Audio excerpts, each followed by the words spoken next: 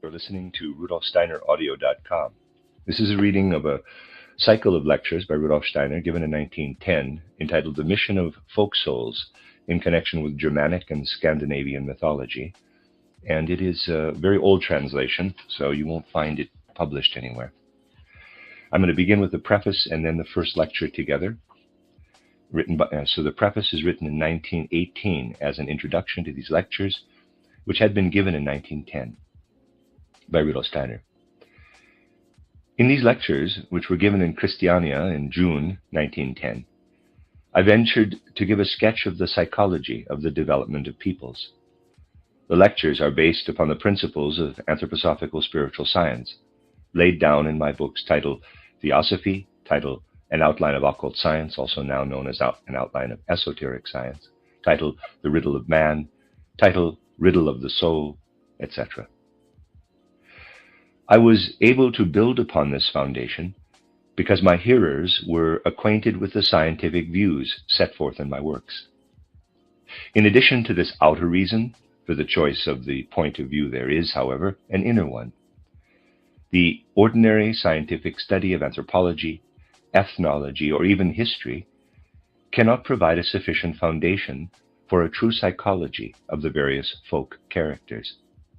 With the knowledge provided by this science, we cannot penetrate any further, just as by means of anatomy and physiology, we cannot arrive at the knowledge of the inner psychic life of man.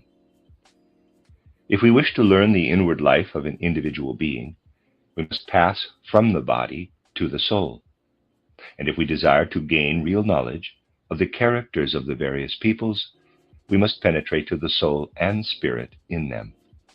This soul and spirit is, however, not a mere cooperation of the several human souls in that people, but it is one that is higher than these. Modern science is not accustomed to study this higher soul and spirit.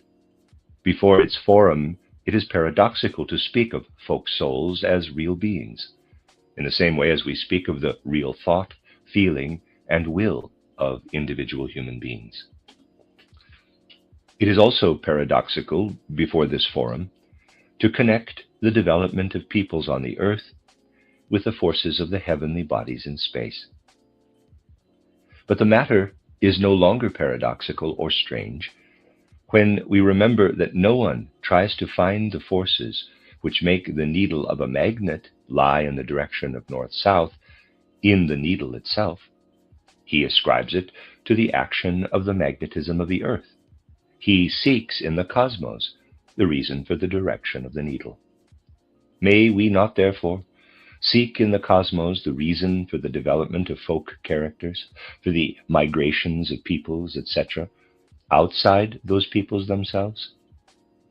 Apart from the anthroposophical view, for which higher spiritual beings are a reality, something else comes into consideration in our studies. In these lectures, a higher spiritual reality is placed at the foundation of the development of the peoples. And the forces that give this development a certain direction are sought in this reality. Then we descend to the facts manifested in the life of the peoples, and it is seen that these facts are thereby explained.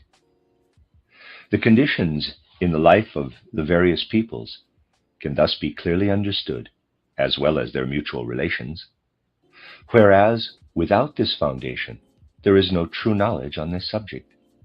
One must seek a foundation for the psychology of peoples in a spiritual reality, or renounce such a psychology altogether. I have not shrunk from using, for the higher spiritual beings, the names customary in the early centuries of Christianity. An Oriental would choose different names, and although the application of these names may now be considered not very scientific, it seems to me better not to be afraid of using them. First of all, we thus accommodate ourselves to the fundamentally Christian character of our Western civilization. And again, we shall be more readily understood than if entirely new names were chosen, or if designations were taken from the Orient, whose real meaning could only be fully comprehended by one who is at home in that civilization. It seems to me that one who wishes to penetrate into these spiritual connections, if he does not reject the matter as such, will not take offense at names like angel, archangel, throne, etc., any more than he does in physical science at designations like positive and negative electricity, magnetism, polarized light, etc. If the contents of these lectures are considered in connection with the painful trials of civilized humanity at the present time, it will be found that what was then said throws a great deal of light upon what is now taking place. Were I to give these lectures now, it could well be thought that the present state of affairs in the world demanded such studies. Thus, for example, on page 3 of the first lecture, you will read, quote, "It is especially important," close quote, "that just in our times, one should speak quite impartially on what we call the mission of individual folk souls, quote, because the fate of humanity in the near future will bring men together much more than has hitherto been the case, to fulfill a common mission for humanity. But the individuals belonging to the several peoples will only be able to bring their free, concrete contributions to this joint mission if they have, first of all, an understanding of the folk to which they belong, an understanding of what we might call, quote, the self-knowledge of the folk, close quote. Presumably the time has now come when the fate of humanity itself teaches the truth of this view. Perhaps this subject of the folk souls is exactly one which shows how spiritual observation of the really supersensible part of existence provides at the same time the really practical view of life which throws light upon the various questions of life. This cannot be done by a view of life which in the study of the nature and development of peoples only uses concepts applicable to the things of natural science. This mechanical, physical science has done great service in producing the mechanical, physical, chemical means of culture. As an agent for the spiritual life of humanity, we require a science which deals with the spiritual. Our age demands such a science. By Rudolf Steiner, Berlin, the 8th of February, 1918. And now, Lecture 1 of the Mission of Folk Souls in connection with Germanic and Scandinavian mythology, given in Christiania, now called Oslo, on the 7th of June, 1910. It affords me great satisfaction to be able to speak somewhat at length for the third time to our friends here in Norway.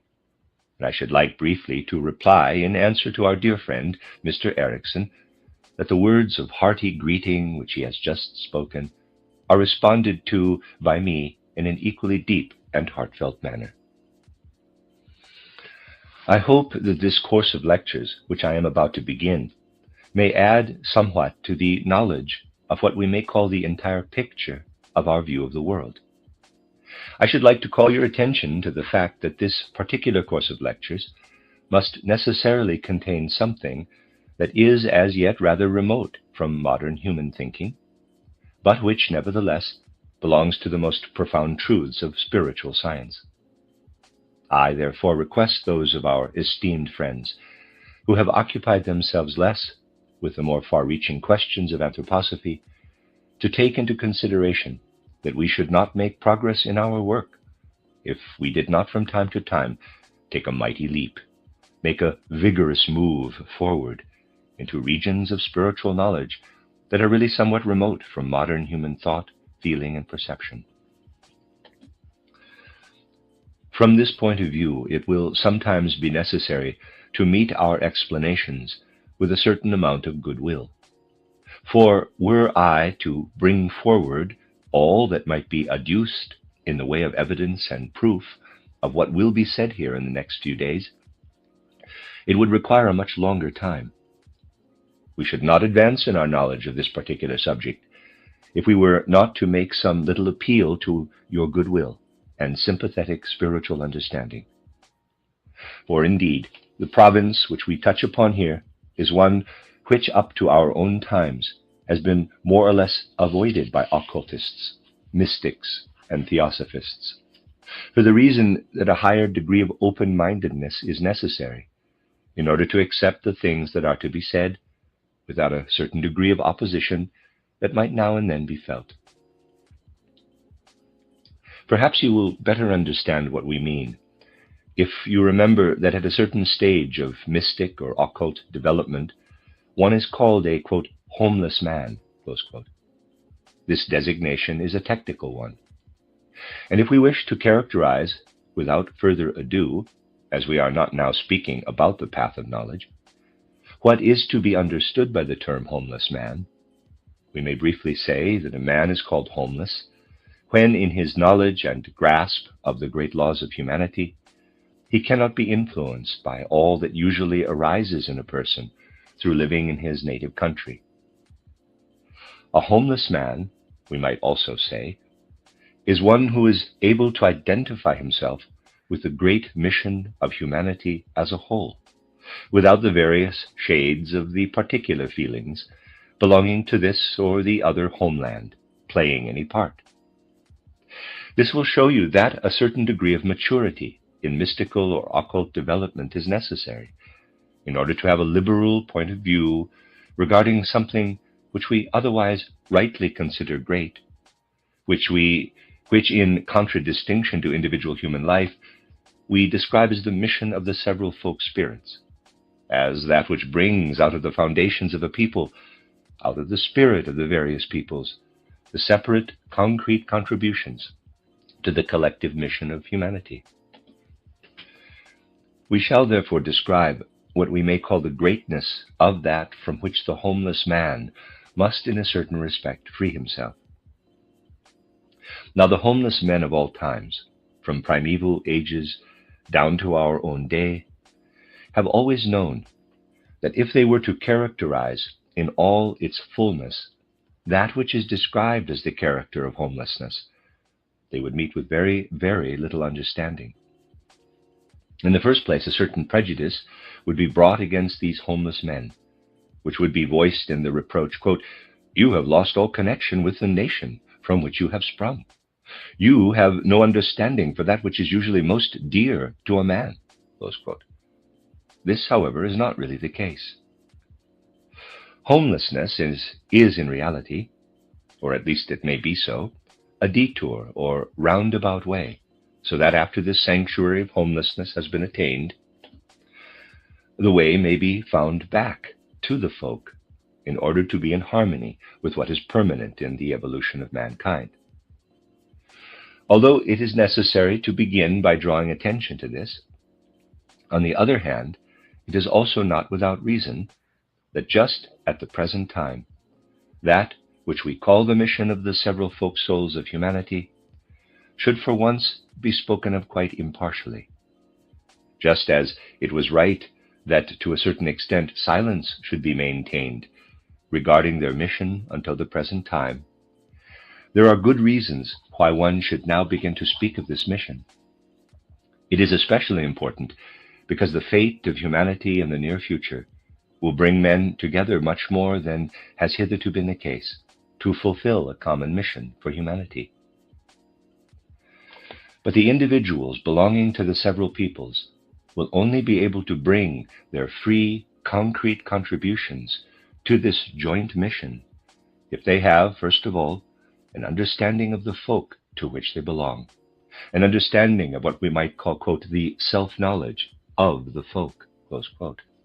In ancient Greece, in the Apollonian mysteries, the sentence, "Know thyself," played a great role.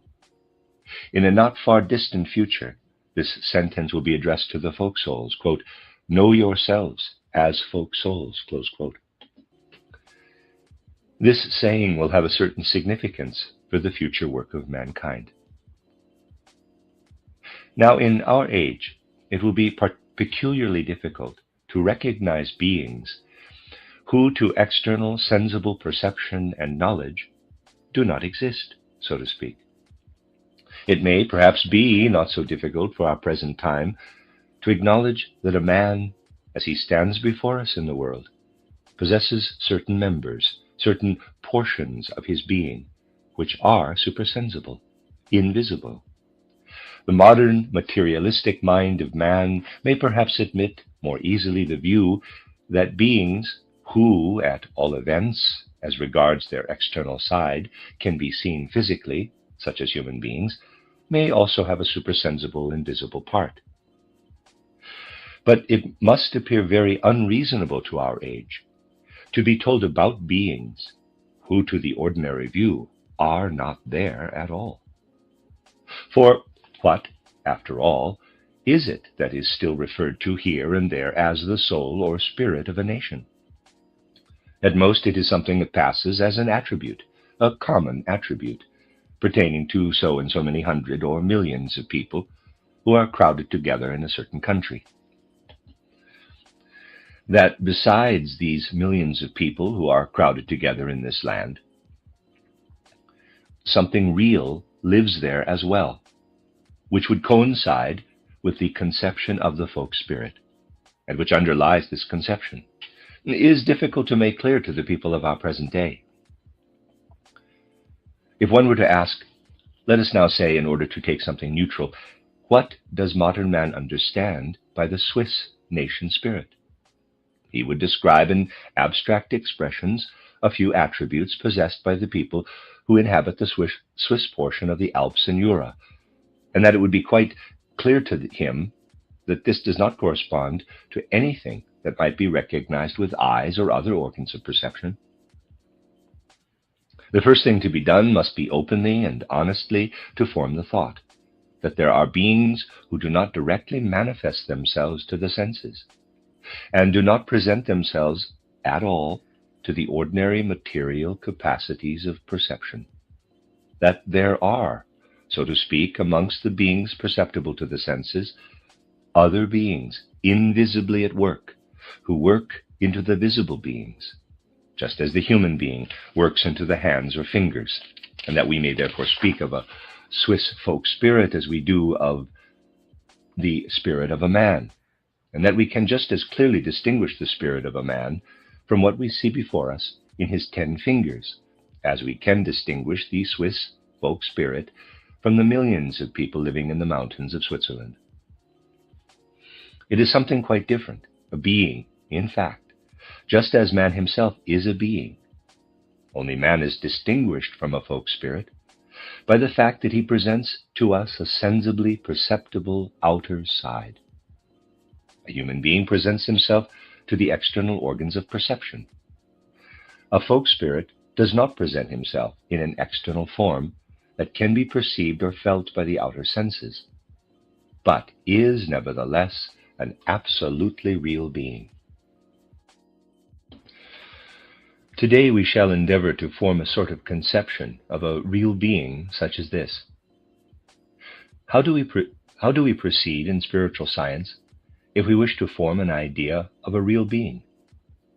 A characteristic example of how we do this is to be obtained by glancing in the first place at the being of man.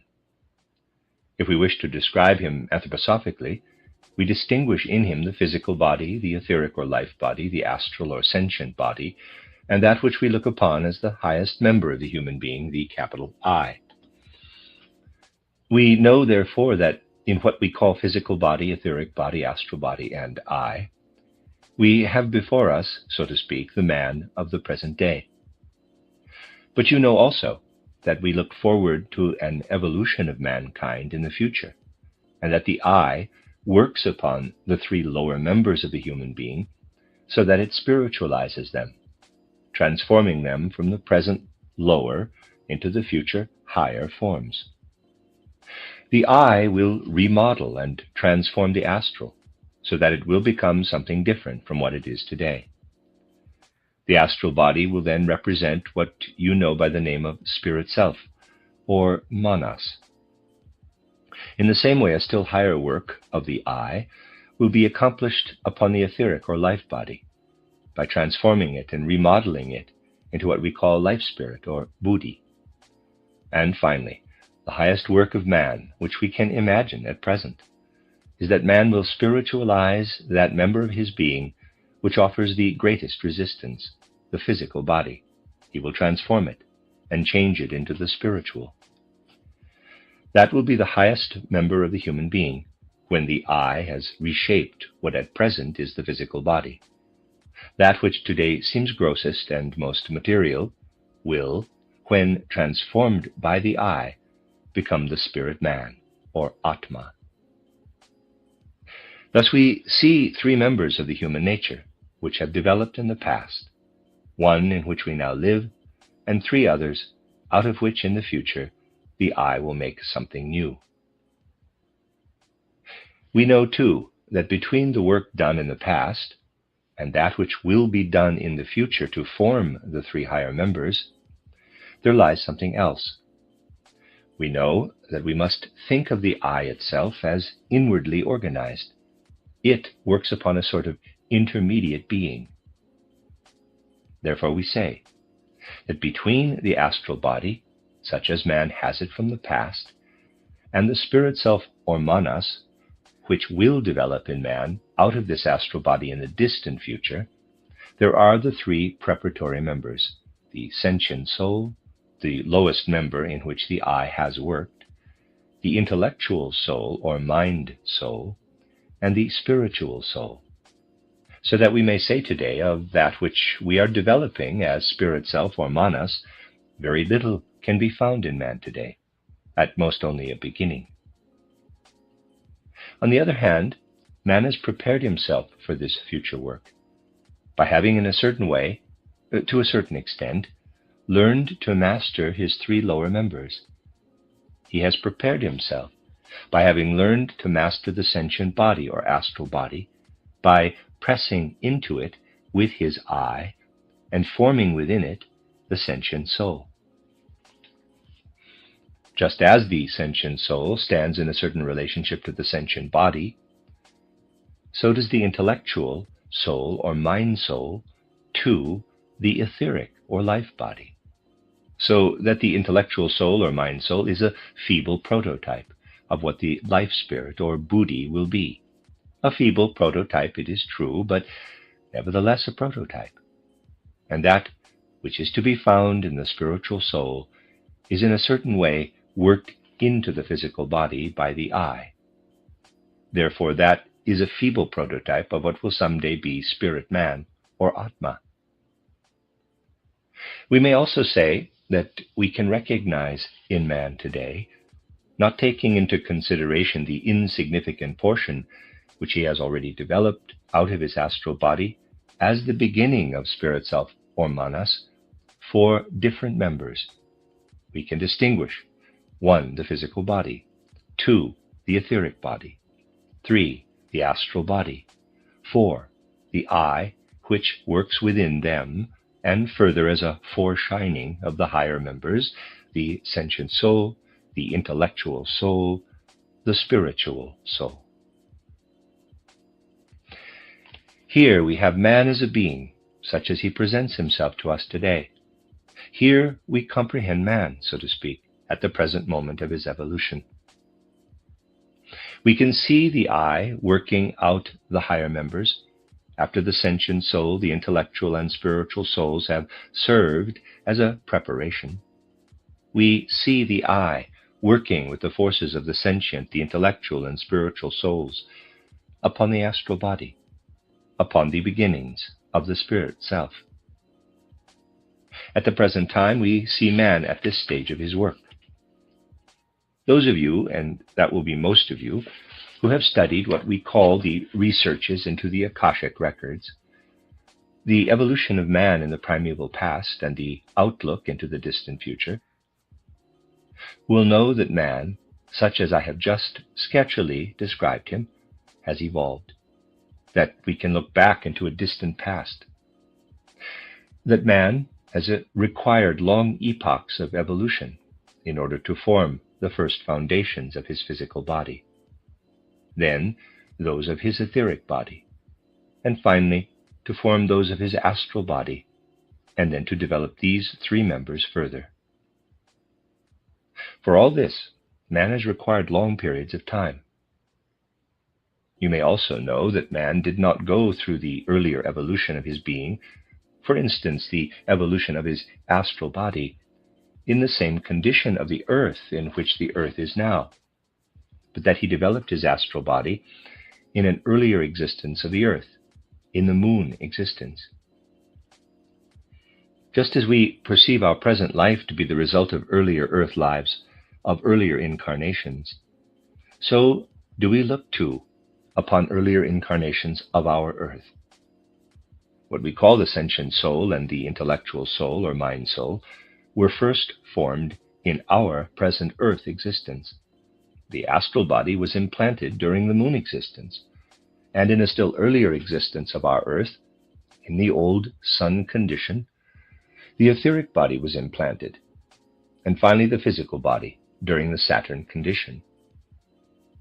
So that we look back to 3 incarnations of our earth, and in each of these we see one of the members which man bears within him today, implanted first as a germ, and then perfected further. There is still something else to note in speaking of the Saturn, Sun, and Moon conditions. Just as we human beings on the earth are passing through the condition which we call the self-conscious human condition, so during the earlier conditions of our earth evolution, during the old moon, sun, and Saturn conditions, other beings went through the stage we are now going through upon the earth. It is not of much importance whether we use the terminology of the East or that which is more customary in the West to describe these beings. Those beings who, during the moon state of our earth, were at the stage which man is now passing through, and who are the next higher beings above ourselves, we call in the terminology of Christian esotericism angeloi, or angels. These are one stage higher than man, because they completed their human stage one epoch earlier. So that therefore these beings during the old moon state were what we now are. But they were not human in the sense that they went about on the moon as we do now upon earth. They were beings at the human stage, but they did not dwell in flesh as man does now. It was only that their stage of evolution corresponded to the human stage which man is going through today. In the same way, we find beings of a still higher order who went through their human evolution on the old sun. They are the archangels. These are beings who are 2 degrees higher than man, who went through their human stage 2 epochs earlier.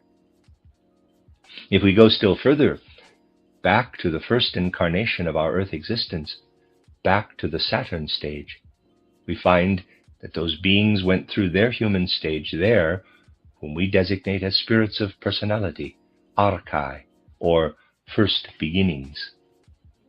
So that if we begin with these beings, who were men in the primeval past during the old Saturn state, and if we then follow the incarnations of the earth down to our own period, we have the stages of evolution of various beings down to ourselves. Therefore we can say the first beginnings, the archai, were men on old Saturn. Archangels or archangeloi were men on the old sun. Angels or angeloi were men on the old moon. Men are men on our earth. Now, as we know that we continue our evolution into the future, and that we further develop our lower members, which today are our astral body, our etheric or life body, and our physical body, we must surely inquire, is it not just as natural that the beings who formerly passed through the human stage should now be already at the stage at which they are transforming their astral body into spirit self, or manas? Just as we, during the next incarnation of the earth, during the Jupiter state, shall finish the transforming of our astral body into the spirit self, or manas, so have the angels, those beings who were men in the moon period, finished the transformation of their astral bodies into spirit self, or manas, or they will finish it during our earth stage. A process we shall have to go through only during the next incarnation of the earth. If we look still further back to the beings who were men during the old sun existence, we may say that they have already, during the moon state, gone through what we shall have to do only in the next incarnation of the earth. They are doing the work which man will do with his eye. He will transform his etheric or life body into life spirit or buddhi. Therefore, in these archangeloi, in these archangels, we have beings who are 2 stages above us. They are at the stage which we shall someday reach, when we from within our eye shall transform the life body into life spirit, or buddhi. When we look up to these beings, we behold them in such a way that we say, we see in them beings who are 2 stages above us, beings in whom we see in advance, as it were, what we ourselves will experience in the future. We look up to them as beings who are now working upon their etheric or life body and are transforming it into life spirit or buddhi.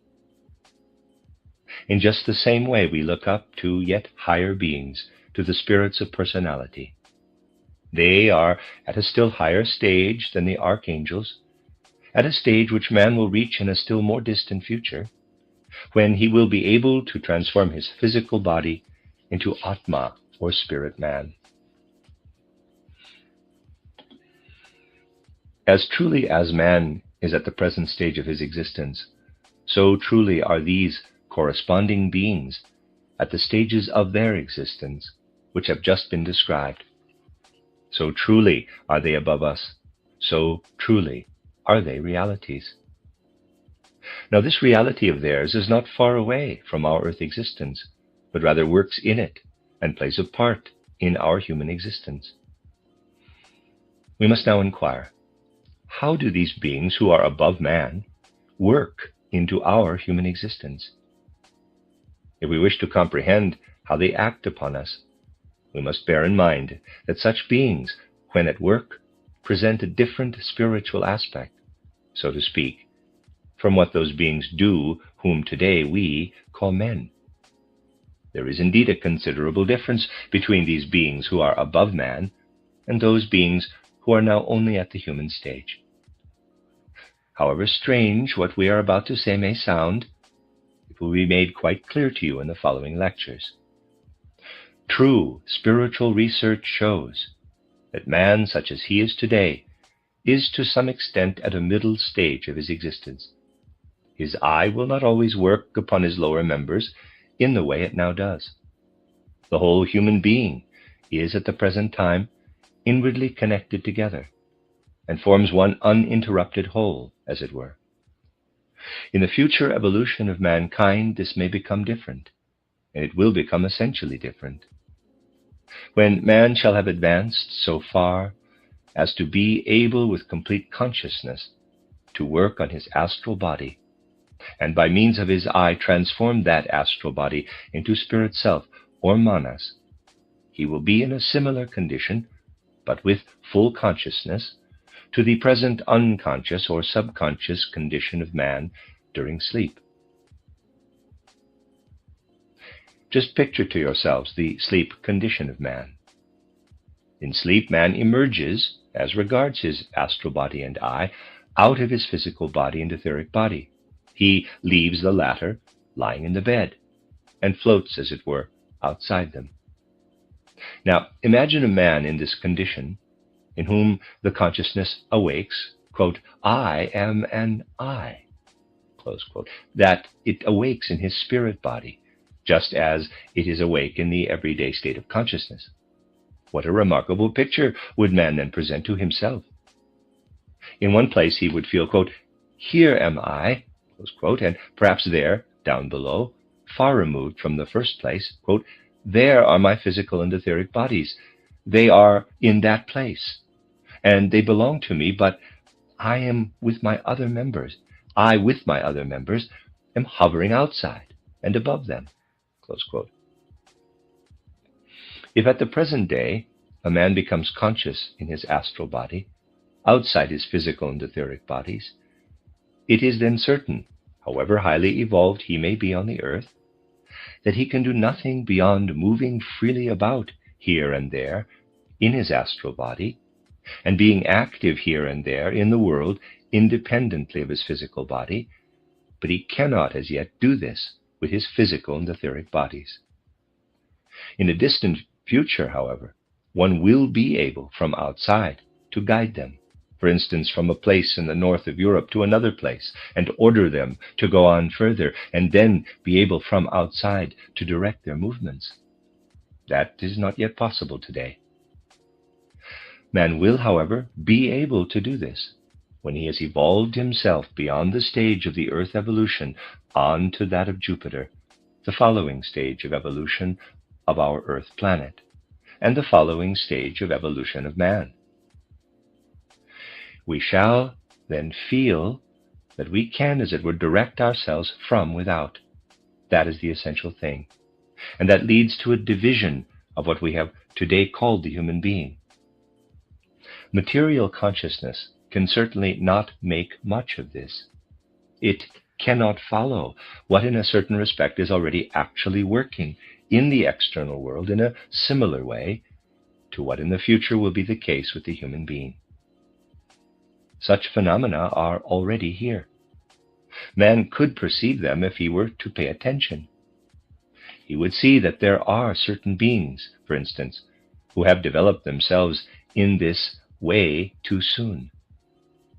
Just as man, if he waits for the proper moment, will reach the Jupiter stage at the right time, so that he will then be able to direct his physical and etheric bodies, so there are beings who have developed themselves in a certain respect prematurely, without waiting for the proper time.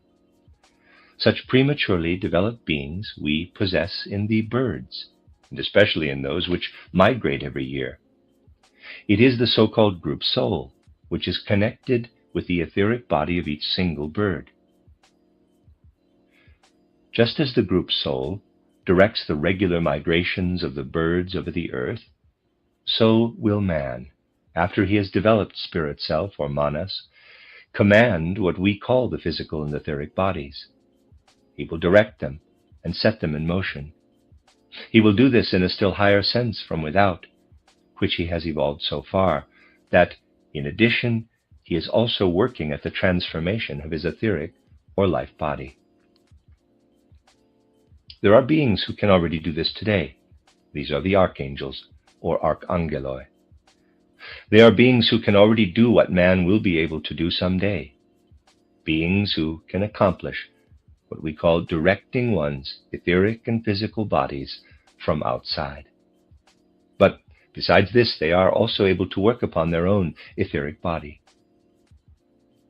Try to form an idea of beings working around our earth, who, as to their eye, are contained in the spiritual atmosphere of our earth, who from this eye of theirs have already transformed their astral body, so that they possess a completely developed spirit self, or manas, but who now work with this fully developed spirit self, or manas, upon our earth, and work in upon man by transforming our etheric or life body.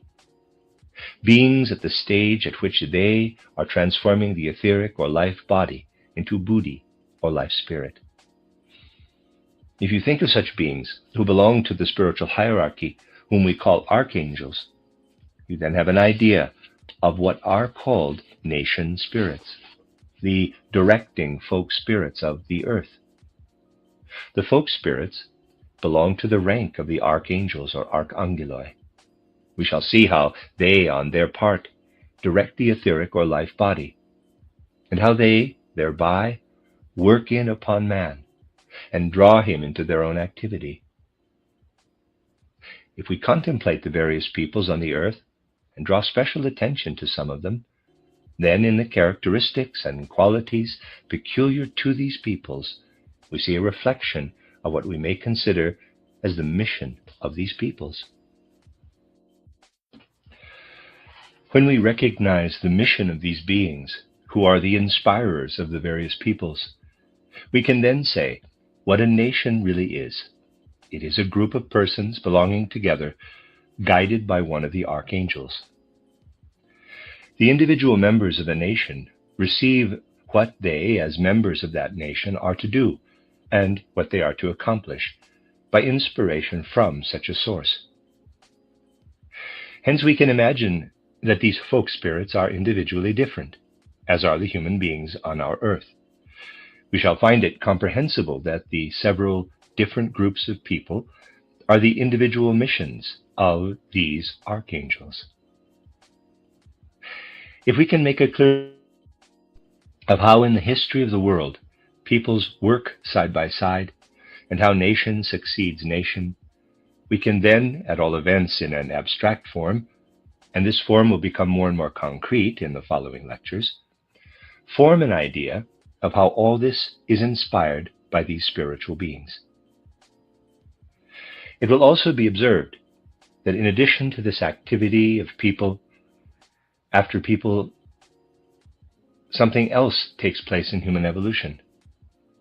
In the period of time which we reckon as beginning after the great Atlantean catastrophe, which so completely altered the face of the earth that the continent which lay between present Africa, America, and Europe was submerged, you can distinguish the periods influenced by the great peoples from whom the post-Atlantean civilizations came forth: the old Indian, the Persian, the Chaldean Egyptian, the Greco-Latin, and our present-day civilization, which, later on, will pass over into the sixth age of civilization. We also notice that various inspirers of the peoples have been at work in those civilizations, working successively. We know that the Chaldean Egyptian civilization continued long after the Greek civilization had begun, and this, in its turn, continued when the Roman had already begun. Thus we can observe the peoples side by side, as well as following one after another. But in everything which evolves in and with the peoples, there is something else that evolves also. Human evolution progresses. Whether we consider one civilization higher than another is of no consequence. For instance, a person may say, quote, "I like the Indian culture best," close quote. That may be his personal opinion. But one who is not swayed by personal opinion will say, quote, "Our valuation of things is a matter of indifference. The necessary course of events leads humanity forward, although this might later be considered as a decline." I'm going to say close quote there. Necessity leads humanity forward. When we compare the various periods, 5,000 years before Christ, 3,000 years before Christ, and 1,000 years before Christ, we find something more which extends beyond the folk spirits, something in which the several folk spirits take a part. You may observe this in our present time. How is it that in this room so many persons are able to sit together, who come here from many different countries, and understand each other, or try to understand each other, as regards the most important thing which has brought them together here? The different persons come from the domains of many different folk spirits, and yet there is something in which they understand one another. In a similar way, the various peoples have understood one another in various ages, because in every age there is something that extends beyond the folk soul, which can bring the various folk souls together, something which is understood everywhere to a greater or lesser extent. It is what is called the zeitgeist, or time spirit, or spirit of the age, although this word is not very suitable. The time spirit in the Greek age was not the same spirit as in our own age. Those who grasp the spirit in our time are driven to spiritual science. This is what extends over the various folk souls out of the spirit of the age.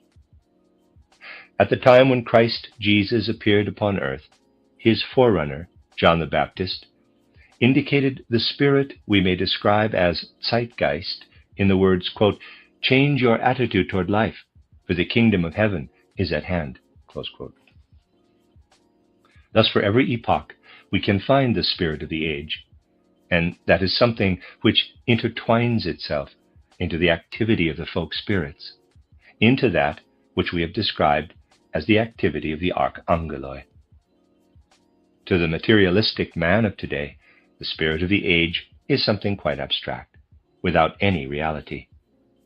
It would be still more difficult for him to see a real being in the spirit of the age. Nevertheless, behind the word zeitgeist or spirit of the age, there is concealed a real being, and indeed none other than one 3 stages above the stage of humanity. The beings concealed behind this word are those who went through their human stage on the old Saturn, at the earliest epoch of the Earth's evolution, and who at the present day are working at the transformation of the Earth from its spiritual atmosphere, and in so doing are going through the last stage of the transforming of their physical body into spirit man or Atma.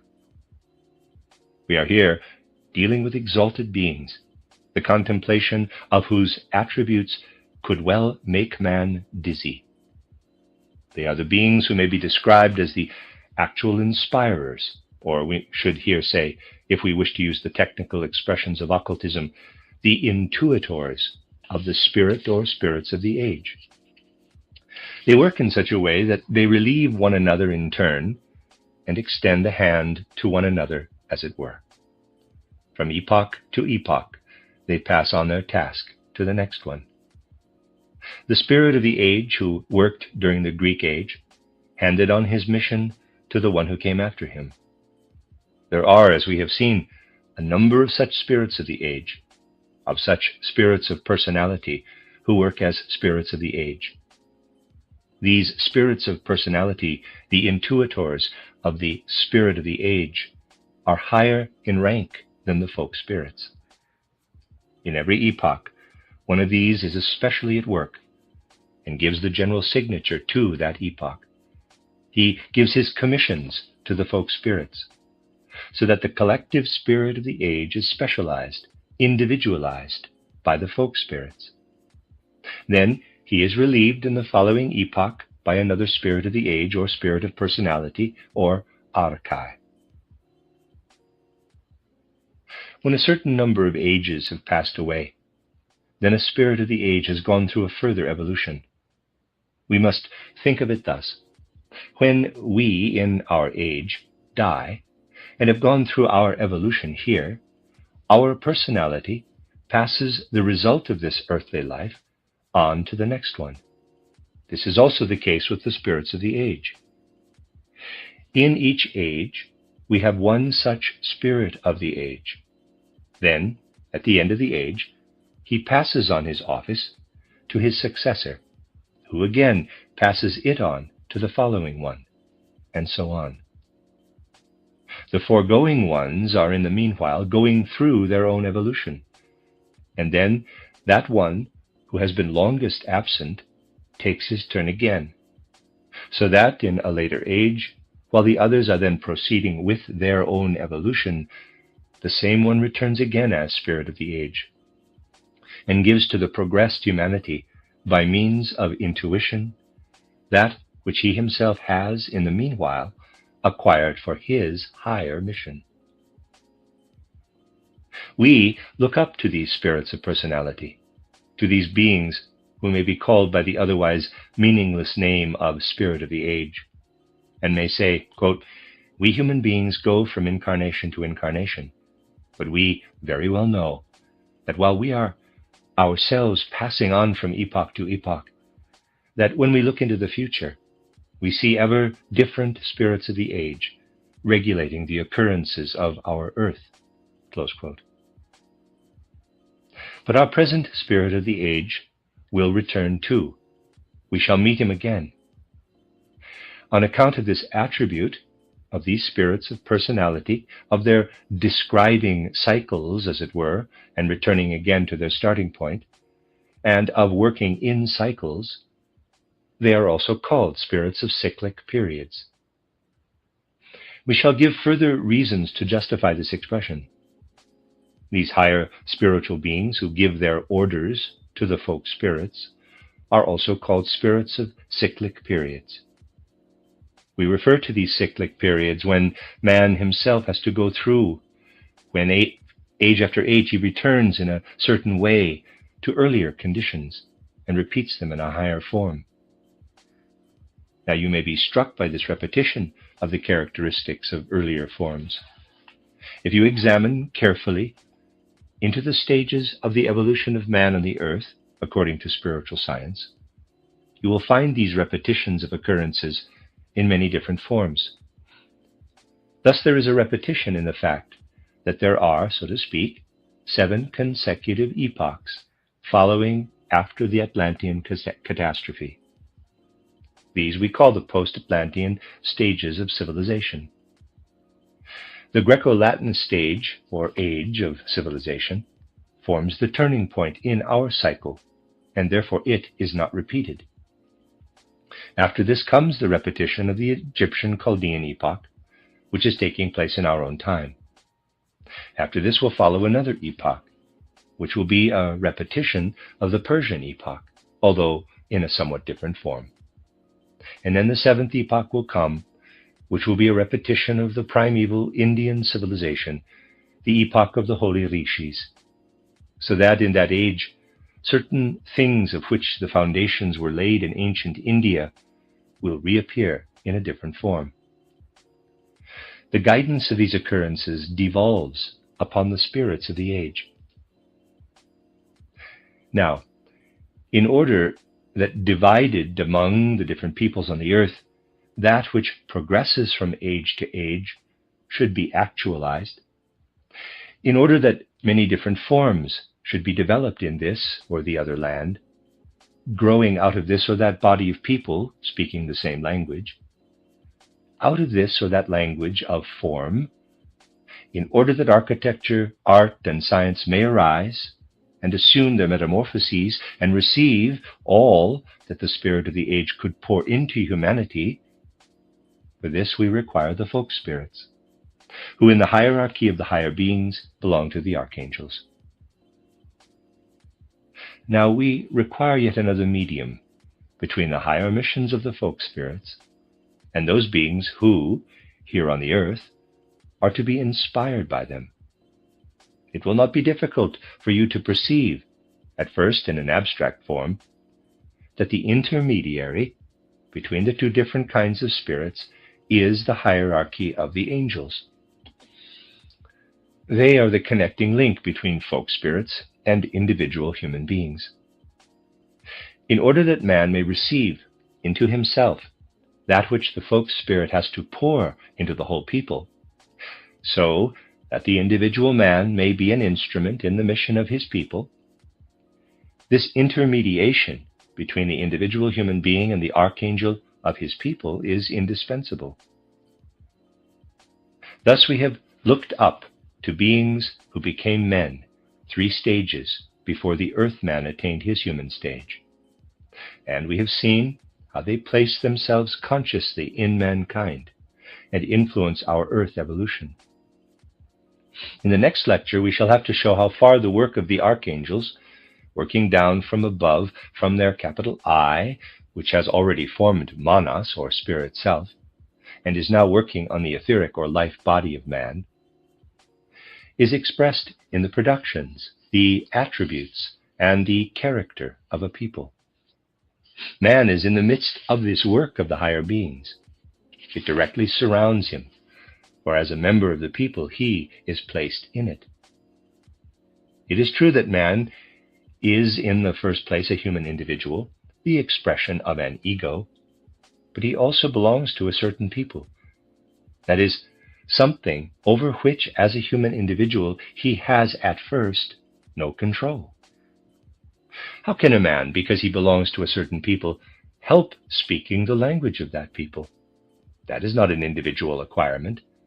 Neither does it belong to what we call individual progress. It is the stream into which he is received. Individual human progress is a very different thing.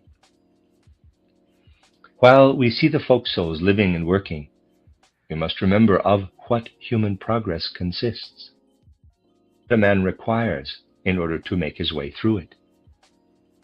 We shall see what belongs not only to his evolution, so to speak, but to the evolution of other quite different beings. Thus we see how man is fitted into the ranks of the hierarchies, how in his evolution from age to age, from epoch to epoch, beings whom we already know from another aspect work with him. And we have seen how care is taken that these beings may express themselves in the most various individual ways. We have seen that what they have to supply can enter into man. The Zeitgeister, time spirits or spirits of the ages, lay down the great outlines for the several epochs. The extension of the spirit of the age over the whole earth is made possible through the various folk individualities. Whilst the spirits of the age endow the folk spirits, care is taken that these may flow into the individual human beings, so that these individuals may fulfill their mission. The fact that individual persons become instruments in this mission of the folk spirits is brought about by beings who are between men and the folk spirits, namely by the angels or angeloi. These lectures will give us an opportunity to study in this wonderful web the working of various folk individualities of the past and of the present. In the next lecture, we shall begin to throw light upon the way in which this web, which we have only sketchily indicated today, is actually spun, that spiritual web, which is our everyday life in the world. End of Lecture 1. You are listening to RudolfSteinerAudio.com. This is a reading of a cycle of lectures by Rudolf Steiner entitled The Mission of Folk Souls in Connection with Germanic and Scandinavian Mythology by Rudolf Steiner, given in 1910 in Christiania, I believe, now called Oslo. This is Lecture 2, given on the 8th of June, 1910. It was stated yesterday that those beings who are to be considered as folk spirits are at the stage at which they, in their present existence, work from within their capital I upon their etheric or life body. That therefore they are fashioning this body from out of the very inmost part of their soul. Now, of course, it might be said, it must certainly be admitted that the work upon this etheric or life body cannot be directly seen with external organs of perception, with physical eyes, but that this is something belonging to clairvoyant consciousness. But if the activity of these beings, of these folk spirits, plays a part in human life, then on the other hand, we must be able to point out something which is to a certain extent visible externally, a kind of impression, a kind of reflection of this work of the folk spirits or archangelic beings. Besides that, these beings must in a certain sense also possess a physical body. Their corporeality must be expressed in some form or other. And this physical form, in which the work, the activity of these beings is expressed, must also in some way or other be indicated in the world in which man lives. For after all, the concerned in the work of these spiritual beings. Let us begin with the etheric or life body of these beings, and with the work which they accomplish in it. Here we must, in the first place, turn to the researches made by clairvoyant consciousness. Now, where does clairvoyant research find something which may be designated as the etheric body of these archangelic beings, of these archangels? And how are we to understand this work? You all know that the features of the surface of the earth vary in different parts, and that in the different parts of our earth there are very different conditions for the unfolding of the characteristics peculiar to the various peoples. The materialist will say that the climate, the vegetation, or perhaps the water of a country and other things determine the characteristics and peculiarities manifested by the people of that country. It is not to be wondered at that one whose consciousness is limited to the things of the physical world should speak thus, for he only knows what he can see with his eyes. But to clairvoyant consciousness, it is quite another matter. Anyone who, with clairvoyant consciousness, travels through different countries in various parts of the earth knows that the peculiar form of vegetation, the characteristic configuration of the rocks, does not exhaust what he knows about this particular country. When we speak of a peculiar aroma or of an aura of a certain part of our earth, it is comprehensible that for a materialist we are only speaking of an abstraction. To clairvoyant consciousness, there arises over every part of our earth a peculiar spiritual cloud-like formation, which we must designate as the etheric aura of that special part of the earth. This etheric aura is quite different over the land of Switzerland from what it is over the land of Italy, and again different over the lands of Norway, Denmark, or Germany. It is true that every man has his own etheric body, and it is also true that a kind of etheric aura towers up over every part of the surface of our earth. This etheric aura differs very considerably from other etheric auras, for example, from that of man. If we observe a living human being, we find that his etheric aura is united to him as long as he lives, that is, from his birth to his death. It is united to his physical body, and only alters insofar as the man during his lifetime goes through a development, when he rises higher as regards intelligence, morals, etc. But then we always see that this etheric aura of man alters from within. It develops certain parts which shine out from within. The case is different with those etheric auras which can be perceived over the various countries. Certainly these preserve throughout long periods a fundamental tone. They have something which continues throughout long ages. But in these etheric auras, there are also changes which take place quickly, and these distinguish them from human auras, which alter slowly and gradually, and when they do alter, the alteration only takes place from within. The auras over the various countries alter in the course of the evolution of humanity on the earth when one people leaves its dwelling place and takes possession of another part of the earth. The essential is that the etheric aura over a certain part of the earth does not only depend upon what rises out of the ground, so to speak, but upon the last inhabitants of that territory. So that those who wish to follow the destinies of our human race in their true form on earth endeavor to follow the interpenetration of this particular part of the etheric auras of the different parts of our earth. The various etheric auras of Europe altered very much at the time which we designate as the period of the migrations of the peoples.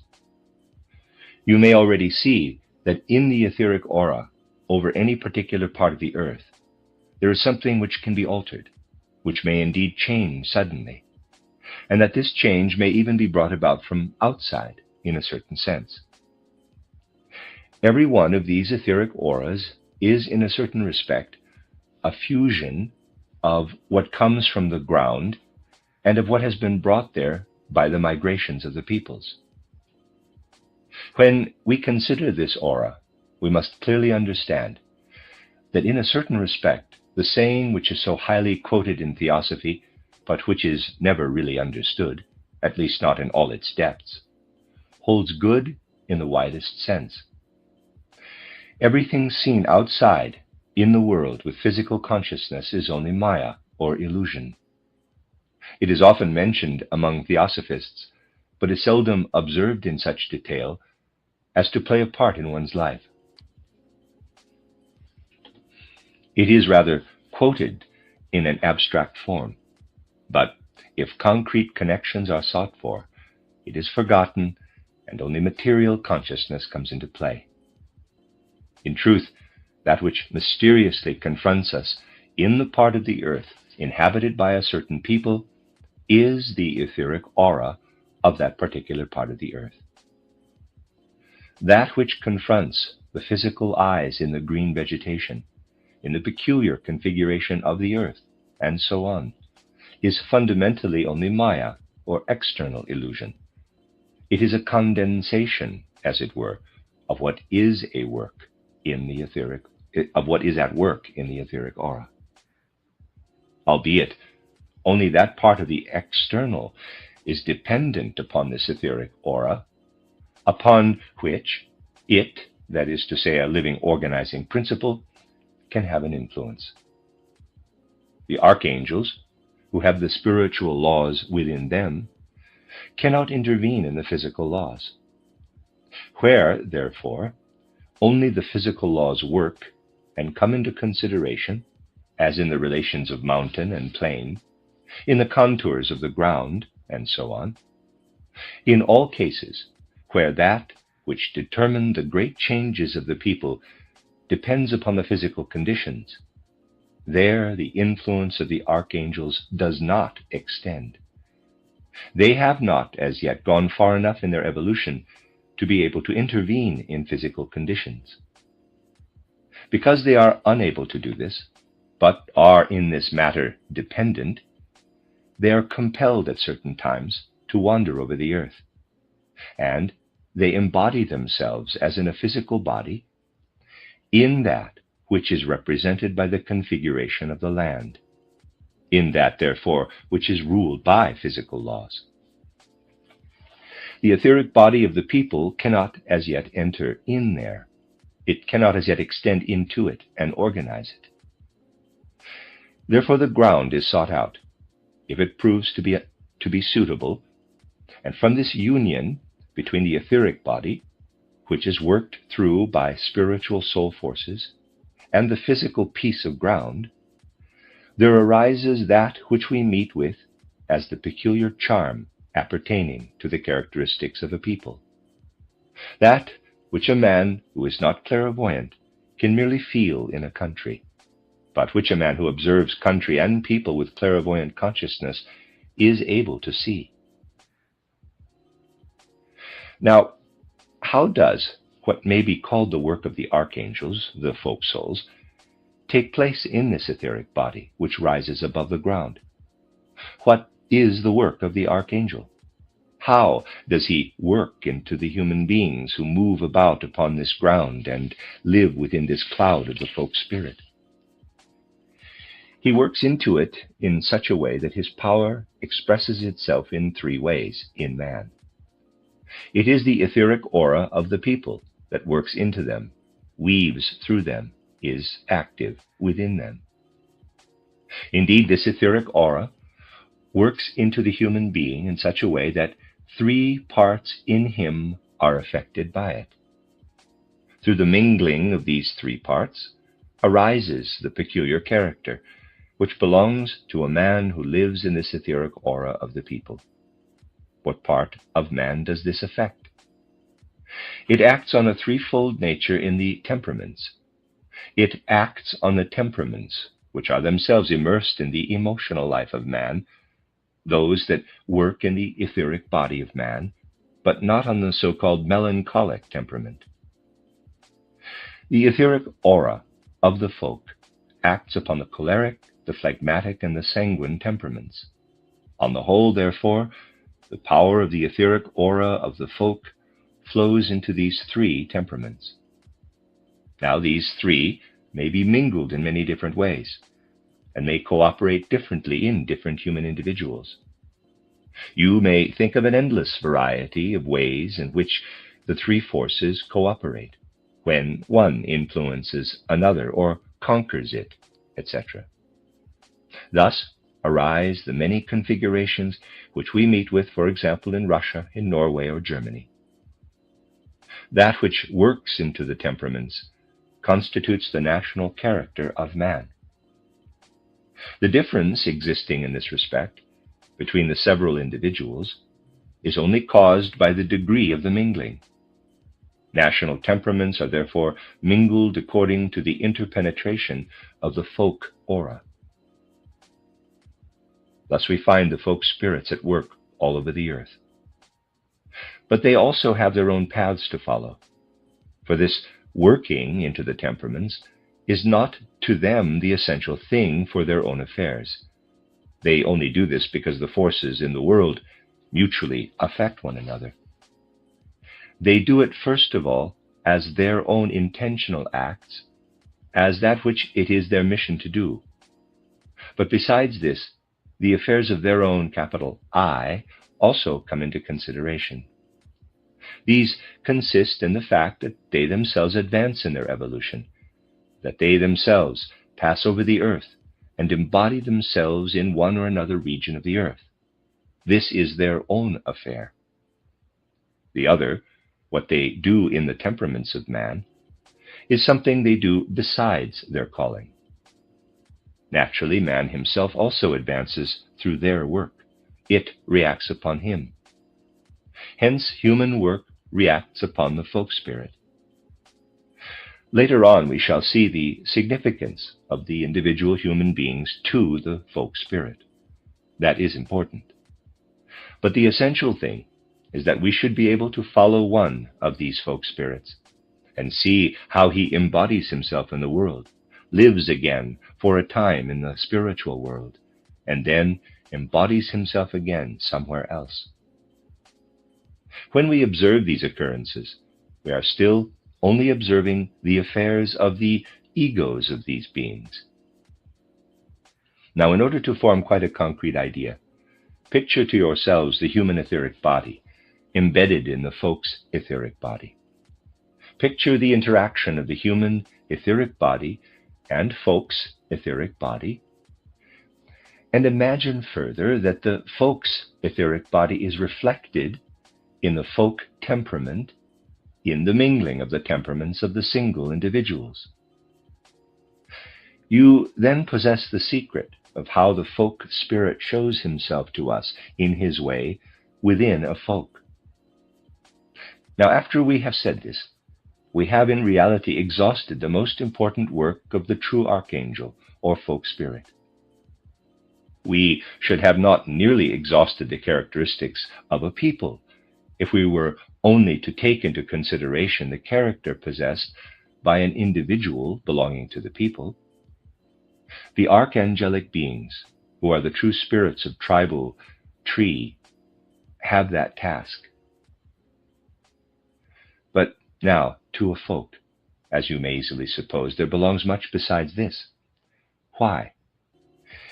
If the archangel, the guiding folk spirit, did not meet with other beings on the same piece of ground, and did not work in conjunction with them in the etheric body of man, many of the attributes of the people would not originate at all. Man is the scene of action for the meeting between the archangels and yet other beings who cooperate with the archangels and, so to speak, work in conjunction with them. Now, from this cooperative work arises something else in addition.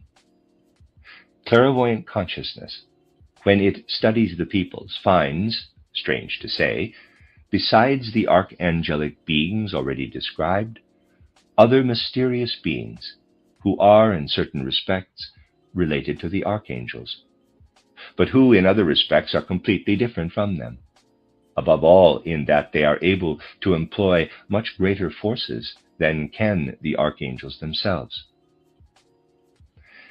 The folk spirit acts in an exceptionally delicate and intimate way upon the several human souls in this interweaving into the temperaments. But there are yet other beings who act upon them in a much stronger, more powerful manner. We must once for all be quite clear as to these beings, from our general knowledge of the hierarchies. We shall then, so to speak, find the names of these other beings who are observed by clairvoyant consciousness. You must think of the hierarchies of spirits in the following way. 1. Man. 2. Angels. 3. Archangels. 4. First beginnings, or spirits of personality, or archai. 5. Powers, or spirits of form. We should then come to yet others, which we do not, however, wish to take into consideration today. If you remember what we spoke of yesterday, and you will also find it described in detail in the Akashic Record and in my book, Occult Science, also called Esoteric Science, you will say that of these beings, it was the archangels who went through their human stage in the Old Sun period. At that time, those beings whom we call spirits of form or powers, who are now 2 stages higher than the archangels, were at the archangel stage. They were beings such as the folk spirits we have described today. That was then their normal stage of evolution. There is, however, a remarkable mystery in evolution. It is the law of the lagging behind of certain beings, the law which brings it about that at every stage certain beings remain behind, so that at the following stage they have not attained their normal height, but actually have the character they should have had at the earlier stages. Now, throughout the evolution of our humanity, there have always been beings who have remained behind. Among these laggards are also some of these spirits of form or powers.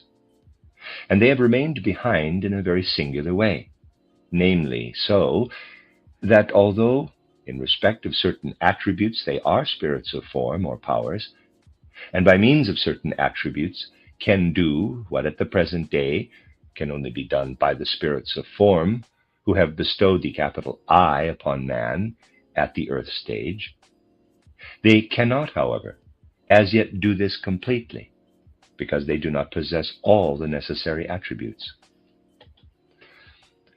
They have so lagged behind that they did not go through their archangel stage upon the sun, but are going through it now during the earth period. So that they are beings who are now at the stage of folk spirits, but possess quite different attributes. Whereas the folk spirits work into human life in an intimate way, because they are only 2 stages higher up than man, and consequently are still related to him, these powers, these spirits of form, tower 4 stages above the human stage. They possess on that account very many and mighty powers that would not be suitable for working so intimately into man. They would act more robustly, but no other domain have they for their activities than that in which are the normal folk spirits, the archangels. That is the difficulty. One must first learn to discriminate in the higher world. Those who imagine that in the higher worlds they can manage with a few ideas are very much mistaken. The man who, with a few superficial ideas, ascends into the higher worlds would certainly find the archangels. But one must discriminate whether these are beings who have now normally reached the archangel stage, or those who ought to have attained that stage during the sun state of our earth. There are, therefore, in the same domain as the spirits of the peoples or archangels, other beings at work, who belong by rank, so to speak, to the archangels, but are gifted with very different, more robuster attributes, such as are possessed by the other spirits of form, and who can on that account penetrate deeply into human nature. For what have the spirits of form made of man during the earth existence? Just think how man could not have said I to himself if the spirits of form had not formed the brain into that which man possesses at the present day. Therefore, beings such as these are able to work even into the physical form, although they are only at the stage of the archangels. They enter upon a sort of trial of strength with the folk spirits on the very ground upon which the latter are active. The first and chief thing brought about by this contact between these spirits, coming from these 2 directions, is speech, that which could not come about without the whole structure and form of the human body. In the structure of man, you have the activity of these other folk spirits, who are connected with the powers of nature as well as with man. We must not, therefore, ascribe our speech merely to those beings who work so intimately into the folk temperament, and who, as beings 2 stages above man, imprint their configuration upon a people. The beings who give language have great strength. They are really powers.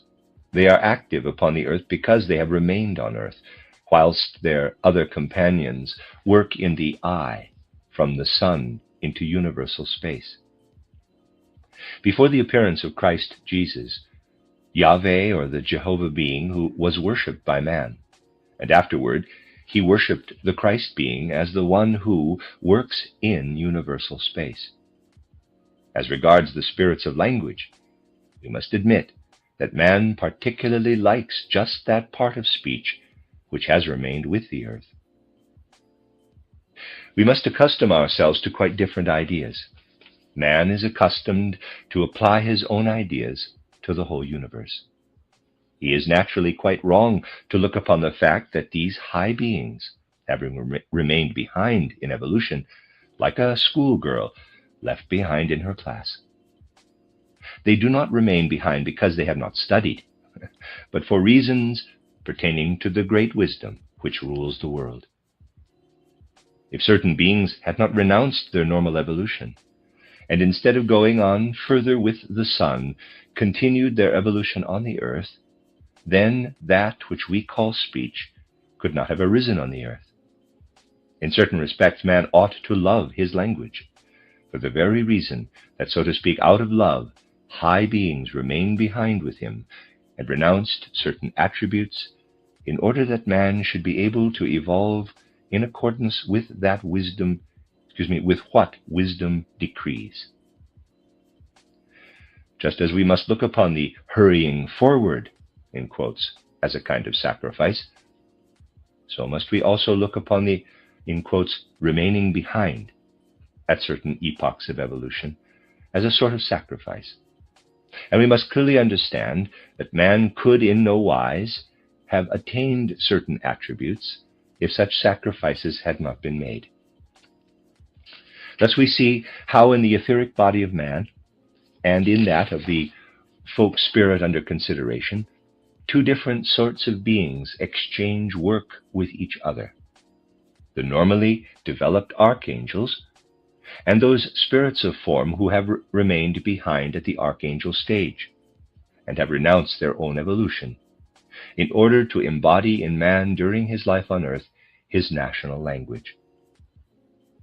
They had to have the power so to transform the larynx, so to transform the entire instrument of speech, that it should produce a physical manifestation, and that is speech itself. We must therefore look upon what confronts us as national feeling, national temperament, and its language as being united in a cooperative work. That which man is able to express in words, that by which he shows himself to be a member of his people, that which he sounds forth into the air, that it is which those spirits of form who are united with the folk spirits can only bring about, because they, with their great forces and powers, remained behind at the stage of the archangels. Therefore, a cooperation of this sort takes place in the domains, in the realms where the folk spirits are active. A similar cooperation is, however, to be found in yet another domain. I pointed out yesterday that there are yet other forces at work. These are the first beginnings, the archai, or spirits of personality, who during the earth existence represent what is called the zeitgeist, or spirit of the age. These work so that from their own eye, from their soul organization, they work into the physical body, so that they set the forces of the physical body in motion. We must therefore presume that if at a certain time something appears as a result of the activity of the zeitgeist, something which manifests itself in the spirit of an age by which mankind progresses, that this corresponds to a working with physical forces within our earth existence. You can very easily perceive this. You need only think it over in order to understand that real physical preliminary conditions are necessary in order that this or that should arise in the spirit of the age. Kepler, Copernicus, or Pericles could not have lived in any other age or under other laws. Personalities grow forth from quite definite conditions of the times, from those conditions which at a definite epoch of time are formed and organized by the physical work of higher beings. These are in reality the physical conditions. Naturally, they are physical conditions, which we must not conceive of as being material blocks, but as certain configurations in the physical part of our earth in general. Sometimes these configurations stand out in strong relief. At other times, when the spirit of the age is using his influence in any particular way, a quite definite physical constellation has to come about. Only remember that on one occasion, when some children were playing in a glass cutter's workshop with some pieces of glass that were cut in a certain way, these pieces were so combined that one could observe the optical effect as a telescope, so that the inventor of the telescope only needed to realize his observation of this law of the telescope. That is an historical fact. Just think, however, what physical occurrences were necessary in order that all this might take place. The lenses had first to be invented, cut, and put together in the corresponding manner. You may here very well use the word chance, but you may only do so if you also refrain from comprehending the law which operates in such occurrences. These physical conditions are brought together by the archai, the primal forces. The reflection of their work is that which draws together into one spot on the earth that which otherwise, as spirit of the age, works in a variety of ways. Just imagine what would have become of many physical things in modern times if this work of the archai in their physical bodies had not taken place. It is really the work of the archai which acts in this way and in this direction. Now, if the archai act thus and direct the spirit of the age, we may inquire again, quote, how do these spirits of the age really guide human progress by means of intuition, close quote. They do it in such a way that a human being is stimulated as if by chance, by something that takes place in the physical world. This is not merely legendary. It does sometimes occur. I need only remind you of the swinging lamp in the cathedral at Pisa, where, by observing the regularity of the swing of the lamp, Galileo discovered the law of the pendulum, and how, later, Kepler and Newton were stimulated to make their discoveries.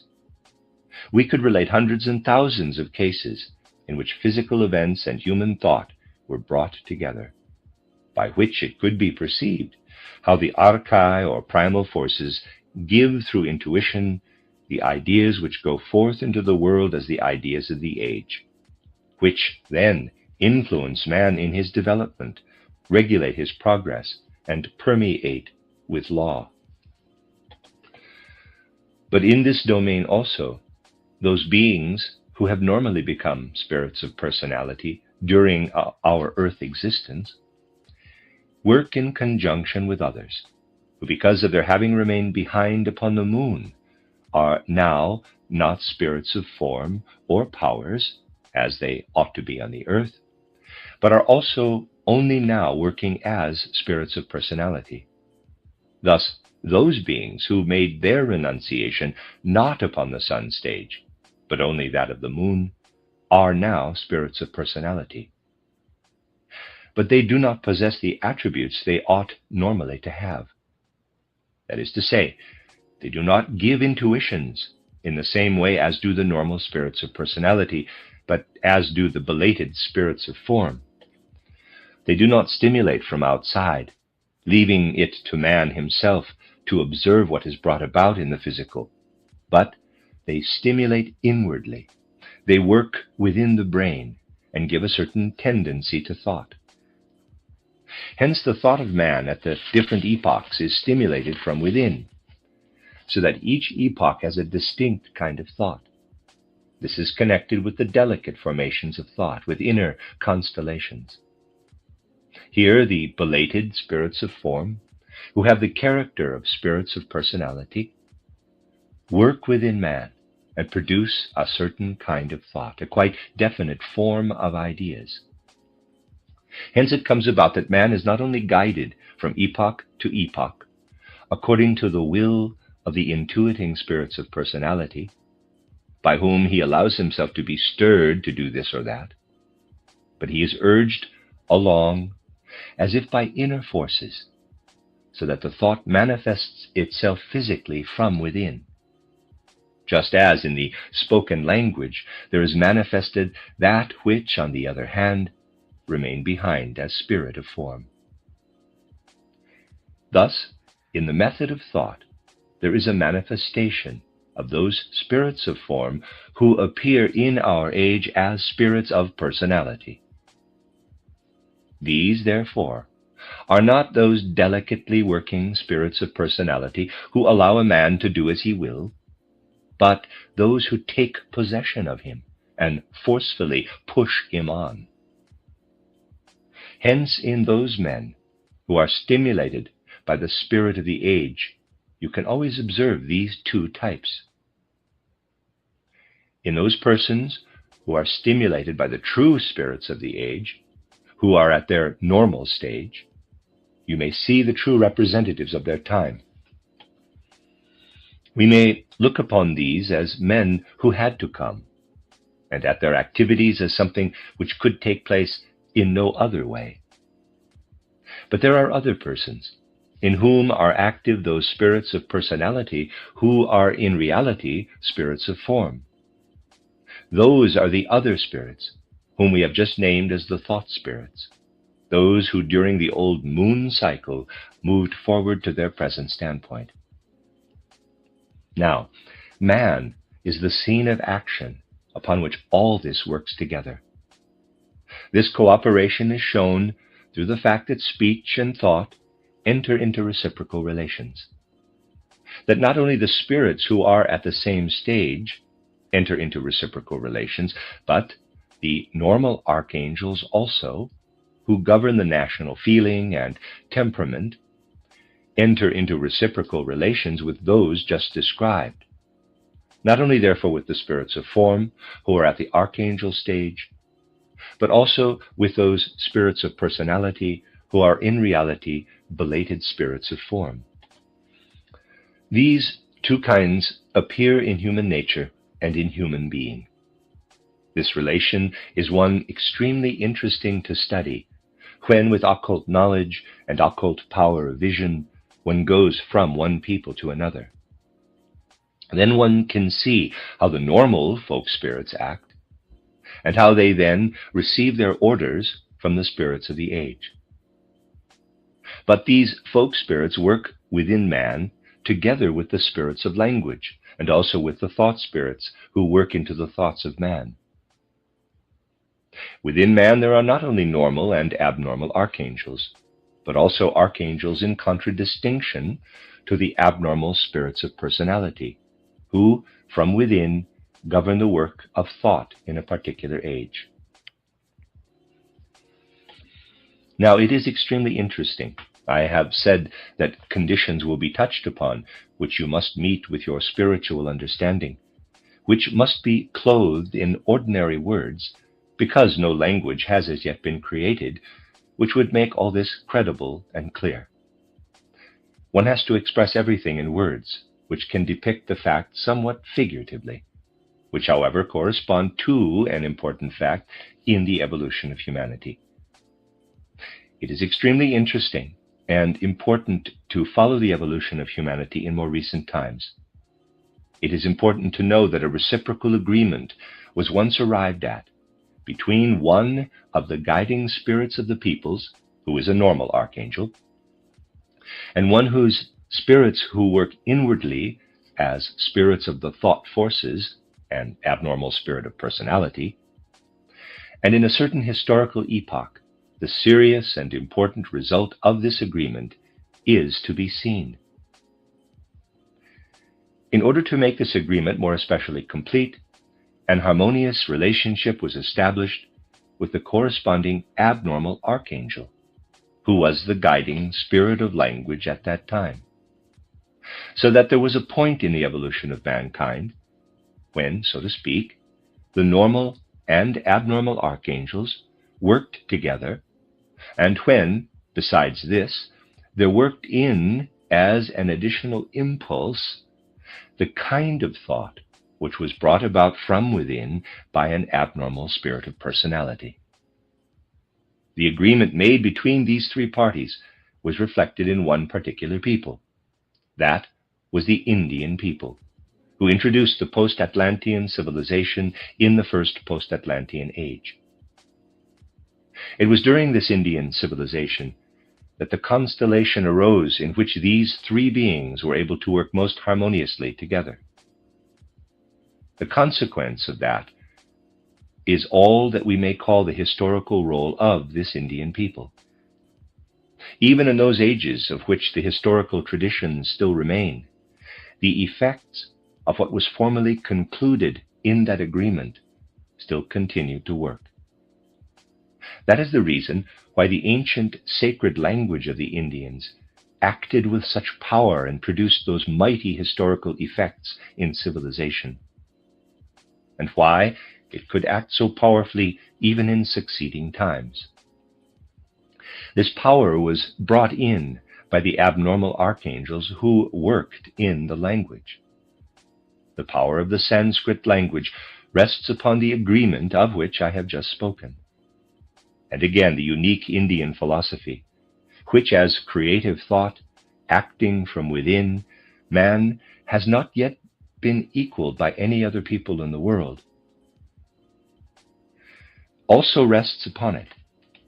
The inner completeness of thought belonging to the Indian culture rests also upon this agreement.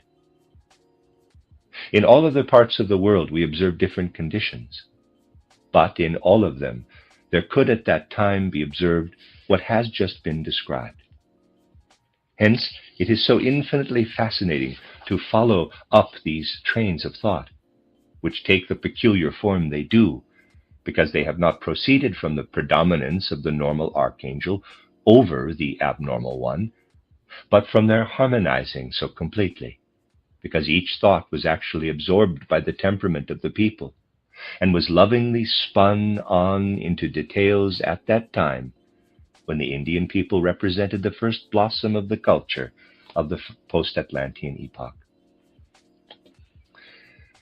And the language worked on in this way because the conflict had not arisen there, which would have taken place everywhere else, because such a cooperation took place between the archangel of the normal evolution and the archangel of the abnormal evolution. Thus, one may say that this language, poured forth from the purest temperament, is itself a product of that temperament. That is the secret of the first civilization of the post-Atlantean epoch. That, however, is what must be observed in all other peoples, namely, that in them a unique cooperation takes place between these three forces, between the normal folk spirit or archangel, the abnormal archangel, and that which acts inwardly in the abnormal spirit of the age, who works not as a spirit of the age, but from within. And finally, that which the true spirit of the age has to convey inwardly to the nation.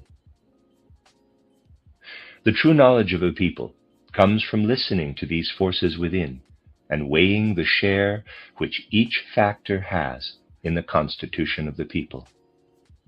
Hence, it has become difficult for persons who do not take the occult forces of human evolution into consideration really to define the word folk. Examine the several books in which in any part of the world the conception of a folk is defined, and you will see what curious definitions there are and how greatly they differ from each other. They have indeed to differ, because one writer feels more what comes from one side, from the normal archangels, another what proceeds from the abnormal archangels, and again a third that which comes from the several personalities of the people. Each one feels something different and uses that in his definition. That is just what spiritual science has made clear to us, that these definitions need not always be wrong, but they are always bathed in Maya, in illusion.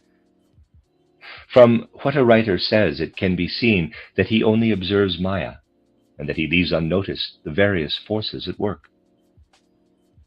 Hence one will naturally always obtain very different conceptions, if, from the anthroposophical standpoint, one observes a people like the Swiss, who live in one and the same country and speak 3 languages, and on the other hand, peoples who speak 1 language only. As to why some folks act more under the influence of the spirit of personality, that is to say, why their life is especially made up of the cooperation of the several personalities, we shall have to speak later. Peoples whose existence is more under the influence of the abnormal spirit of personality are also to be found on the earth. Those spirits of personality do not work for the further progress of evolution. You need only study the character of the North American people. There you have a people absolutely founded on this principle. Thus you will see that we shall only understand the history of the world, insofar as it consists of the histories of peoples, if we follow up the normal and abnormal archangels, the normal and abnormal spirits of personality in their reciprocal positions and in their cooperative work, and at the same time follow up their work in peoples that succeed each other in the course of the world's history. The end of Lecture 2. You are listening to RudolfSteinerAudio.com. This is a reading of a cycle of lectures by Rudolf Steiner entitled The Mission of the Folk Souls. And this is Lecture 3, given on the 9th of June, 1910.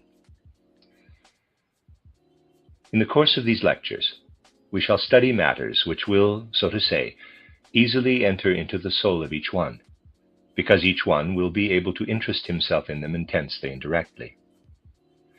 But as the whole would not otherwise be comprehensible, we must also make reflections which are necessary for the sake of completeness and of comprehension, and which will be a little more difficult than that which is to say the central theme of our lectures.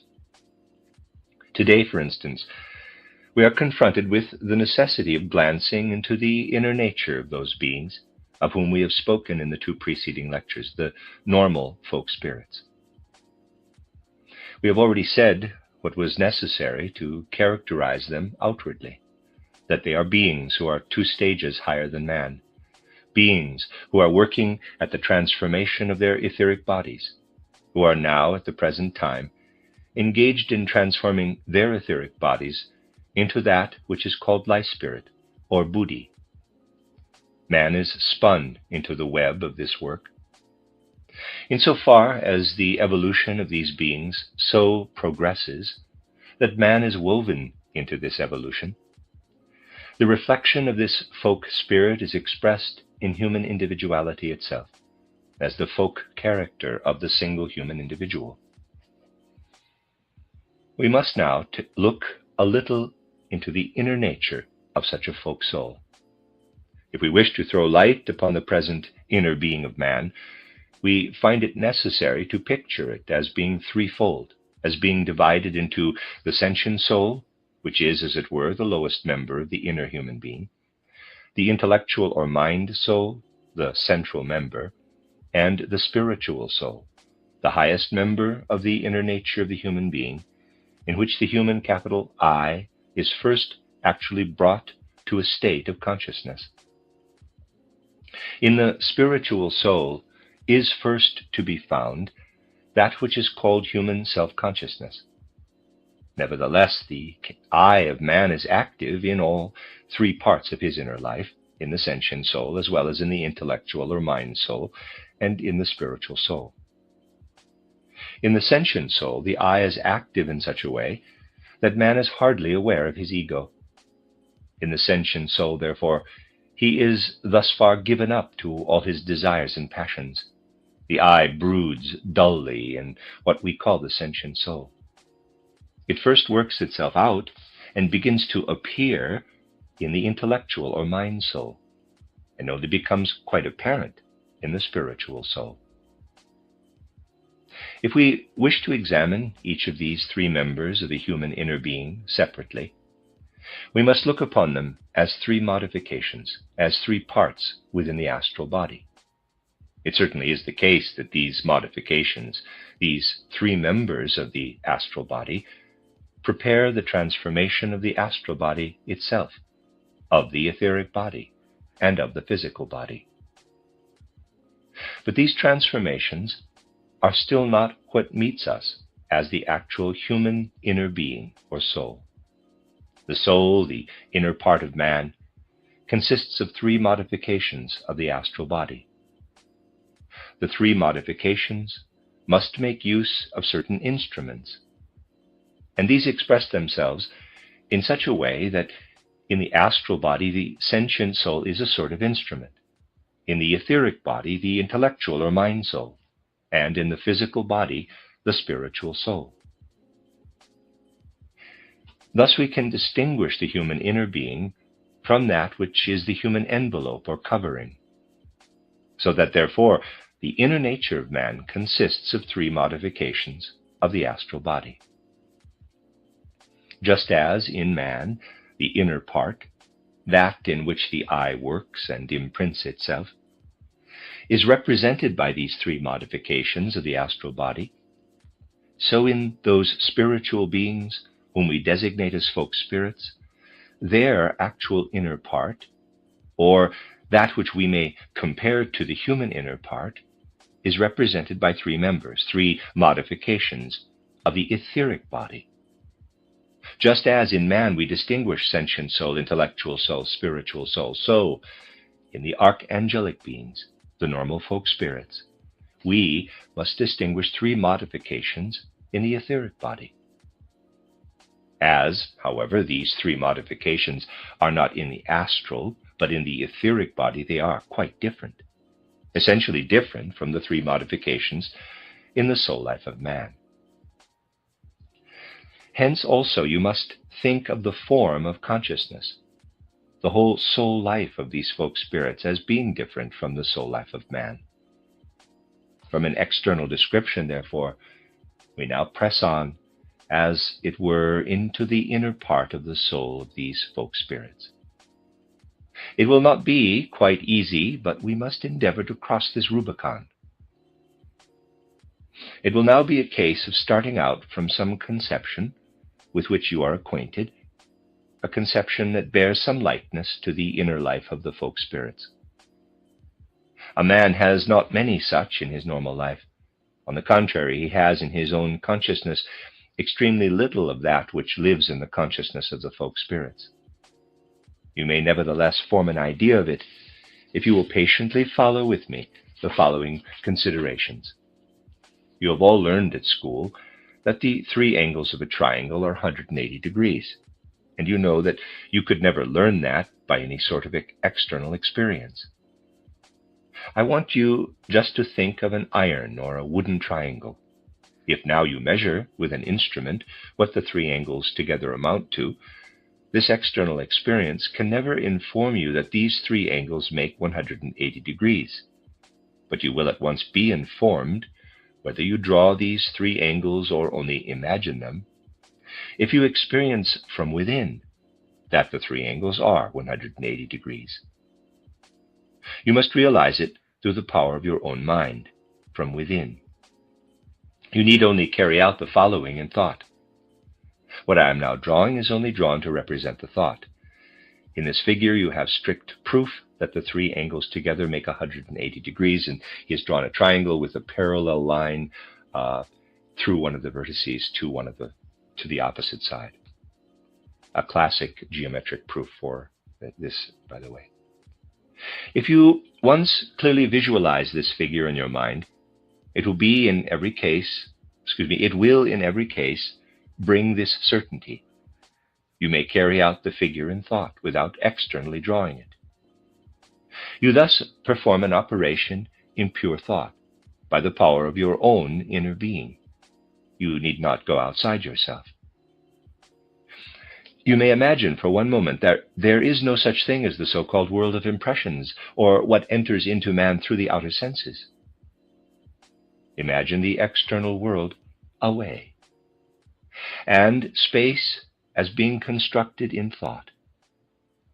Then in this space, the sum total of the angles of all triangles will give 180 degrees. In order to arrive at geometrical mathematical knowledge, it is not necessary for an outer object to approach your senses. It only needs inner experience, that which takes place in the consciousness itself. I have had to make use of this example, for it is the simplest and most practical, because people already know it, having learned it at school. I might also give you the example of Hegel's logic. You would then also have a number of inner conceptions. But there you would find much with which you are unacquainted, for Hegel's logic is unknown to most people. By this you may therefore see how a man may arrive at knowledge merely from within, without being brought to this by anything external. If you think of that which externally in the world is only attainable by mathematical construction, then you have some conception of how the consciousness of the archangels works. A world such as appears to external man, a world of external colors and tones, they do not perceive at all. A being of this kind never has these perceptions. It is never possible for him to touch a thing and thus receive impressions. But what he does experience may be thus expressed in words, quote, "Something is now approaching me from a world which inspires me. This world has passed through my consciousness and has filled it," close quote. Now the archangels are not beings who can form mathematical concepts only. It is man who is so imperfect that he is only able by means of abstractions, such as the truths of mathematics, to conceive of the activity of the archangels. These truths appear normal to man, as well as to the folk spirits. From this you may gather that the external physical world, which man's senses bring before him, does not affect the archangels at all. In that form in which the physical world appears to man, in which he receives impressions of it by means of his senses, it does not exist at all to the archangels. If, therefore, you eliminate from your picture of the world all that is merely physical sensation, if you take away everything which you have received by means of external perceptions, you have then eliminated just what does not concern the archangels. We shall therefore inquire, quote, "What then still remains for the archangels out of all that can also become human consciousness? What part of it exists for the folk spirits?"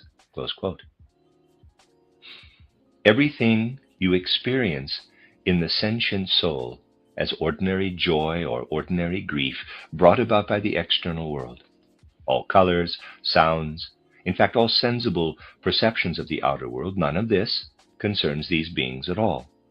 Therefore, eliminate the whole contents of the human sentient soul, and tell yourself that all that is in the picture of the world through man's possessing the sentient soul is of no importance to the archangels. They do not work into that. Even one portion of the intellectual soul is not an element of any significance to the archangels, insofar as it is stimulated by outer impressions. That, too, which is aroused externally, which a man works upon with his intellect and lives through in his feelings, that, too, does not concern the archangels. But in the intellectual soul of man, there are, however, certain things which man experiences in common with the archangels. We can perceive quite clearly that such things come into the human intellectual soul or mind soul when we see how, for instance, what we call our moral ideals come to us. There would be no moral ideals if we were only able to have feelings to feel joy and sorrow, and to think about that which comes to us from the outer world by means of our sense perceptions. True, we might then be able to rejoice over the flowers in the field, and also over a beautiful landscape, but our hearts would never be able to glow with enthusiasm for an ideal which cannot shine forth to us out of the external world, which we can inscribe in our soul and then follow with enthusiasm. But we must not only be aglow and feel in the sentient soul, we must also give thought to the matter. The man who only feels and does not think may indeed be an enthusiast, but never a practical man. We must not absorb ideals into our sentient soul from outside, but we must let them pour in out of the spiritual world and work upon them in the intellectual soul or mind soul. The artistic, the architectural ideals, and so on, are present in the intellectual or mind soul and in the spiritual soul. They are connected with that which a man cannot perceive outwardly, but which glows through and permeates his being inwardly, so that it becomes a part of his life. Observe the life of the peoples from epoch to epoch, how it has run its course, how new conceptions and new world secrets have from time to time appeared in it. From whence could the Greeks have taken their conceptions of Zeus and Athena if they had only relied upon external perception? All that is contained in the wisdom, in the mythologies, religions, and sciences of the peoples came into them from within. So, therefore, we must see that one half of our inner life, half of our intellectual or mind soul and of our spiritual soul, is filled from within. And indeed, exactly so far as man permeates himself inwardly with what has just been described. Thus far can the archangels penetrate into the human inner being, and thus far also does the actual life of the archangels extend. You must therefore eliminate from the inner life that which is received from outside through the sentient soul, and distinguish it from what is worked upon by the intellectual or mind soul feelings. Then, however, you still have that which we call our I. To us, the I is the highest member of our being. What we carry into our moral consciousness are ideals, moral, aesthetic, ideal thoughts. Just as the outlook of man is closed, as it were, inward, but can, by means of the senses, open itself outward to the external world, so can we say that he perceives colors, sounds, cold and warmth, but he also has the consciousness that behind these perceptions of colors, sounds, warmth, and cold, there is yet something real, and that is the beings belonging to the animal, vegetable, and mineral kingdoms. They are behind it all. So that a man can, in the manner described, think of the world as continued beyond. On this world beyond, however, the outlook is closed to ordinary people. Were this not the case, there could be no materialism. If a man could have a free outlook over the domain extending upward from the intellectual soul and spiritual soul, it would then be quite as foolish to doubt the existence of the spiritual world as it would be foolish today to doubt the existence of the animal, plant, and mineral worlds. Now remember how in man the I, his highest member, encloses within itself the sentient, the intellectual, and spiritual souls. With the archangels, it is the case that their soul life begins by experiencing in the intellectual soul or mind soul, and then goes up into the I, which then spreads itself out in a world of higher realms, in a realm of spiritual facts, in which it lives just as man lives, in the realm of the animals, plants, and minerals. So that we may say, we must indeed perceive that this archangelic being may have in his soul life that which we call the human I. Yet, nevertheless, we cannot say that the eye of the archangels is of the same nature. The eye of man is not one and the same as the eye of the archangels. The archangel eye is in fact 2 stages higher, so that the archangel is through his eye rooted in a higher world. Now, just as man, by means of his sense perception, looks at colors and hears sounds, so does the archangel look down upon the world, which includes the eye as objective truth, only that around the eye there is still gathered some of that part of the astral which we human beings know in ourselves as intellectual or mind soul.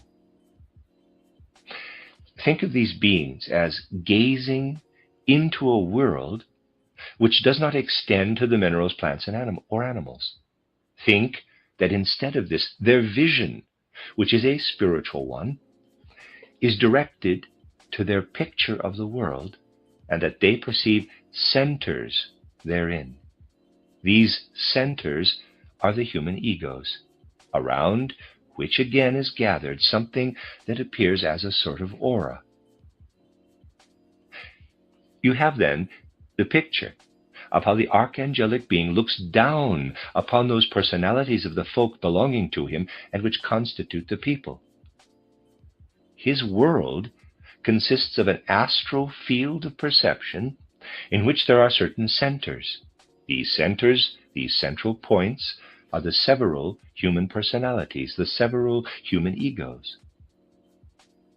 Just therefore, as to us, colors and sounds, warmth and cold are within our field of perception and are for us the important world, so to the archangelic beings, to the folk spirits, we ourselves, with a portion of our inner life, are the field of perception.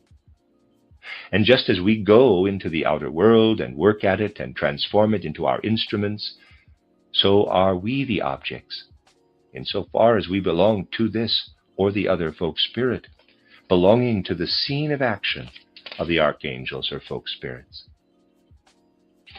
Thus, we have an insight, strange as it may sound, into a higher theory of cognition, a higher epistemology of the archangels. This is completely different from the epistemology of man.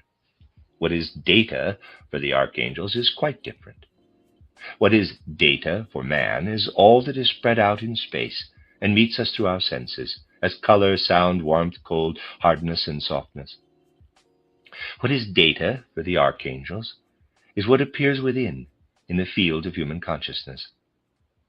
That to them is a number of centers around which the inner experiences of men are woven, insofar as these experiences take place in the intellectual or mind soul, but their activity is relatively a higher one. What then differentiates the world of the archangels or folk souls? The world of man is differentiated by the fact that if he takes hold of a thing with his hand, he feels it to be either warm or cold. The archangel experiences something similar when he meets with human individualities. He meets with some men whose souls have more inner activity, the contents of whose souls are richer. These make a greater impression upon him. Others he finds to be lethargic, indolent, the contents of whose souls are poor. These beings are to him as the world impression of warmth and cold are to the human soul. Thus is the archangel's picture of the world specialized, and he can make use of the several persons and work for them, by weaving out of his own being that which has to guide the whole people. But there is also another way in which the life of the archangel is connected with the life of the particular people he is leading. Just as a human being has an ascending and a descending period in his life, an ascending time of youth and a descending time of old age, so does the archangel experience, in the rise and fall of the culture of a people, his youth and his old age. We must now again look into the inner life of one of these archangels. You will already have noticed, from what I have related, that what man receives from without, the archangel receives from within. Hence, when the individuals belonging to a people appear as centers within him, the archangel has the feeling that what comes to him thus does, it is true, arise in his consciousness from within, but it is, nevertheless, foreign to him. This, to him, is just like the sudden ideas that flash into our consciousness. He is also affected in just the opposite way by that which in man is youth and old age. Man experiences his youth in feeling the members of his body to be fresh. He feels that they are improving and developing. In old age, these members become relaxed. They refuse to work. That is something which a man feels as happening from within him. Now, the archangel feels, it is true, that everything is happening within him, but the rise and decline of a nation nevertheless seems like something foreign to him, as something about which he has the feeling that it is independent of him, with which, therefore, he has nothing directly to do, but which gives him the occasion to incarnate in some particular people at a certain time. When the possibility of incorporating himself occurs, when there is a people living in the ascending period of its life, in all its upward striving power, then the archangel goes down, just as a man goes down when he has lived out his life between death and a new birth. Thus the archangel goes down into a people and embodies himself in it. In the same way, too, does the archangel feel his death, the necessity of withdrawing from the people in question when the several perceptions, the centers which he perceives, begin to become less productive, less active, when they begin to have fewer contents. Then comes the time when he forsakes that community of people and enters into his Devakan, into his life between death and a new birth, in order, at a later opportunity, to seek out in another way a community of people. Thus the youthful upward life of a people signifies the youth of its folk spirit.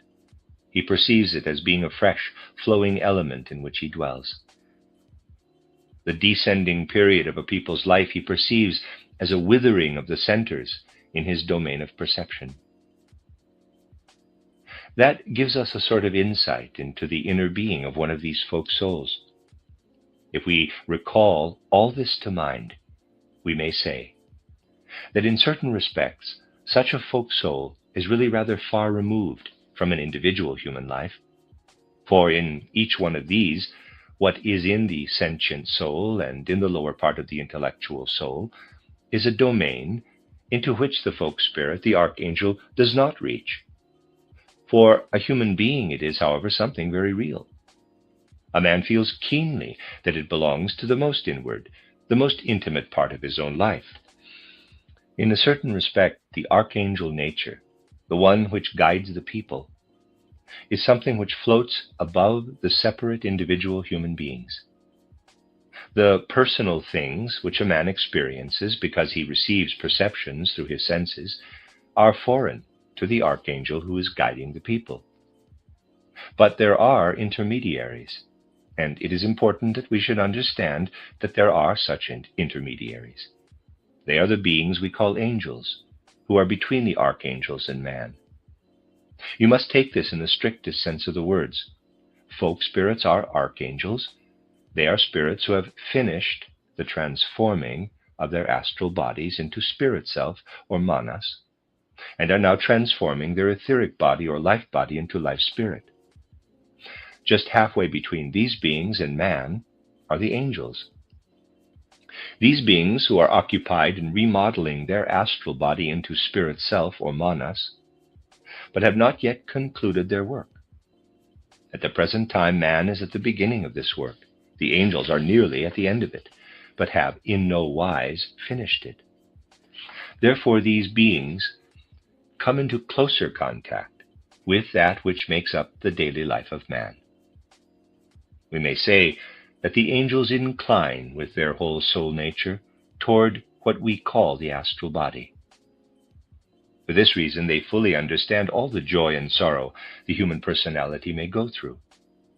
But because, on the other hand, they extend much higher than the human eye, because they possess a higher eye, because they can take in part of the higher world, the world of their consciousness extends to that domain in which is to be found the sphere of consciousness of the archangels. They are, therefore, really the intermediaries between the archangels and the several human individuals. They, on their part, receive the commands of the folk spirits and convey them into the several souls. And by means of this agency is brought about what a single individual may do, not only for his own progress, his own evolution, but for his whole people. In the life of a human being, these two streams flow side by side. The one stream is that which brings him onward from one incarnation to the next, which is connected with his own concerns, with what he has above all to do as to fulfill the duty which is to him the strictest, because most especially his own duty. He may not stand still, because he would then be allowing the germs for growth within him to lie fallow, if he did not trouble about them. That, however, is his own private affair, by attending to which he progresses from incarnation to incarnation. But that which he contributes to his own people, which belongs to the concerns of the people of his own particular nation, is brought about through the inspiration of the angels, who carry the commands of the archangels to the several human beings.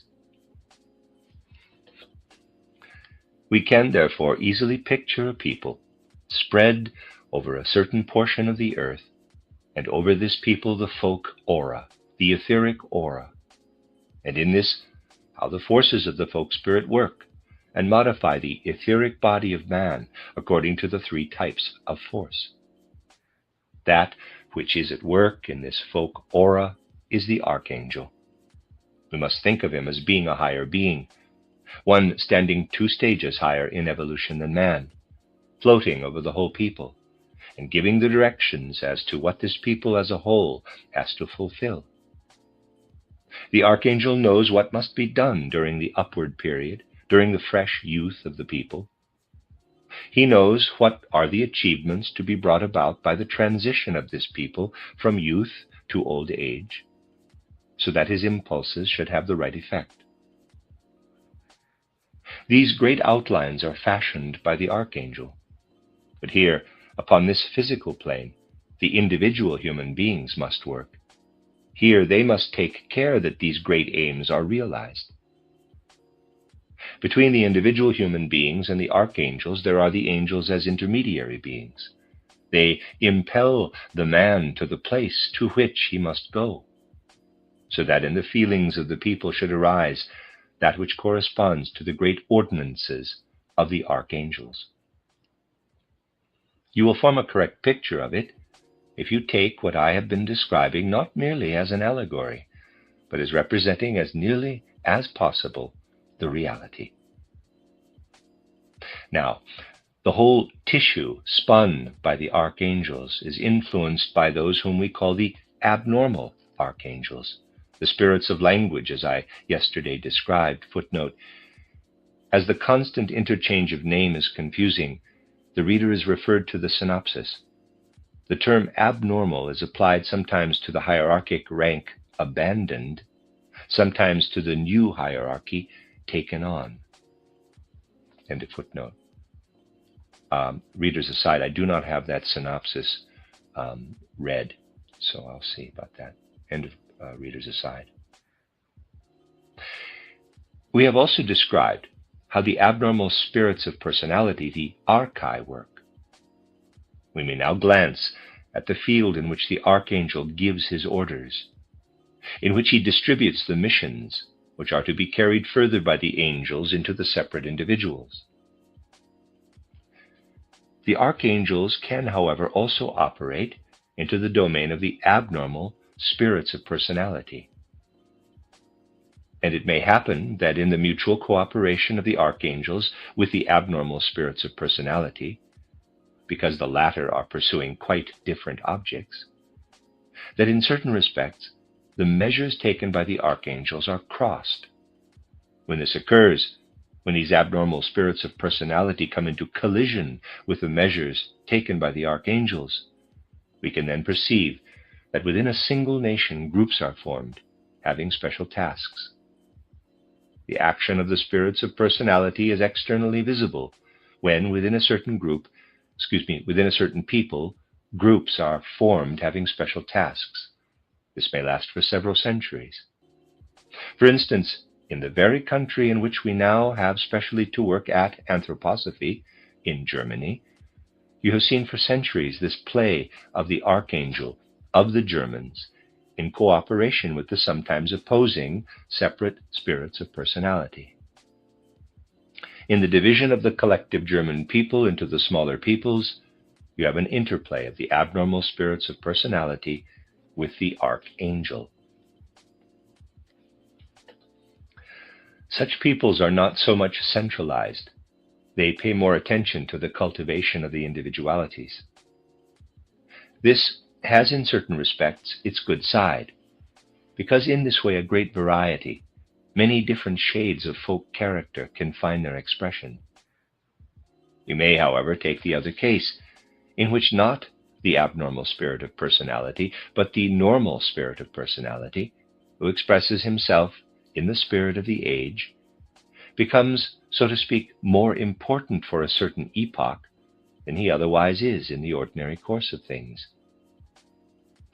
Therefore, when we look at a people, we are looking at the archangel as its first power. Then the spirit of the age comes and gives his orders to the archangel. The latter passes them on to the angels, and these convey them to the separate individuals. Now, because one only sees, as a rule, what is nearest to one, so in this combined action, one sees the actions of the archangel as being the most important. It may, however, occur that the spirit of the age has to give out more weighty, more important orders, that he is, so to speak, compelled to take something away from the archangel, because he must detach a portion of the people in order that the task of the age, the mission of the spirit of the age, may be fulfilled. In such a case, bodies of people separate themselves from the rest. The spirit of the age then visibly gains the upper hand over the influence of the archangel. A case in point occurred when the Dutch people split away from the foundations which it had in common with the German people.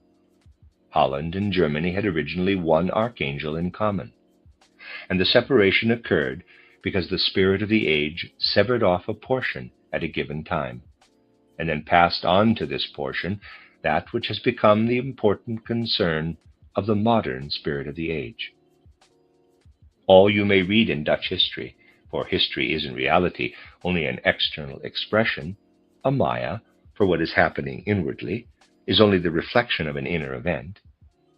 Thus, in this case, we can see the splitting of the Dutch people from the collective German people taking place externally. But the inner kernel is that the spirit of the age required an instrument with which to carry out his overseas mission. The whole mission of the Dutch people was a mission of the spirit of the age, and it was split off for the purpose of giving him the possibility of carrying out something important at a certain time in history. What is described by historians is only outer maya, which hides the actual facts more than it reveals them. There are other cases in which you can meet with what is so striking in this connection, namely that a portion of a people had to sever itself from the common folk. That is the case with the Portuguese people. You may look in vain for other reasons in their case. You will find that it is here solely a question of a victory of the spirit of the age over the archangel. If you go through the several events, you will find that the opportunity was here made use of to form a special people. There were not many such opportunities. The Spanish people and the Portuguese formed one mother folk. The outer reasons, perhaps, were that the rivers were only navigable as far as the Portuguese frontiers. There were no other external reasons. On the other hand, there was the inner reason, that those tasks had to be fulfilled which were the specific tasks of the Portuguese, and which were different from the tasks of the combined Spanish people. There we see the spirits of the age for a time developing a more intense activity than they usually display. We see the harmony, which had prevailed till then, replaced by something else. We see the spirit of the age, instead of communicating his orders to the archangel, taking a direct part in the history of the people. And we see how the other spirits make use of this opportunity to incorporate themselves. When such a people is split off, then the spirit of the age for a time, in the first enthusiasm which has permeated the several persons, discharges the functions of the archangel so much that hardly anything else appears of the severance than a hurry and bustle within this people. One sees the hurrying and the urging, the activity which comes from the mission of the spirit of the age. Then, however, the possibility arises for a normal and an abnormal archangel to incorporate themselves in the severed part of the people. Thus we see the growth of the Dutch and the Portuguese peoples, who then receive their own normal and abnormal archangels. In that which incorporated itself here, in the difference in the temperament of the people expressed in the several personalities, we see the work of those spiritual beings whom we have named. We see the work of these spiritual beings in a very wonderful manner, and we then recognize that what takes place outwardly in history is only a result of their activity. Gradually, the saying that the external world is Maya or illusion assumes more definite significance. What happens in external history is only the outer reflection of the spiritual, of the supersensible beings, just as the outer man is only the outer reflection of the inner man. That is why I had to say, and it must be emphasized again and again, that the saying, quote, "the world is Maya," close quote, is of the very greatest importance, but it is not sufficient to emphasize it in an abstract way. Rather should one be in a position to carry it out in detail. Now we have seen that yet other spirits and hierarchies are active in what we call the world. We have spoken of the normal and abnormal archangels. The abnormal archangels have revealed themselves to us as being actually spirits of form or powers, only they are those who have renounced a certain portion of the attributes of their evolution. We may then ask, how is it with the normal spirits of form? We perceive the normal spirits of form as being 4 degrees above man. In our next lecture, we shall have a little more to say about them. These normal spirits of form are beings 4 stages higher than man. The hierarchies we mentioned yesterday do not end with the spirits of form, with whom we concluded the ascending line. Above these there are the spirits of motion, the dunamis or mights. Higher still, there are the beings we call curiotities, dominions or spirits of wisdom. You will find these different spiritual beings enumerated in my occult science as well as in my writings about the Akashic record. Now you can understand that the law of renunciation, of remaining behind, applies also to the higher spirits. Therefore, that the spirits of motion may also remain behind with certain attributes. Spirits of motion, who are 5 stages higher than man, that certain spirits of motion have so remained in human evolution as if they were now only spirits of form or powers. These are, as regards certain attributes, really spirits of motion, and in respect of other attributes, regarding which they have made renunciation, they are spirits of form. So that we have normal spirits of form 4 stages higher than man, and other spirits working on the same ground on which are the spirits of form, but who are really spirits of motion. That is therefore a domain in which the normal and abnormal spirits of form, the backward spirits of motion, work together, just as we have found a domain in which the normal and abnormal archangels work together. Through this cooperation, however, something takes place which closely concerns man. By means of it, the shaping of what we call the human races takes place, which we must distinguish from the peoples. But if we consider the matter in this way, we shall not have a confused idea of it, but one that is elastic. We must not confuse all this. A nation is not a race. The concept of a nation has nothing to do with that of a race. A race may divide itself into many different nations. Races are different communities from nations. We are certainly right in speaking of a German, a Dutch, a Norwegian nation, but we speak of a Germanic race. Now, what acts in the idea of a race? The beings whom we describe as normal spirits of form or powers act therein in combination with those beings whom we have learned to know as the abnormal spirits of form, but who in reality are spirits of motion, having the mission of spirits of form. That is why mankind is divided into races. That which makes man the same over the whole globe, which makes each man, irrespective of the race to which he belongs, a member of the whole human kingdom, is brought about by the normal spirits of form. But that which plays a part over the whole earth and divides the whole of humanity into races is brought about by the abnormal spirits of form, who have denied themselves so that there should not be one humanity only upon the earth, but a variety of people. Thus we arrive at the subsoil, so to say, at the ground of which the separate individual peoples first arise. In this way, we succeed in surveying into the field belonging to the spirits of form, and as abnormal spirits of form, to bear one humanity, and that the belated spirits of motion enter into the field belonging to the spirits of form, and as abnormal spirits of form divide up all humanity upon the globe into several races. When we look into what these spirits actually want, when we study the aims and objects of these normal and abnormal spirits of form, we shall understand what they wish to bring about with the human races, and how through these a foundation is created for what arises out of them. If we then study a people itself, we shall have understood and comprehended it. The end of Lecture 3.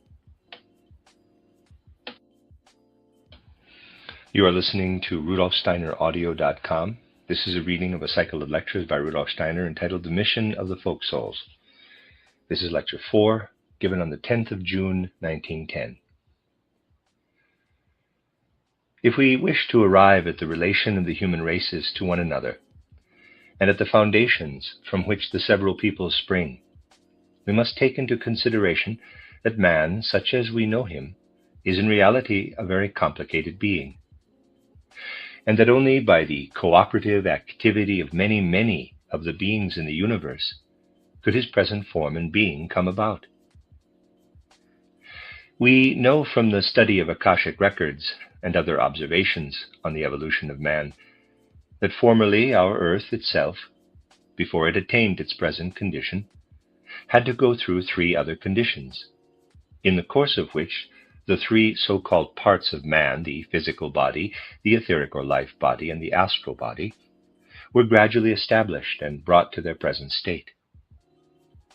Only during the present incarnation of the earth has man become capable of taking into himself an I. These 4 parts of his being show us all that has happened during the 3 or 4 incarnations of our earth, through its incarnation as Saturn, Sun, Moon, and through our Earth period itself, insofar as that has run its course hitherto. If you will bring before your mind all the beings who have thus worked together, the spirits of will or thrones, the spirits of wisdom, of motion, of form, of personality, the archangels, down to the angels, and above the spirits of will or thrones the cherubim and seraphim, you will admit that only from a very complicated work could that come about which makes man's present organization possible.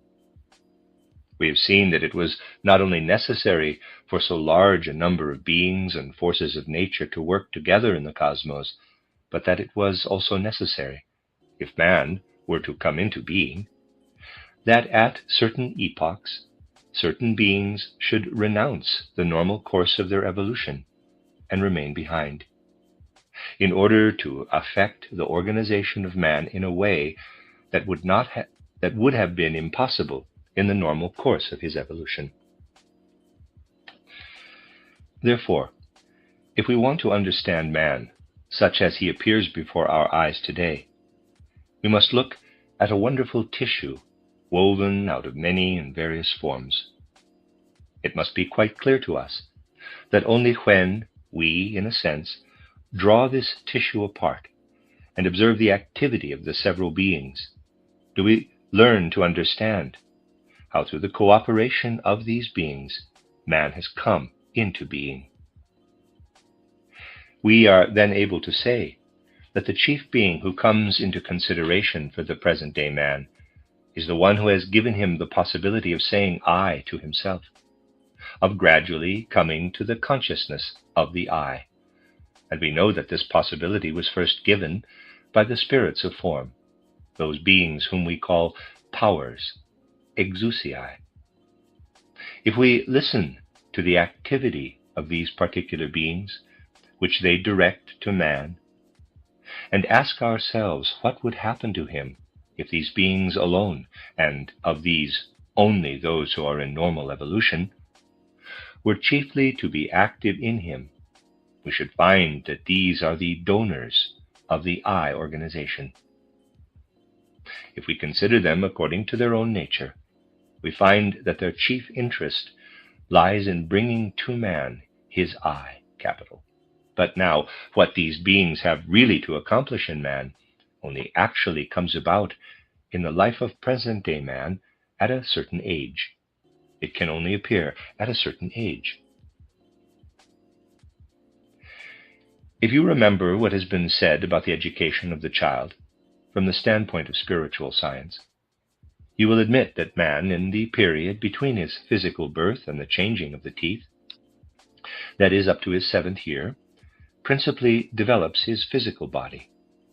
These spirits of form have no particular interest in the development of this physical body, for this is, on the whole, a repetition of what happened to man on the old Saturn, and which has already often been repeated, and which, after the last physical birth, and up to the 7th year, has for the present been repeated up to last time in a particular way.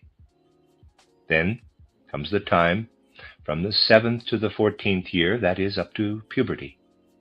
That, too, is a stage in which the spirits of form take no particular interest, for that is a repetition of the old sun period, and the spirits of form wished to set to work with their chief activity, that of bestowing the I only during the condition of the earth life.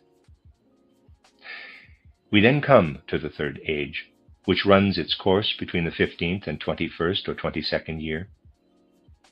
During this time, the astral body, which normally belongs to the moon evolution, evolves in man as a repetition.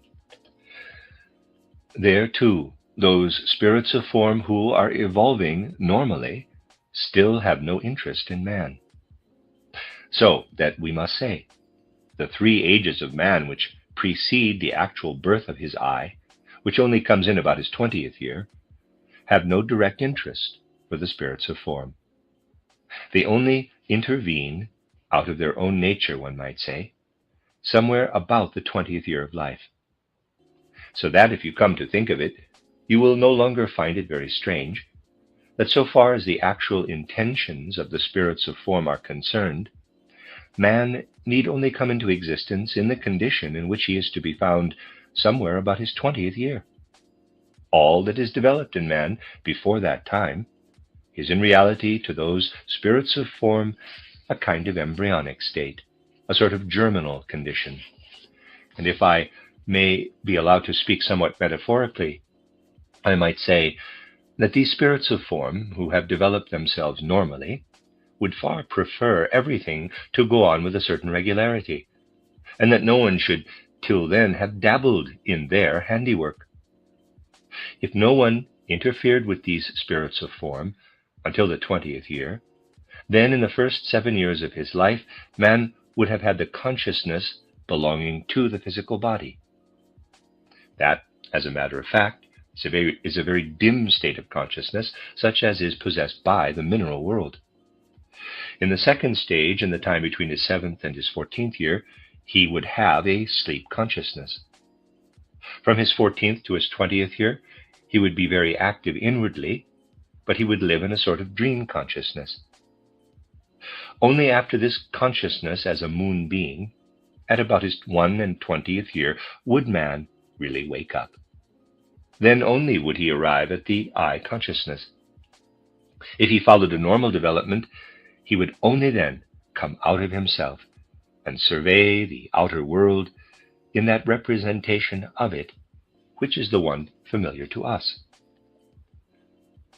So you see that in reality, if we only take into consideration the activity of the spirits of form, man attains his present-day consciousness much too soon. For you know that in the man of today, this consciousness awakes to a certain degree soon after physical birth. It would not awake in the form in which it sees the physical external world clearly and distinctly, if other spirits, who in reality are spirits of motion, had not remained behind and renounced the development of certain capacities which they could have acquired up to the time of the Earth evolution if they had not stood still. So that now, during the Earth evolution, they might be able to intervene in a particular way in the development of man. Because they went through their evolution in a different way, they are in a position to bring to man earlier that which he would otherwise only have acquired in his 20th year or thereabouts. These, therefore, are spiritual beings who renounced the possibility of carrying on their evolution normally up to the Earth evolution. Spiritual beings who might have been spirits of motion during the Earth evolution, but who remained at the stage of the spirits of form and are now active as spirits of form in the Earth evolution. Thus they are able, during the Earth evolution, to bestow upon man that which he is not as yet in the least ripe for, having still too much to retrieve from an earlier epoch. They can bestow that which in the normal form of evolution would have only been bestowed at about his 20th year. Thus man comes into existence and receives capacities from the abnormal spirits of form, which he would otherwise only receive about his 20th year. All this has very significant consequences. Just imagine for a moment that this had not occurred. If these spirits with an abnormal development were not to interfere, then man would only come into consideration, as far as the physical world is concerned, in the condition which is his at about his 20th year. That is to say, he would have to be born in this condition as a physical being, and would have to go through quite different germinal conditions.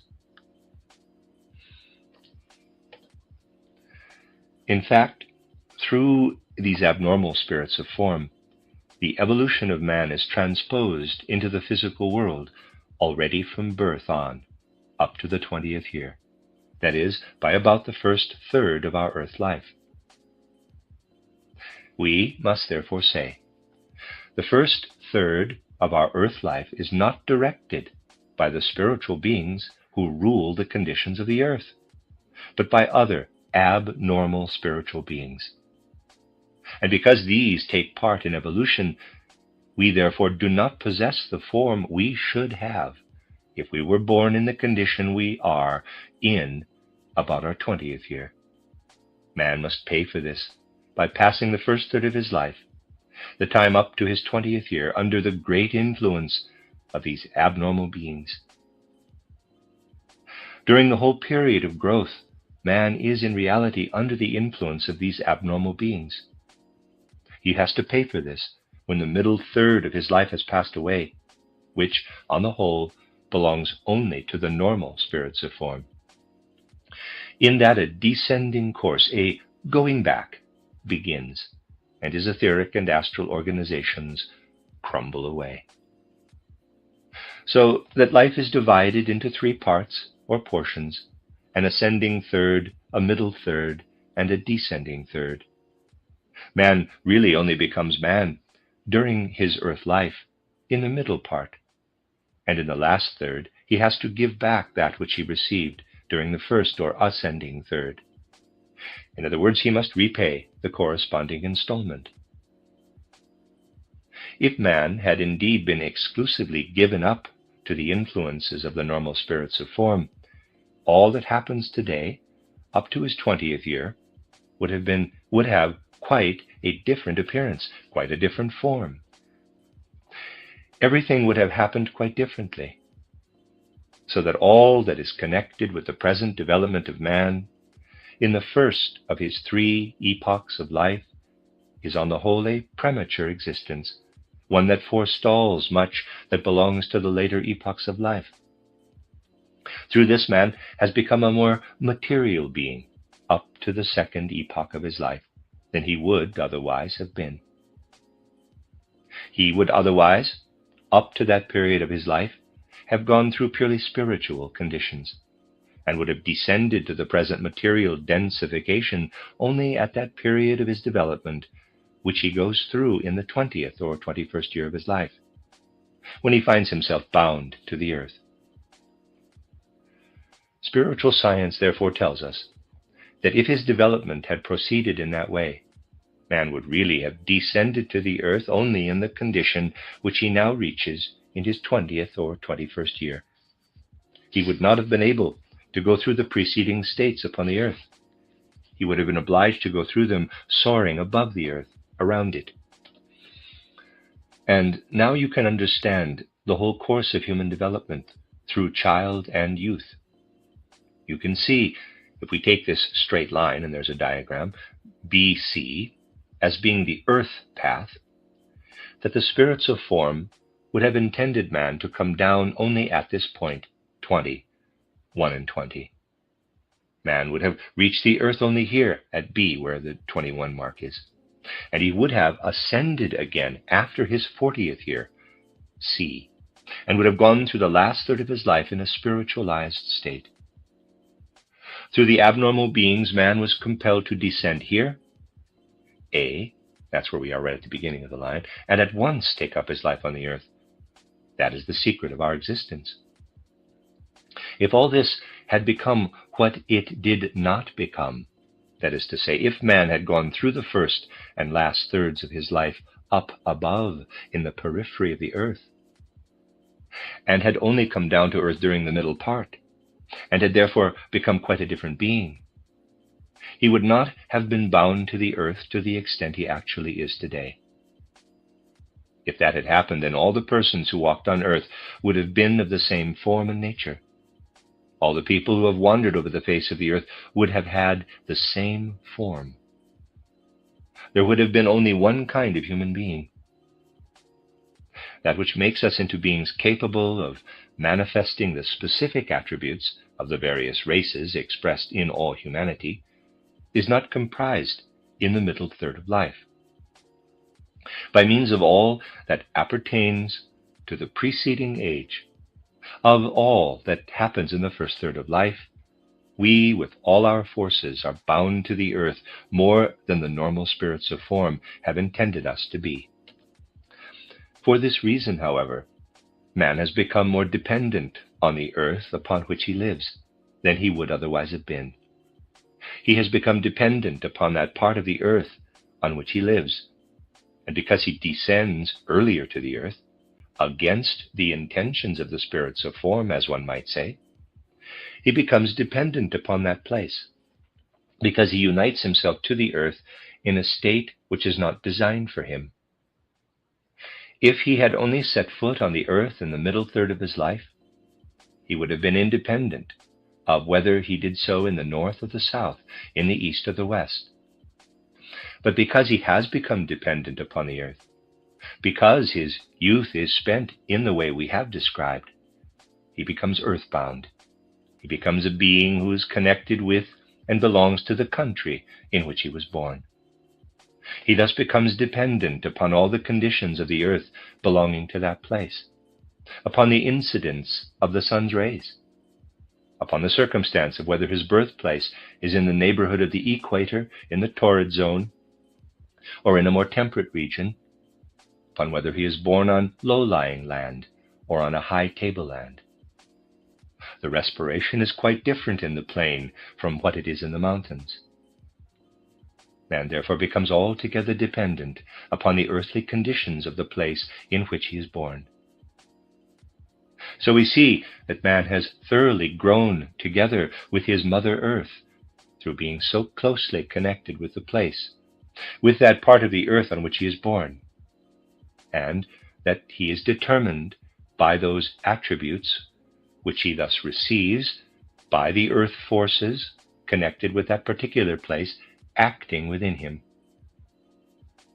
All these things determine his racial character.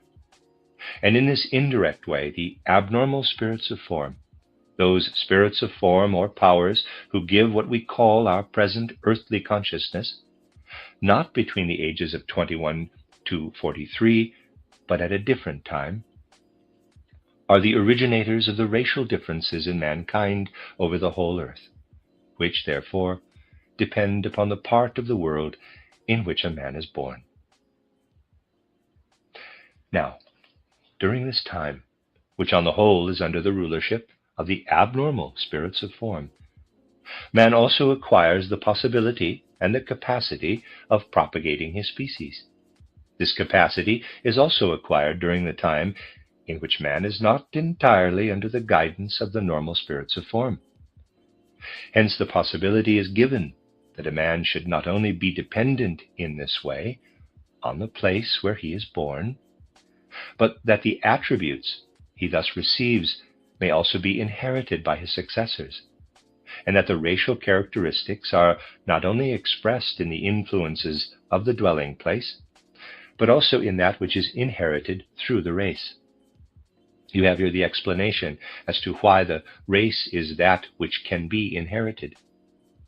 And we shall understand what is shown by spiritual science, that only in the past were the racial characteristics produced by the place in which men were born. That was the case in the latter portion of the Lemurian epoch, and in the first part of the Atlantean epoch, when man was directly dependent upon his earthly surroundings.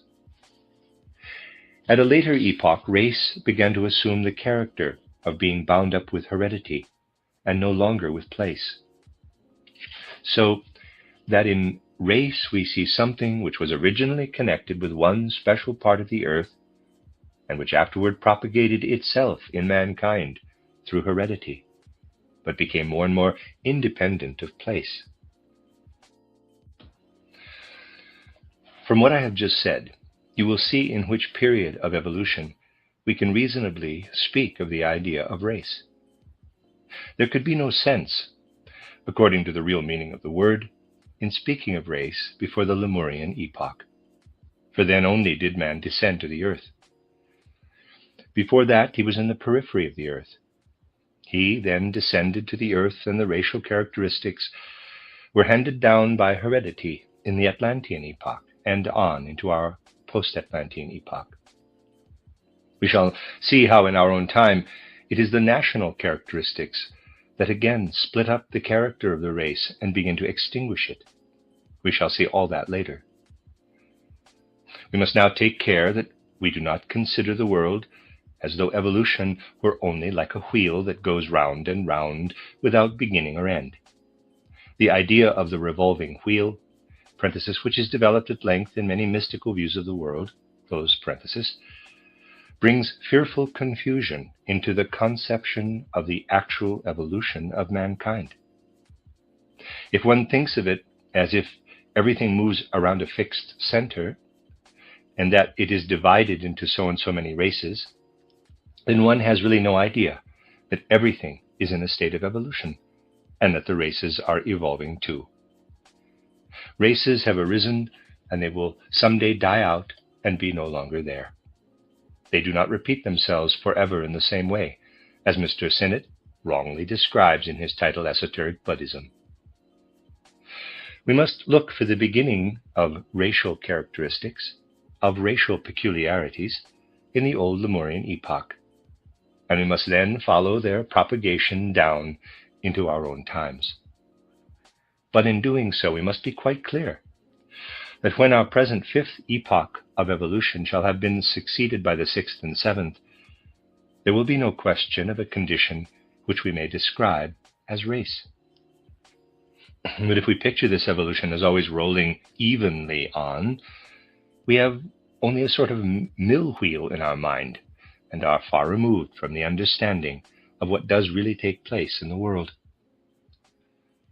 We see, therefore, how the evolution of races begins only in the Lemurian epoch, through the activity of the abnormal spirits of form, who let the forces of our Earth planet set to work at the spot where a man has to pass the first years of his life.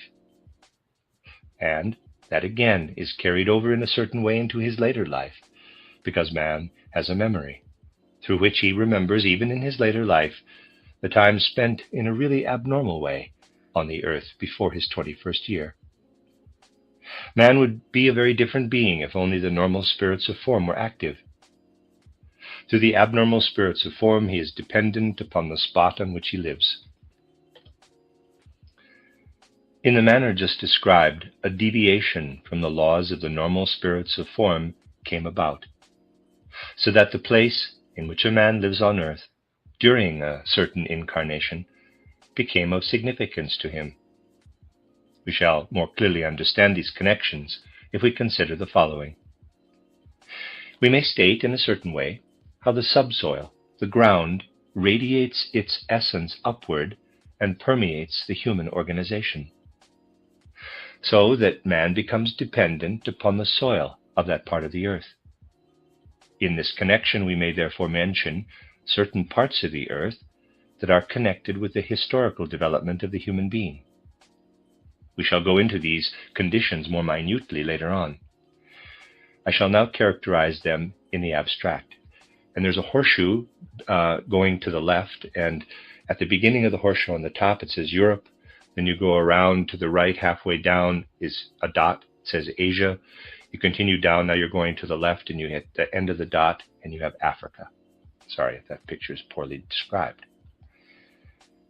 Continuing the reading. You have here, for instance, a point which lies in Africa. At this spot there radiate out from the earth, as it were, all those forces which could affect man particularly during his early childhood. Later on, their influence grows less. Hence, a man is less under the influence of these forces, but they, nevertheless, impress him very strongly with what comes from them. That spot on the earth on which a man lives affects him most strongly in his earliest childhood. It determines his whole life. A man is so entirely dependent upon these forces that this spot imprints the characteristic of his early childhood permanently upon him. That is more or less a characteristic of all those who, as regards their racial character, receive the determining forces out of the earth in the neighborhood of that spot. What we call the black race is particularly determined by these attributes. If you now pass on further into Asia, you find a spot on the earth's surface where the characteristics of youth are imprinted permanently on man from the forces of the earth, where the special attributes of later youth are conveyed to man out of the being of the earth and give him the racial character. The races which come into consideration here are the yellow and the brownish races of our epoch. If we then go further from east to west, we find, toward Europe, a point which permanently imprints the latest characteristics upon man, those which belong to the years following early youth. It is the point where man is affected by the earth forces, not already in childhood, but later, when he passes from youth to later age. Man is, in this way, seized by the forces which, coming out of the earth, determine him, so that if we picture these several points, we get a remarkable line. This line still holds good for our epoch. The spot in Africa corresponds to those forces of the earth which imprint upon man the characteristics of early childhood. The spot in Asia corresponds to those which give man the characteristics of youth, and the ripest characteristics are imprinted on man by the corresponding spot in Europe. This is simply a law. As all persons in their different incarnations pass through the various races, therefore, although it may be argued that the European has the advantage over the black and the yellow races, we should not be prejudiced thereby. Here, the truth may indeed be sometimes veiled. But you see that with the help of spiritual science, we really do come upon remarkable truths. If we continue this line, we come far to the west, to America, the region where those forces are active, which lie on the other side of the middle third of life. We come, I beg you not to misunderstand what is now being said, it only refers to man insofar as he is dependent upon the physical organizing forces, not upon those forces which constitute his essence as a human being, but the forces in which he lives. We come then to those forces which have a great deal to do with the decline and death of man, with what in man belongs to the last third of his life. This line, which is laid down by law, really does exist. It is a reality, a real curve, and it expresses the law according to which our earth acts upon man. The forces which determine man with respect to race take this course. The American Indians did not die out because it pleased the Europeans that they should do so, but because they had to acquire those forces which lead them to die out. Upon the peculiarity of this line depends that which takes place with the races on the surface of our earth, and that which is brought about by the forces which are not under the influence of the normal spirits of form. Where racial character comes into consideration, they work in this way. But in our age, the racial character is gradually being overcome.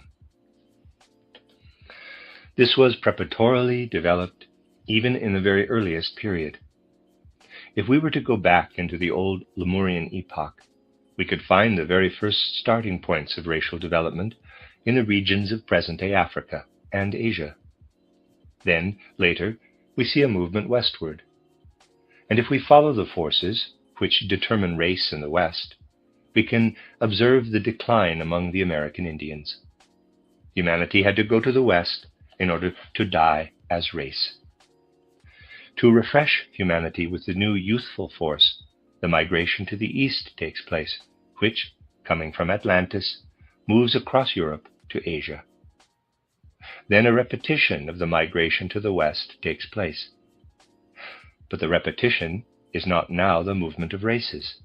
It is a higher stage of racial development, as it were, the development of the various civilizations. We can see that in a certain way the evolution of civilizations assumes the character shown by a continuation of the race line. For instance, we have that civilization which we have characterized with sufficient admiration already in these lectures, the old Indian civilization, which appeared as the first post-Atlantean civilization. This we have to describe as corresponding to early childhood, in which man, as regards his appreciation of physical nature, still sleeps, whilst the manifestations of a spiritual world work into his soul. The first Indian civilization is in fact a revelation from above, a manifestation from spiritual heights. And it was only able to work into man because he came under the influence of Indian earth, under which he had already been in times lying very far back. In the primeval past, the physical race character was determined out of the earth. Now, when they were again present on the same part of the earth, a quality of the soul, namely that of the old Indians, is determined. Through the migration from the west to the east, that youthful freshness came in, which made possible the unique configuration of mind which characterizes the original Indian civilization. You will see that a very ancient Indian civilization, which has not yet been examined, and of which the Indian civilization now known to science is only a successor, can in this way be explained, namely, that in a certain respect, the Atlantean civilization is repeated in the primeval Indian civilization. Then, when we consider the civilizations which follow consecutively in the post-Atlantean epoch, we can see that they represent successive repetitions of conditions gone through earlier in the physical body, but which, through rejuvenation, have become quite different.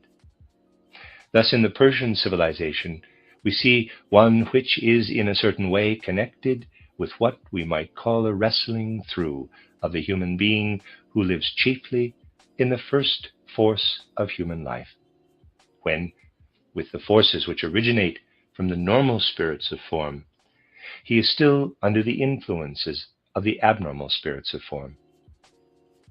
This opposition is contained in the Persian civilization, in the consciousness and in the form of light and darkness, of Ormuzd and Ahriman.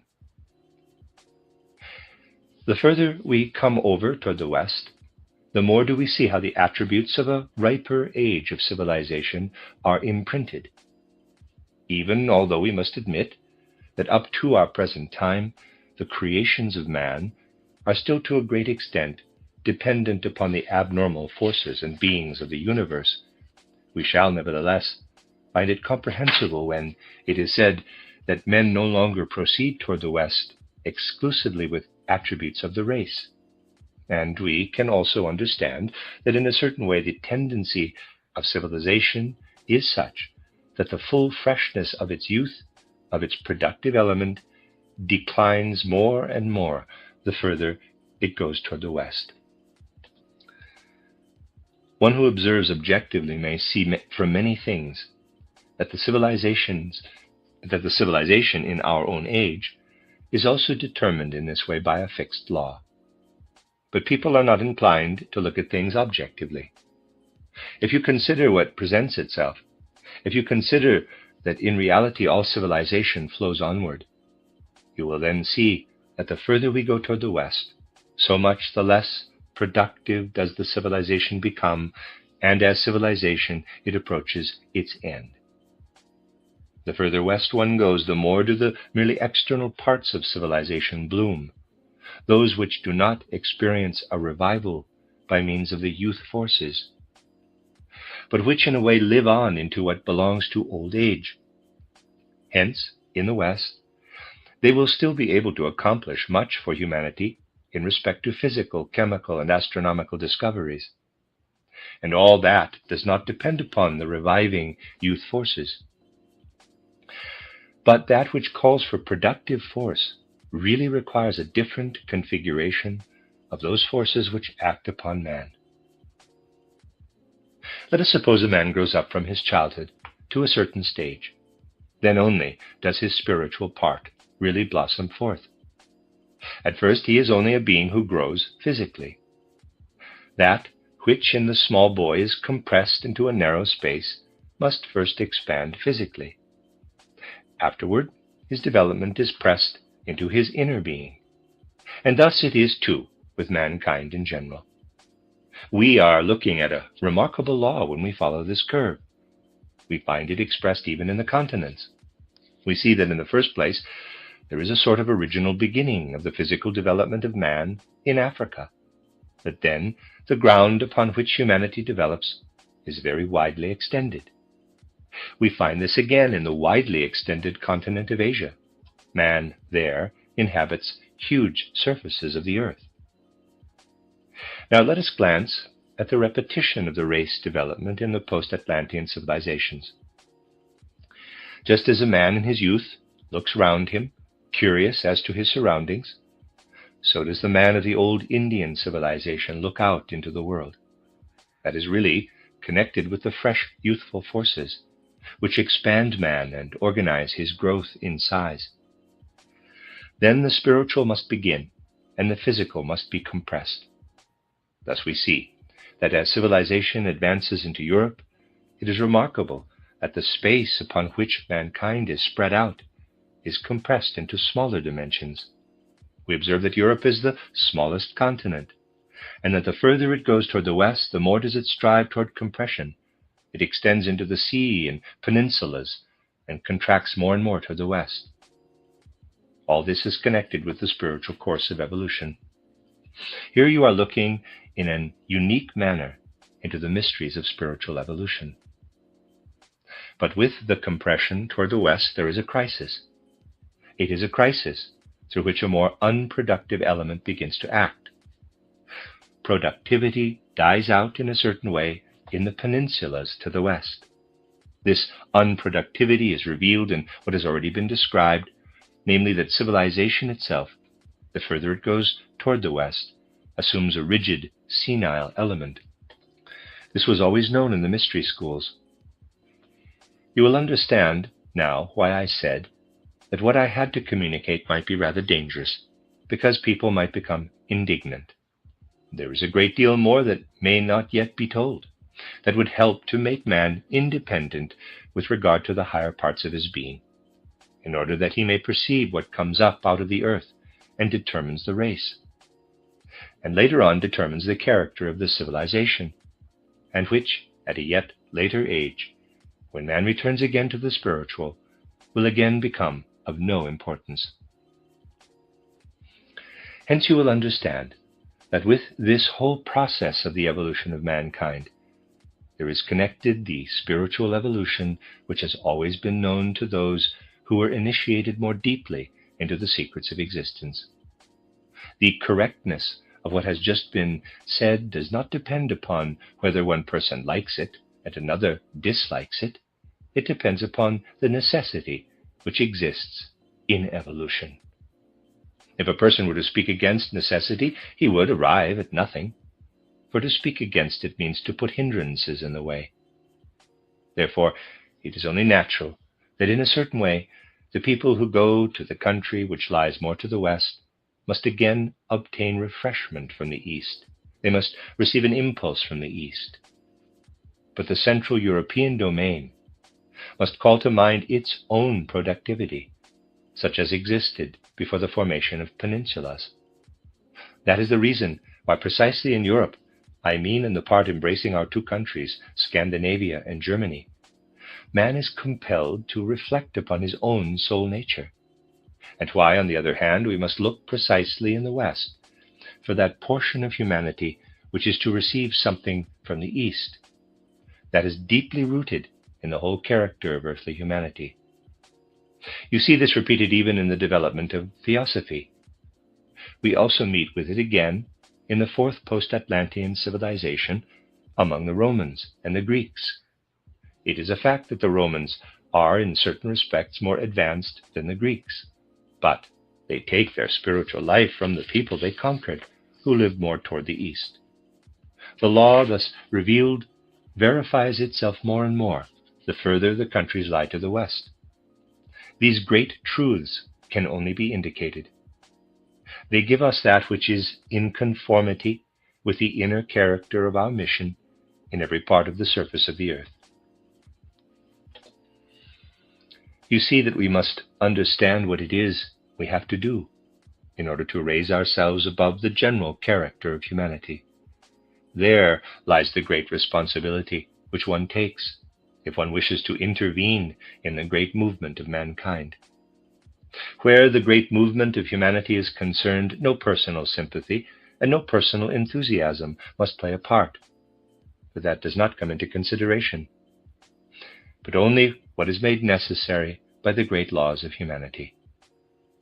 We must recognize this from the great laws themselves, and not allow ourselves to be influenced by prejudice in favor of this or the other. That is, on the whole, the fundamental character of Rosicrucianism.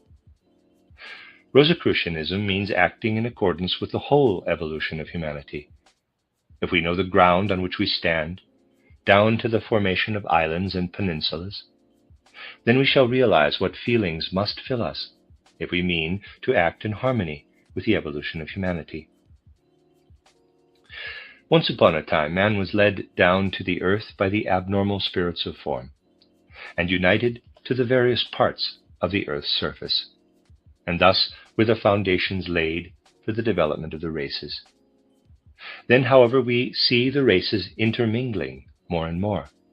We see the development of nations intervening in the evolution of the races.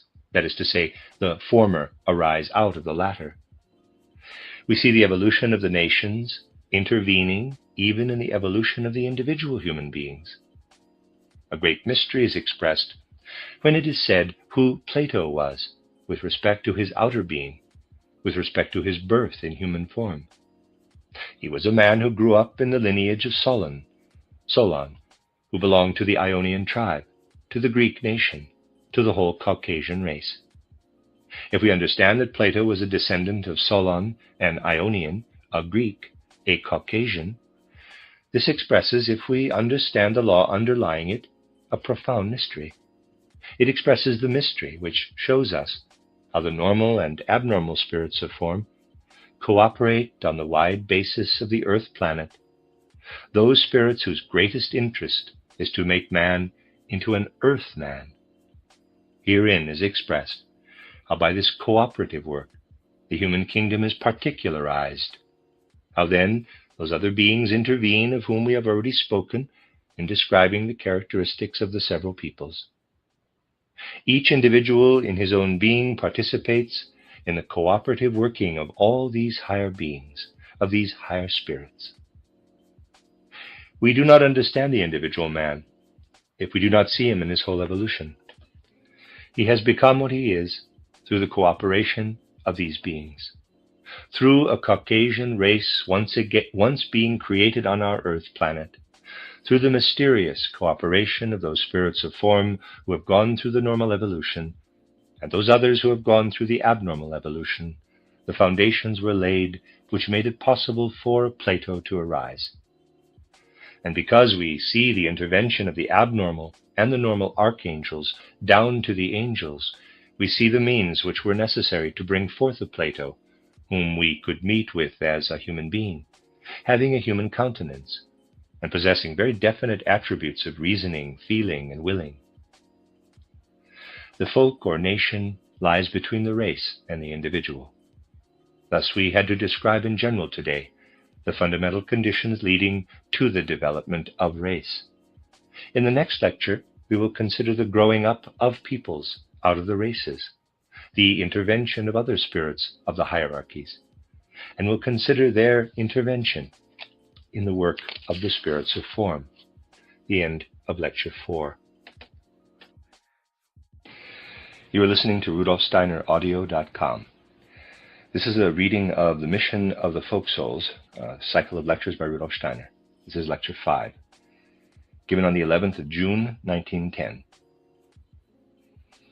It will be seen from the last lecture that in order to penetrate impartially into the facts under consideration, it will certainly be necessary for one to rise above all the feelings that may easily come to a person from what we must now describe quite objectively. As long as one has the smallest tendency to take an objective description of this or that race, or of this or that people as a personal matter, so long will it be difficult to obtain an unprejudiced understanding of the facts contained in this course of lectures. With this also is connected the fact that these matters cannot be spoken of on any other ground than that of spiritual science. For whatever we may hear about the character of this or that people, and however our feelings and so on may be affected because we belong to a certain race or people, yet, as anthroposophists, we have a sufficient counterbalance to lay on the opposite scale, vis-a-vis the teaching of karma and reincarnation, when properly understood. It gives us the outlook that with the inmost kernel of our being, we shall be reincarnated in successive ages in many different races and peoples. We may therefore be sure when we contemplate this kernel of our being that we shall take part with it, not only in the sunny, or perhaps also in the shadow side of all races and peoples. But we may be sure that in our inmost being we shall receive share after share of the blessings of all races and peoples, through being incarnated first in one place and then in another.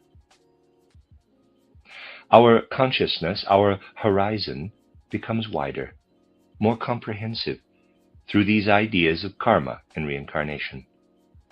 Therefore, through them only do we learn to bear that which at the present time must come before our mental eyes as the secrets of race and nationality.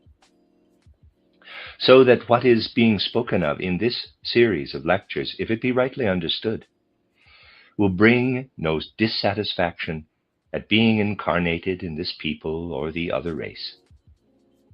But such an objective survey of the character of the peoples, nations, and races as this will nevertheless produce discontent and disharmony in people unless it be received with the above assumptions. The anthroposophist will learn, through the teaching of karma and reincarnation, how every nation, even the smallest, has to contribute its share toward the whole evolution of humanity. That is just what will be so very important. That in the second part of this course of lectures it will be shown how the several influences of the missions of the peoples flow into the whole of humanity, and how even separate peoples that were split off and are now scattered here and there among the greater peoples have their significance in the great harmony of human evolution. That, however, can only come gradually before our mental eyes. Now, in order to acquire a complete understanding of the characters of the several folk souls, we shall have to make use of examples which are, in certain respects, clearer to us than the folk characters of our times, in which we ourselves live with our own civilization. And on the other hand, we shall perhaps have to occupy ourselves with the character of nations, which as regards time are far removed from us, in order to acquire an understanding of how we can comprehend the characters and missions of nations. What we have learned in the course of the last lectures, namely that in a race, a normal and abnormal spirit of form must, so to speak, work together, and that in a people, an archangel, who is going through his normal evolution, and another archangel spirit who is going through an abnormal one must act together. That has made comprehensible to us how the beings, whom we have learned to know as the spiritual hierarchies, work in evolution. Now let us ask ourselves, how do the still higher spiritual beings work into the whole? It would be well if today we lay a foundation by acquiring an understanding of the hierarchies, to which, as we know, man belongs as the lowest member. If you understand what has already been explained, you will then know that we so understand these hierarchies that we say, at the lowest stage stands man. Parenthesis, below him are the animal, vegetable, and mineral kingdoms, close parenthesis. Above him come the angels, then the archangels, then the primal forces, or archai. That is what we may describe as the first hierarchy, above man. The second hierarchy is as follows. 1. Spirits of form, or powers. 2. Spirits of motion, or mights, or dynamis. 3. Spirits of wisdom, or dominions, or kuriotetes. Then we have the highest of the three hierarchies. Number 1, spirits of will, or thrones. Number 2, cherubim. Number 3, seraphim. Now, let us ask, as all spiritual beings manifest themselves in some way or other, so that they appear somewhere in the realm of Maya, or illusion, that is to say, in the realm of the world of the senses. Where may we seek for them? In the lowest stage of manifestation, at the stage of illusion. Man, with his ordinary view of nature and spirit, knows only the domain of Maya, or illusion, the most external manifestation of these spiritual beings. I will show you, by means of an example, that man knows only the most external manifestation of these beings. A person goes on foot, for instance, over the rocky land of the north. Now, the first thing he will say of it is, quote, here there is substance spread out, close quote, and he will describe this dense, rocky, stony substance over which he walks, just as he first sees it, and call it in his ordinary language hard, stony substance.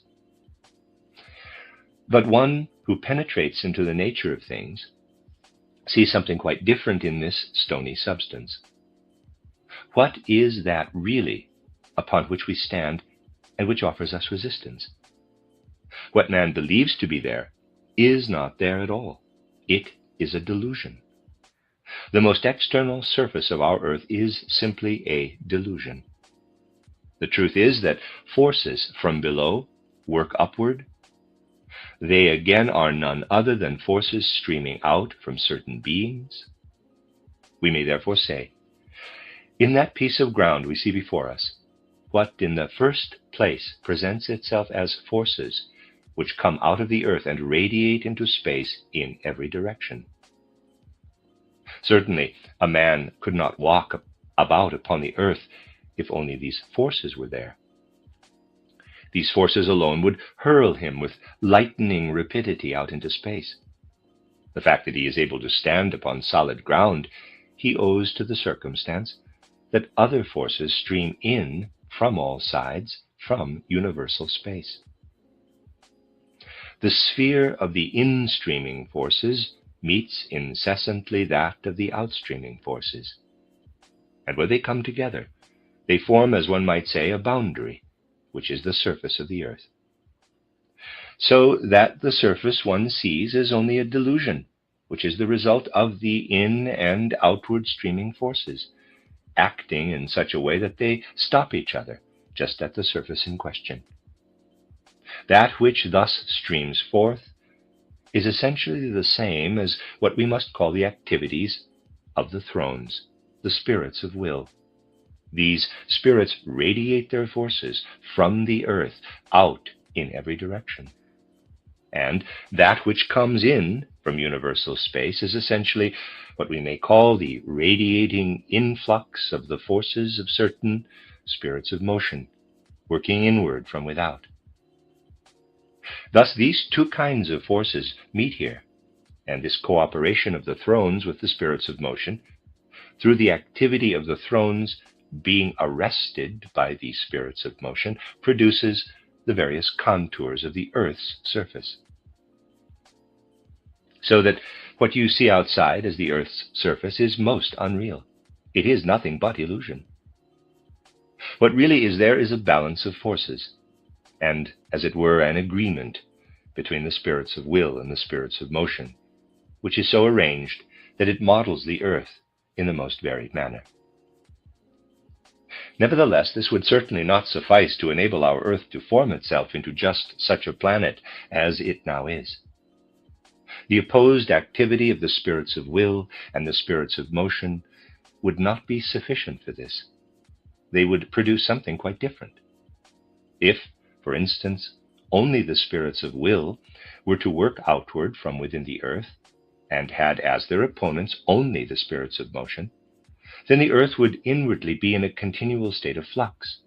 No part of the planet would then be able to be at rest.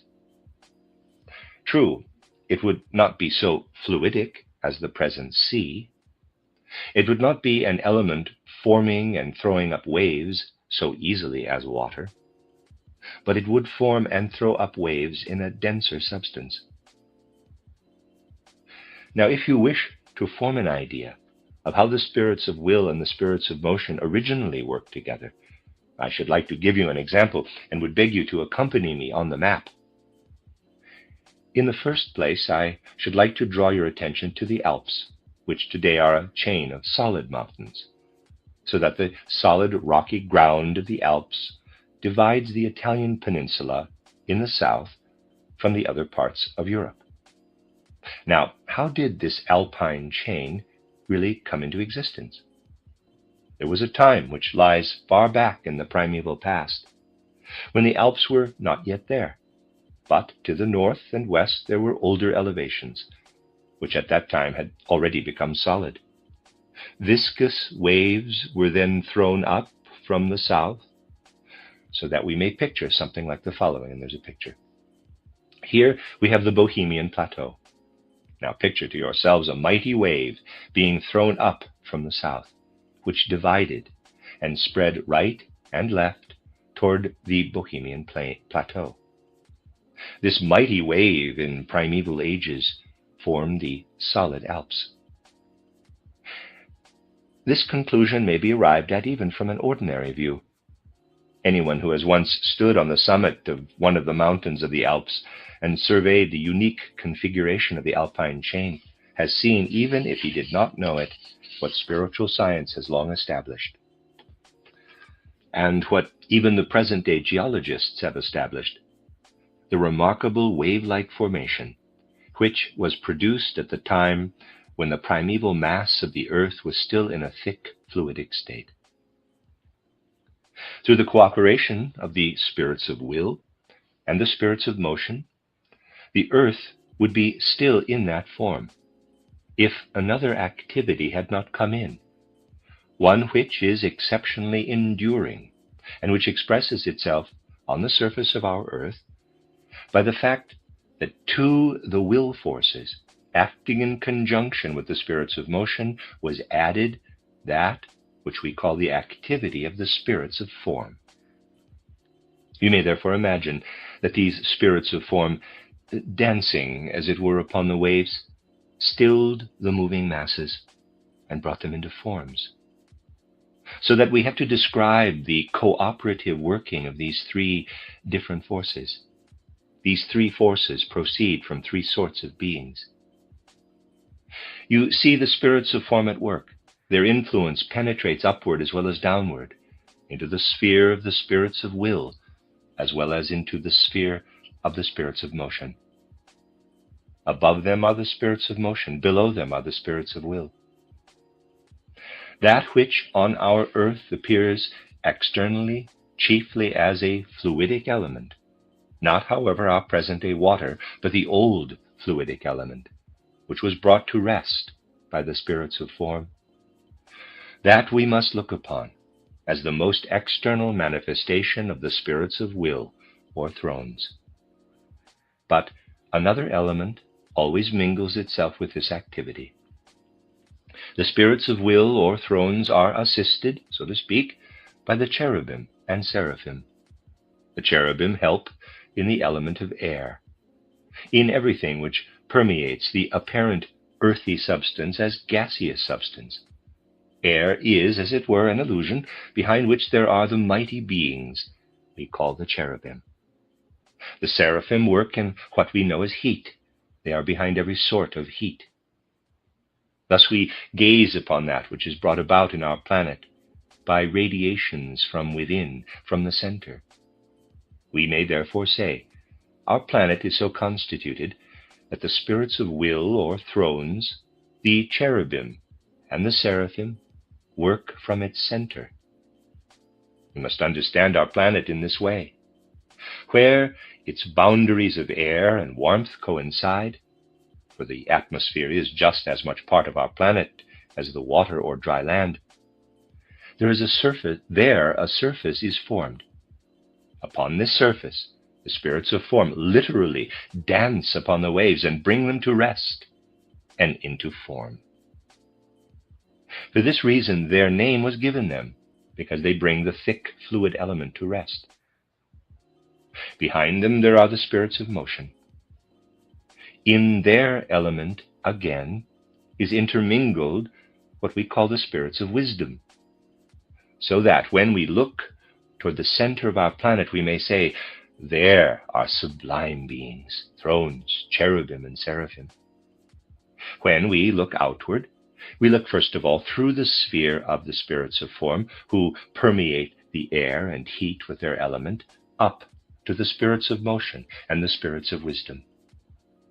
When we gaze out into the periphery of our earth, when we gaze up to the lofty sky, everything there in the way of nature forces and phenomena is essentially to be ascribed to the second hierarchy. Everything we see when we look down into the depths of the earth, we ascribe to the beings of the third or highest hierarchy. It is peculiar combined operation of the second and third hierarchies which yields the configuration of our surroundings. In which of the elements of nature? We have said that the three elements of nature, water, air, and fire, are connected with the spirits of will, the cherubim and seraphim. Do the spirits of form manifest themselves? They are the nearest beings, and they dance upon the surface upon which we live, move, and have our being. They come out of universal space, but only display their force in that which streams up out of the earth.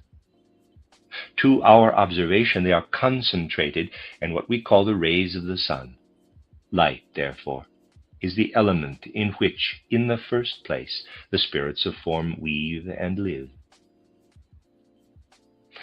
Since, however, the activities of light, with all they include, display themselves on the boundary where the spirits of motion and spirits of will cooperate, it is there that the solid forms are produced. Man has at first no organs with which he could gaze up at that which lies on the further side of these forces of light, which we also call the spirits of form, no organs with which to look into that which is woven into the light.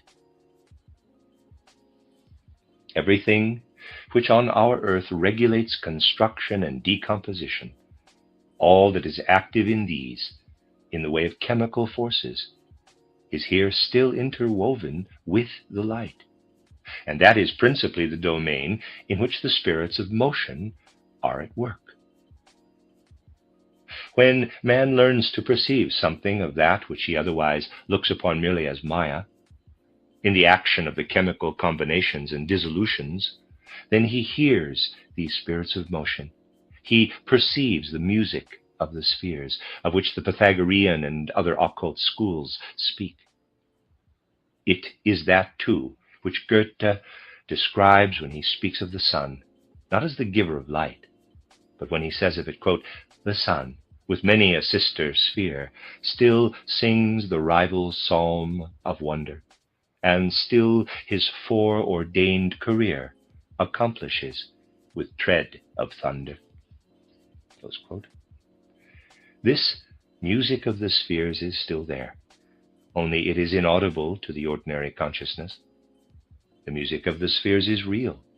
It approaches all men as an astral effect coming from without. Man, however, does not hear it. If to him the music of the spheres was to alternate as does the light, which at certain times when darkness sets in he no longer sees, then there would be certain times when he could hear it. It sounds forth, however, both day and night, and thus he can only hear it when he goes through a certain occult training and development. Whereas the light streams toward us during the day as light, and during the night weaves on further as light, which has been received and absorbed. The music of the spheres sounds forth both day and night. To man this is as with the miller, who only hears his mill when it is not working. Then there still remain the spirits of wisdom, who send in their activities from without and work into the weaving light and into the music of the spheres in its weaving through the universe. That is the life of the universal ether, which streams down to the earth. Life pours in upon the earth from universal space and is caught up by its various beings. This proceeds from the spirits of wisdom, Thus we gaze out into the distances of the universe, and first of all we look up at the sun, in which these forces are concentrated for us, and we see how streaming life, weaving sound, formative light, the trinity of the second hierarchy press in from space. The highest of the hierarchies, the seraphim, cherubim, and the thrones, stream up to us from below. The first hierarchy is interwoven in all that works upon the earth and is chiefly active within the beings. To this hierarchy belong in the first place the archai, who act as spirits of the age. These spirits of the age weave in what has been prepared for them by the higher hierarchies, and bring about what we call our human history, the evolution of civilization on the earth.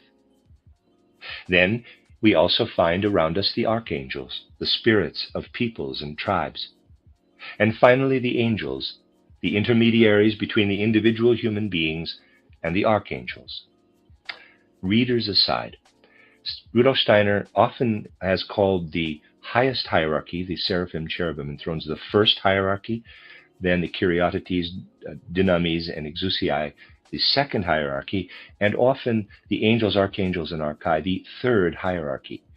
And in this particular lecture cycle, he has inverted that, and he is calling the hierarchy closest to us, the angels, archangels, and archai, the first hierarchy, and so on. And I think perhaps that's because he is focusing on the folk souls and wants to emphasize it in that manner. But I wanted to clear that up for some people who are used to the other numbering system. Sorry for that aside, end of aside. We may therefore say, in the forces of nature which we have upon our planet, in earth, water, air, and fire, the beings of the third or highest hierarchy pour themselves forth and stream toward the activity of the spirits of form who come from outside. From outside, the beings of the second hierarchy stream in, and around the earth are the beings of the first hierarchy, who for the moment have the weakest forces, so to say. Just imagine for a moment what strong forces are possessed by the exalted beings we call the spirits of will, who really carve the ground upon which we walk. Then we have those forces which stream in from outside. Let us take those nearest to us, the spirits of form, who mold the races into shape. And then we have what we call angels, archangels, and archai, who act intimately in the human soul. In the third hierarchy, we have those forces of nature which we call the strongest, the underground forces of nature, the forces of our solid earth. In the second, we have those forces which live and weave around us in the ether. And in the first hierarchy, we have that which lives and weaves in an intimate manner within ourselves.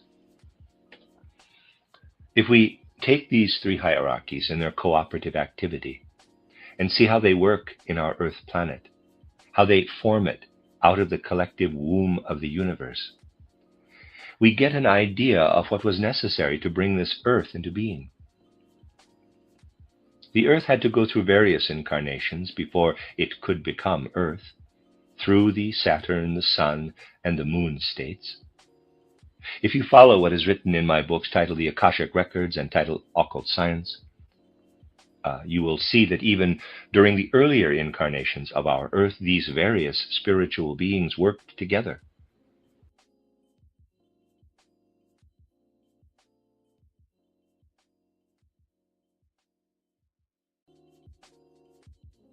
David De Angelis presents Metaphysics, New Dimensions of the Mind by Anthony Norvell. Digitally narrated using the voice of Edward Herman. 26 reasons why this book can change your entire life. For the first time in my 25 years of lecturing and teaching at world-famous Carnegie Hall in New York City, I am presenting the accumulation of my studies of ancient secrets from India, China, Tibet, and the philosophers of the Golden Age of Greece in one simple, practical, and easy-to-understand book which can help you change your life for the better. How to use your metaphysical miracle power will do the following things for you. 1. You will be able to perform miracles in your own life, just as the master metaphysician Jesus, the Buddha, Confucius, and other great philosophers and teachers have in the past.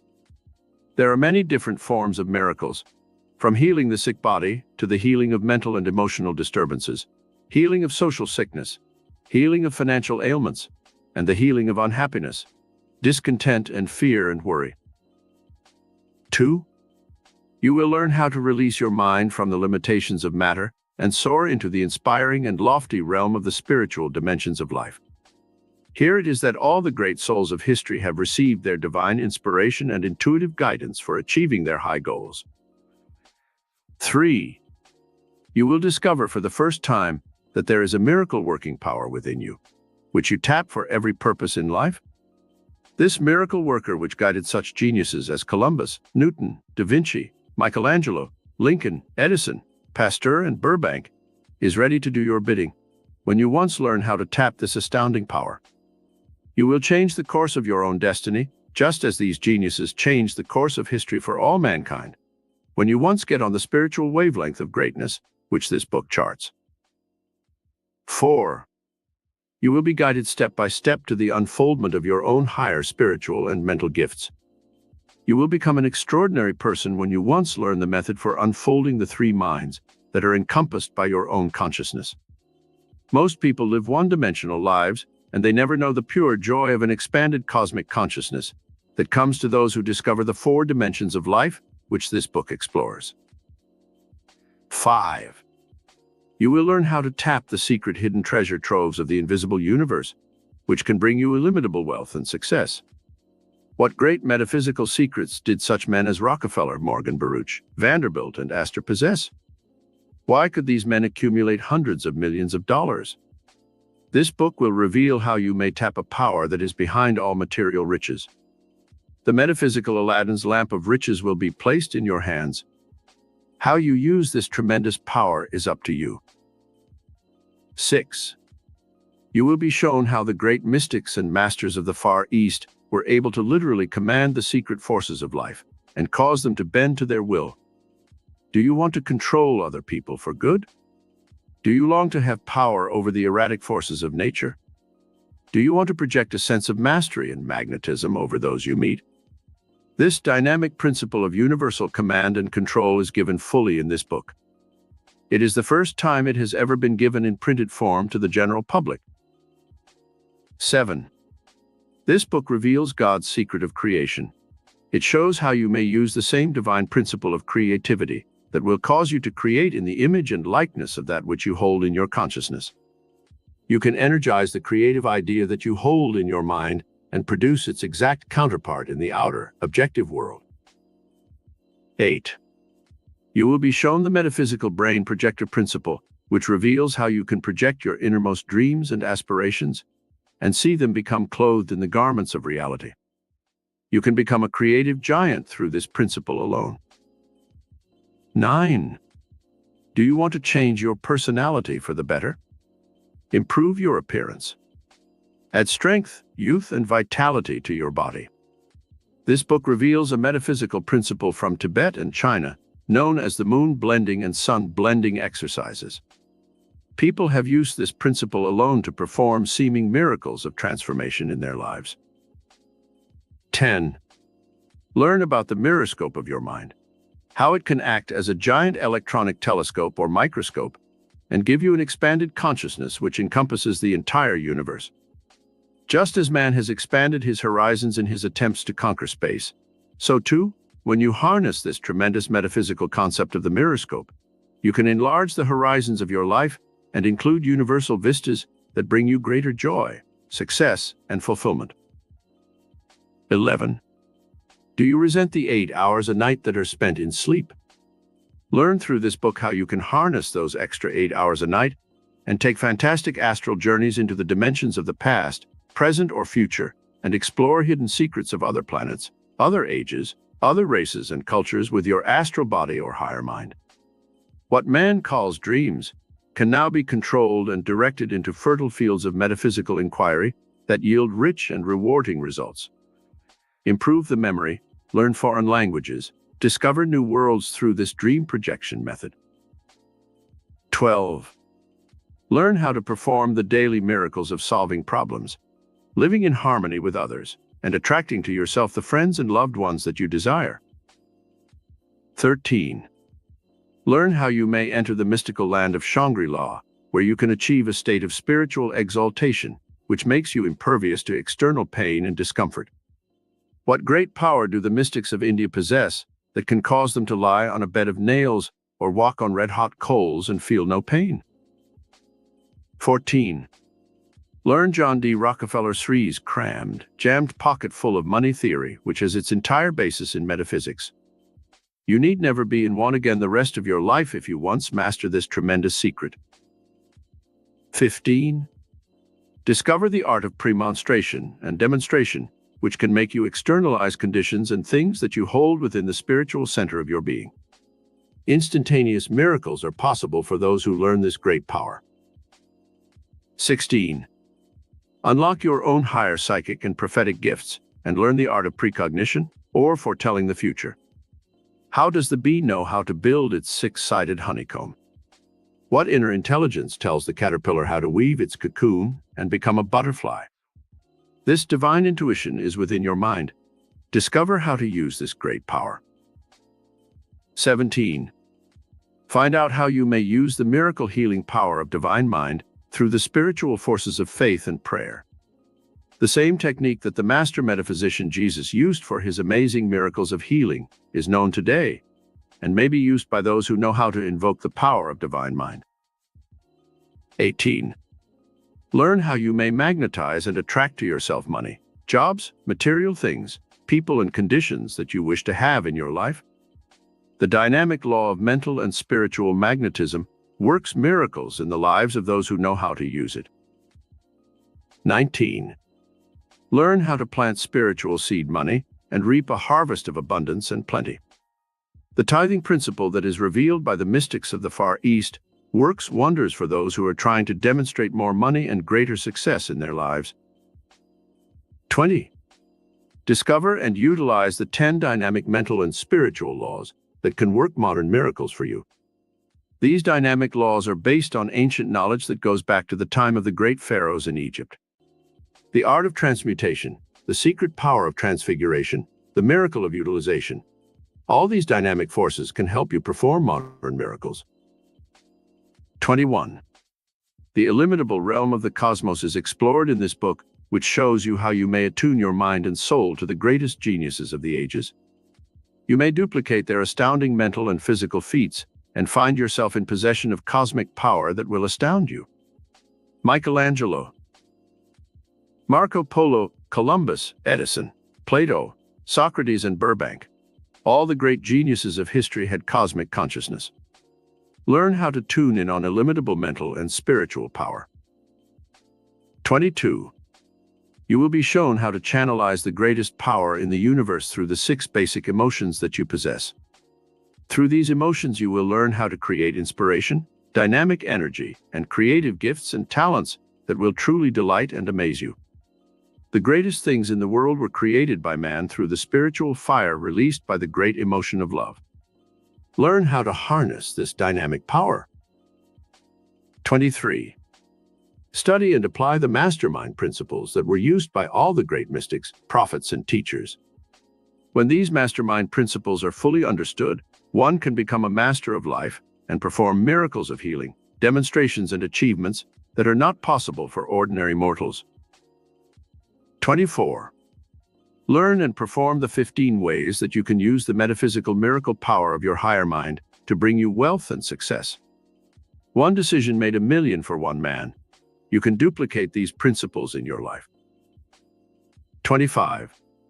Study the 10 golden keys that can help you unlock the doors to life's most profound mysteries. Learn how nature lavishes her abundance on those who are in tune with her dynamic mental and spiritual laws. There are billions of dollars of resources open to all human beings who are aware of this secret. 26. Create the miracle of vital good health and long life by tapping the dynamic solar and atomic energy of the universe. Some people in the Himalayas are said to be 200 years of age. What are the secrets of their long life and vitality? Tap the power of your higher mind, which can reveal these priceless secrets of long life, energy, and rejuvenation through dynamic, vitally breathing, right diet, and spiritual exercises. I dedicate this book to my thousands of lecture members and students throughout America, who have been a constant source of inspiration and encouragement in my 30 years of public work. Introduction. Throughout history, there have been great and illumined souls who have been able to use the power of their higher minds to perform seeming miracles. These men and women used a cosmic force which is in the universe and which anyone may use when he once learns how to focus this higher power within his own mind. There are stupendous miracles such as healing the sick, causing the blind to see, making the crippled walk, but these are not the only miracles with which we are concerned in this metaphysical study. There are the little everyday miracles which you may begin to perform immediately that relate to your health, to your work, to increasing your income, to finding happiness in love and marriage, and to healing your mind of confusion, discord, and unhappiness, so that you may find inner peace and security. You will learn in this study that you too may become a miracle worker, that you may wave the mental wand of faith and create out of the substance of your thoughts and inner dreams the concrete things that you desire in your life. You may tap the power of this higher cosmic mind and create magnificent works, even as did the geniuses of the past who used this miracle-working power. Beethoven used this higher mind within to create beautiful music, even though he was deaf.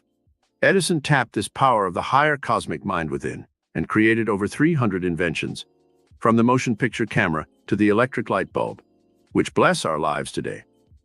Edison used the power which we shall study together, and there is no reason why you may not achieve greatness through this self-same metaphysical power. Lincoln was a miracle worker, and although a martyr, like Gandhi and John F. Kennedy, he brought the miracle of unity and greatness to a strife-ridden nation.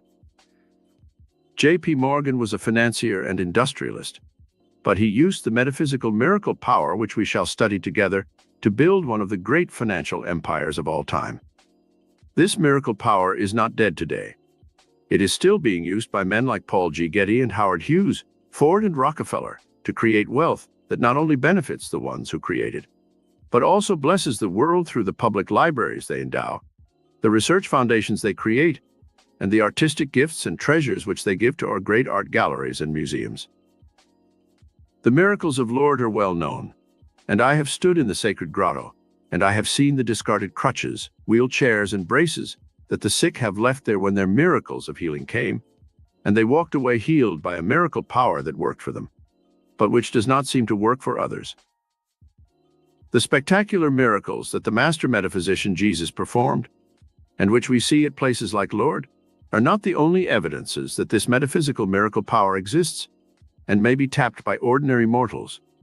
There are other evidences in our own age that this power is alive today and may be used to heal millions of still unborn persons and to save the lives of hundreds of millions today. Salk used this higher miracle power to develop his vaccine for polio. Fleming developed penicillin through this higher intuitive mind. Madame M. Curie discovered radium by listening to the inner cosmic voice that guided them.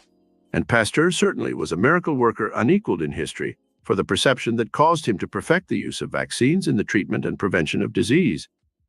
The miracles that Buddha and Jesus performed through the use of metaphysics were indeed formidable. They seemed to set aside the natural laws of the universe and to bring into mental focus some higher dynamic spiritual law that worked miracles. However, this power did not end with them. This miracle-working power is still alive today and may be tapped by any person who will spend a few hours studying the principles and spiritual laws set forth in this book. The Age of Modern Miracles. Today, as never before, we live in an age of modern miracles. Jesus walked on the surface of the sea, but modern man not only skims over the surface of the sea, but is able to swim hundreds of feet below the water in his modern atomic submarines and sail around the world without resurfacing.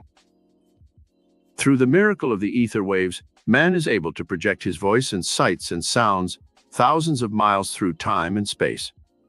The miracles of radio, television, Cinerama, and Telestar prove that man lives in the midst of a vast cosmic sea of intelligence which will respond to his own dynamic thought currents and bring him amazing miracles of sights and sounds which would have been impossible 100 years ago.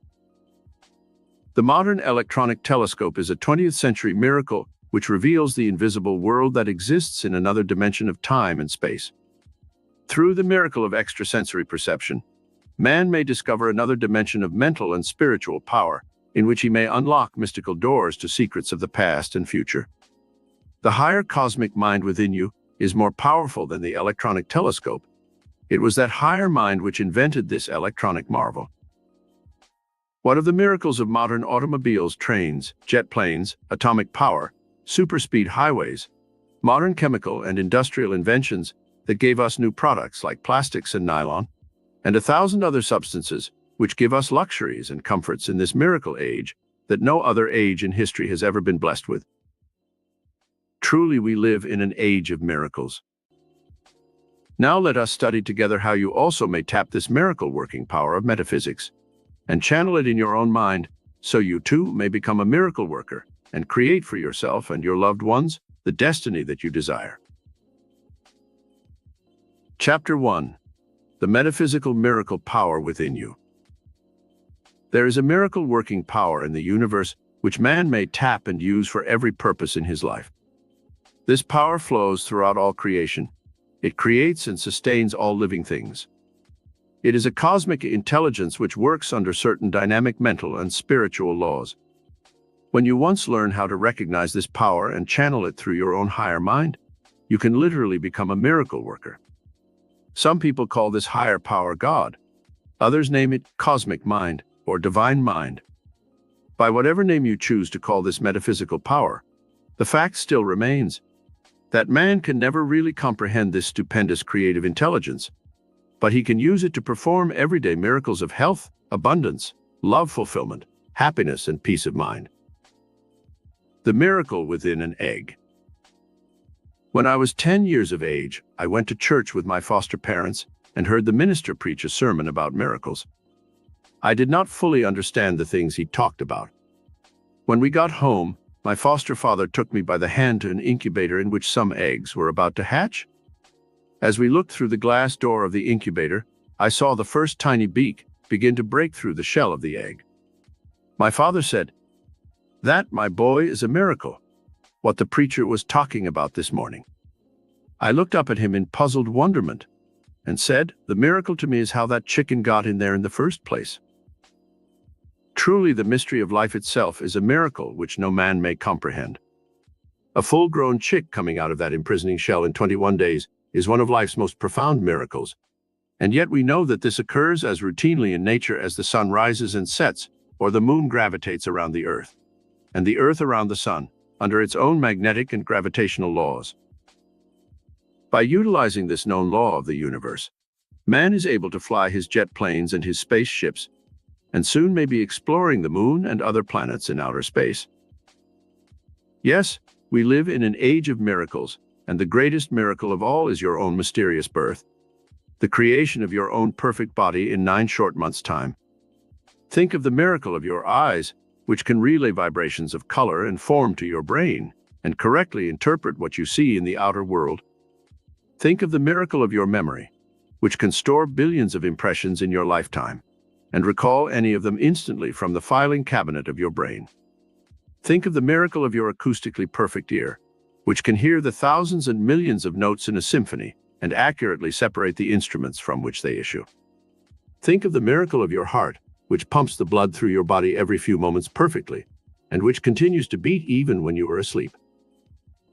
You will readily see that some higher intelligence within you automatically performs all these vital functions without even your conscious volition or concern.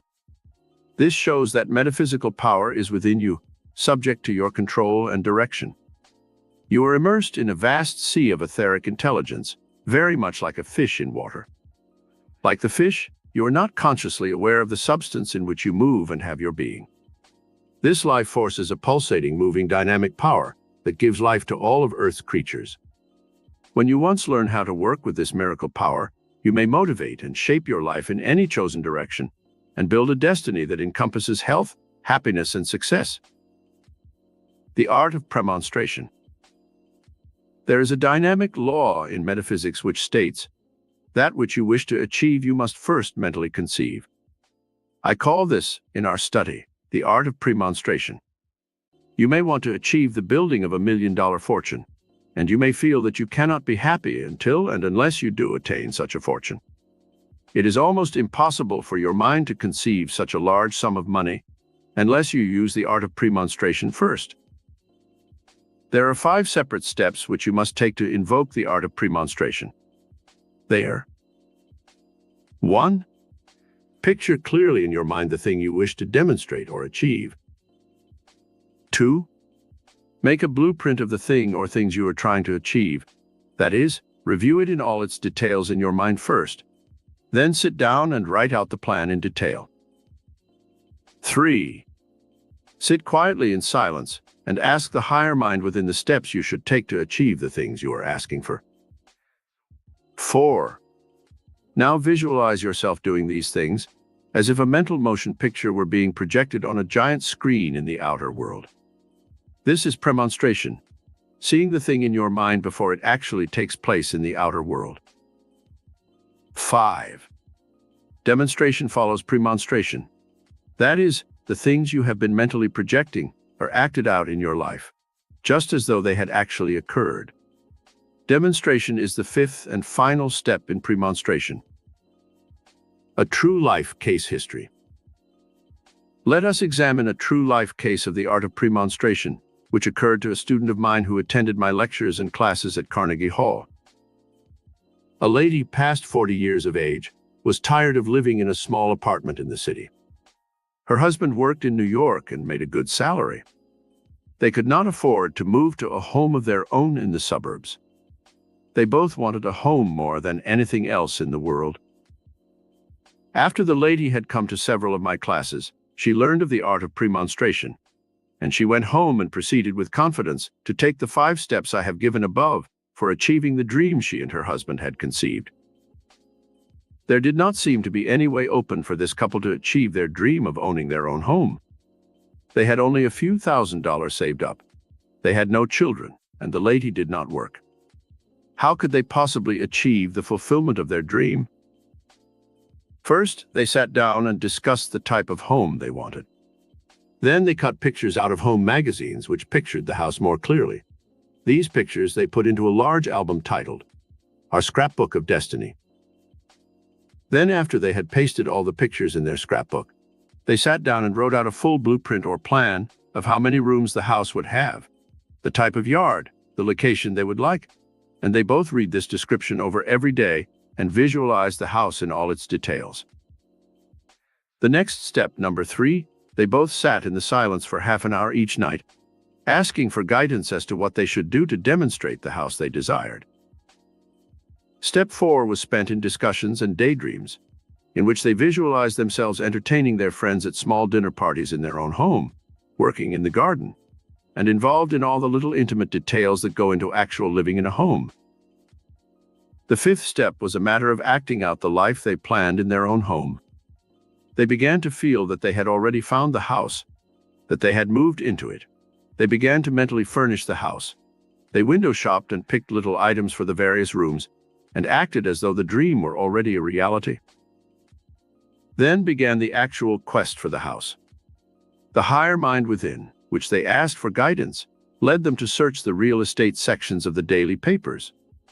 They saw nothing matching their mental dream house. But one day a friend told them of a home in the country that belonged to a recent widow who wanted to sell and go to Europe to live. The couple rushed to New Jersey to see this home. It was the dream house they had pictured in every detail. But the lady wanted $25,000 cash. They had only $3,000 in the bank.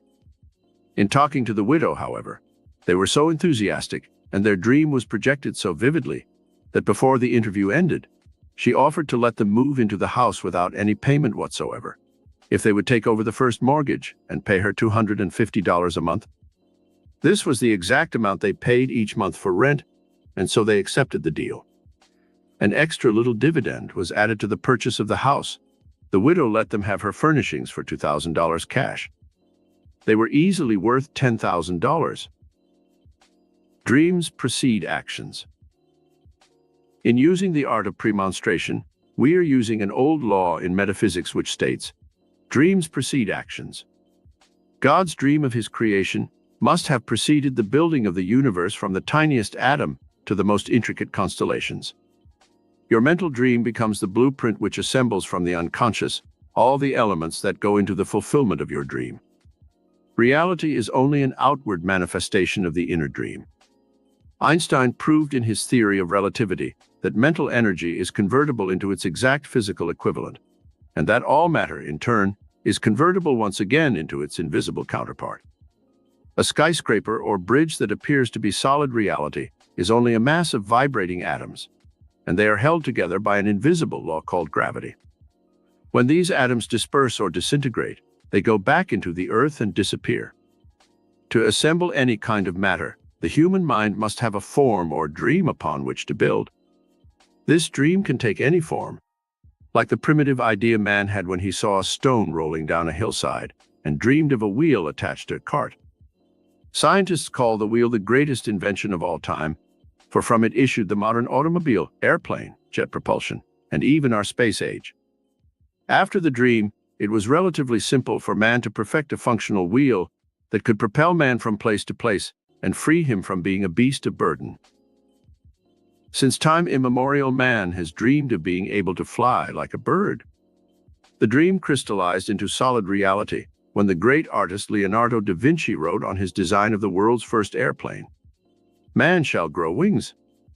His airplane could only glide, since the motor had not yet been invented, but a self-propelled airplane was already on the way to being a reality, with that first sketch and building of a flying machine. The Wright brothers carried the dream a step further toward reality, after another man had dreamed a motor into existence. The entire universe is built on a dream. To create the world of your choice, learn how to daydream constructively.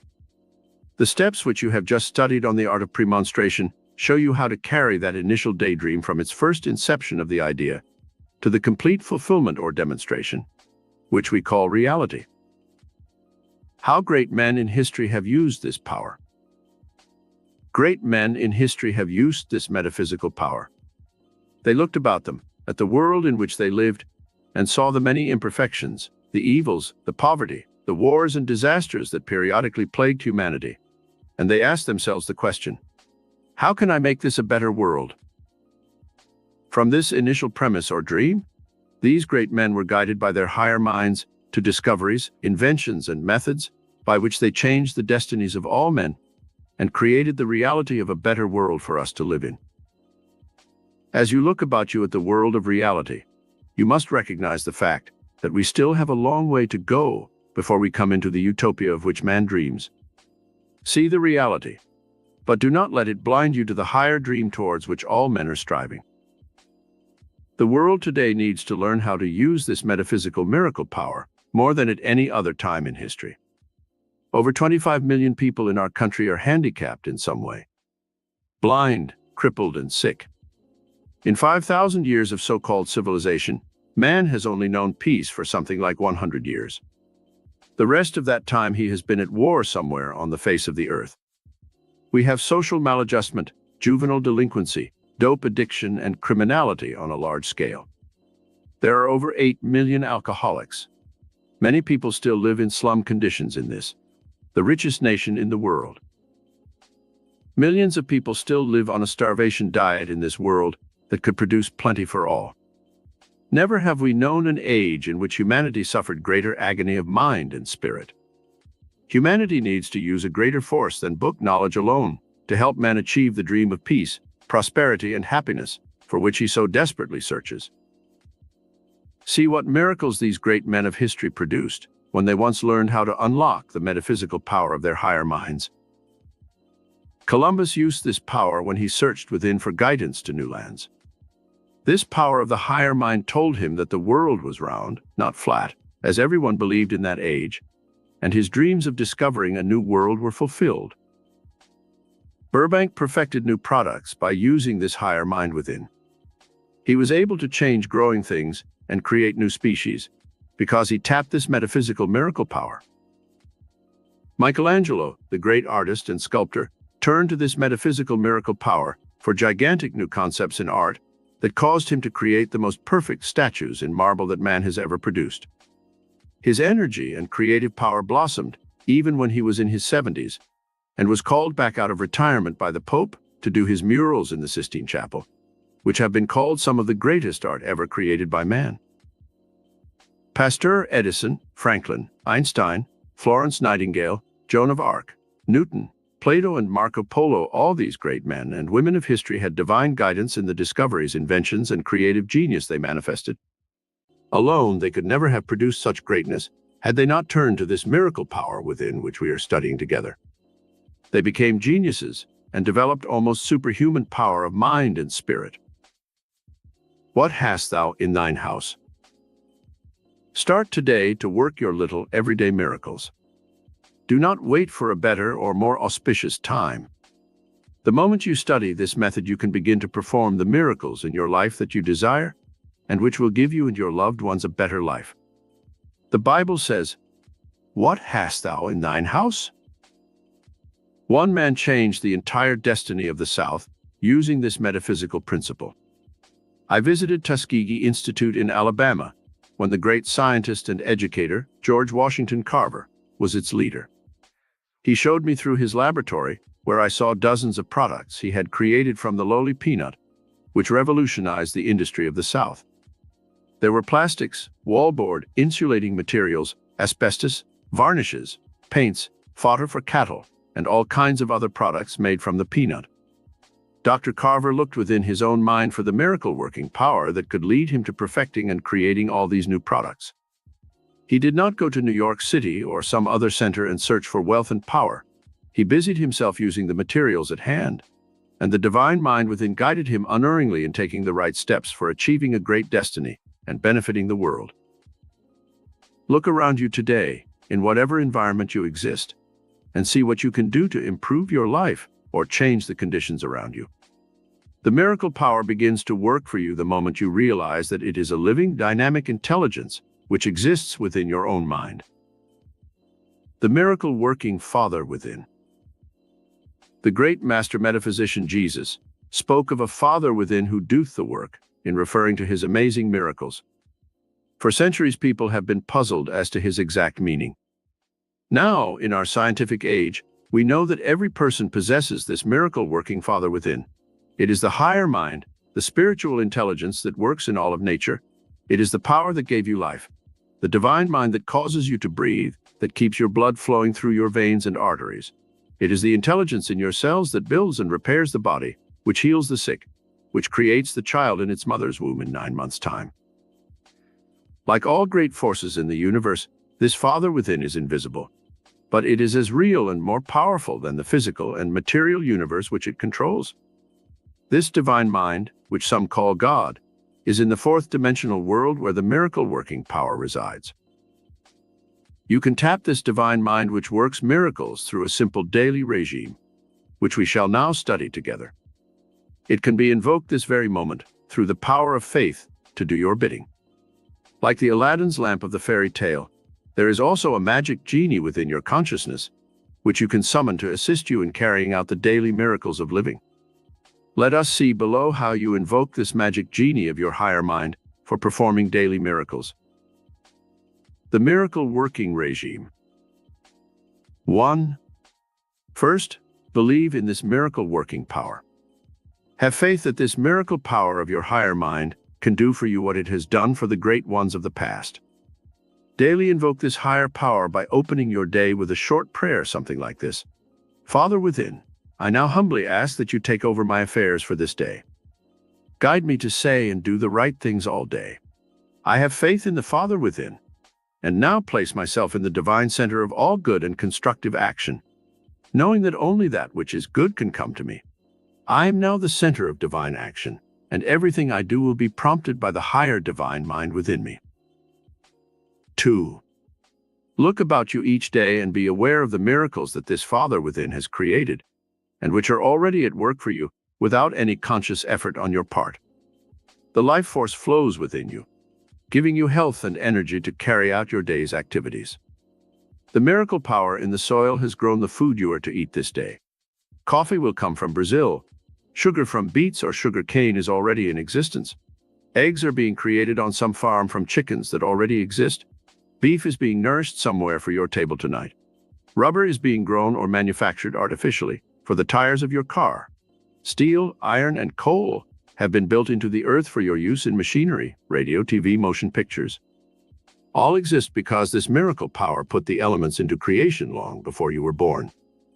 The oil which runs your car, which gives you heat in winter and cold air in summer, was starting to be created 1 billion years ago. The wool for making your clothing exists somewhere already on a distant flock of sheep. The cotton for shirts, dresses, and other items is now growing on some far-off plantation. Be aware of this miracle working power of divine mind that is at work in the universe and is even now working for your own good. 3. Sit down for at least half an hour daily and concentrate on the power of this higher divine mind within you. Ask this power to give you perfect health. If you are sick and wish it to heal, you have faith in this power.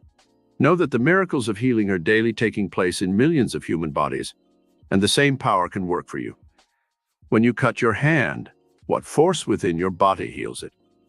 This force weaves new skin, sends the phagocytes to the wound to kill the invading bacteria, and creates new cells to take place of old ones.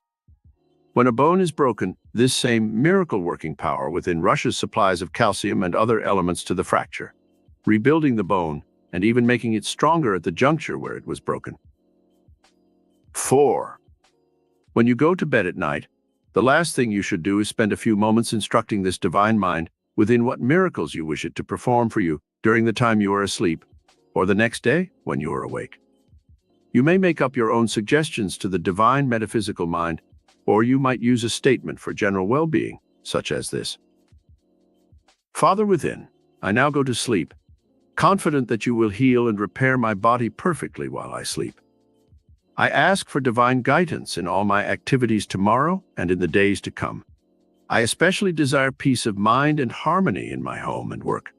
I ask for new ideas to improve my finances and to bring me security for the future. I ask for the miracle of divine love to flower in my life and to bless all those within the center of my activities. I now go to sleep confident that I shall awaken on the morrow refreshed, healed, revitalized, and rejuvenated mentally and physically. 5. To concentrate the power of this higher divine mind within, sit down each day and make out a list of the positive and constructive things you want to happen to you. This list should include your working conditions, your home, your social life, your gifts and talents, your finances, and your state of health. Do not be afraid to ask the indwelling Father for anything you desire, for remember, He created the universe and all therein for you to use and enjoy. Your list might look like this. A. I desire a change in my work.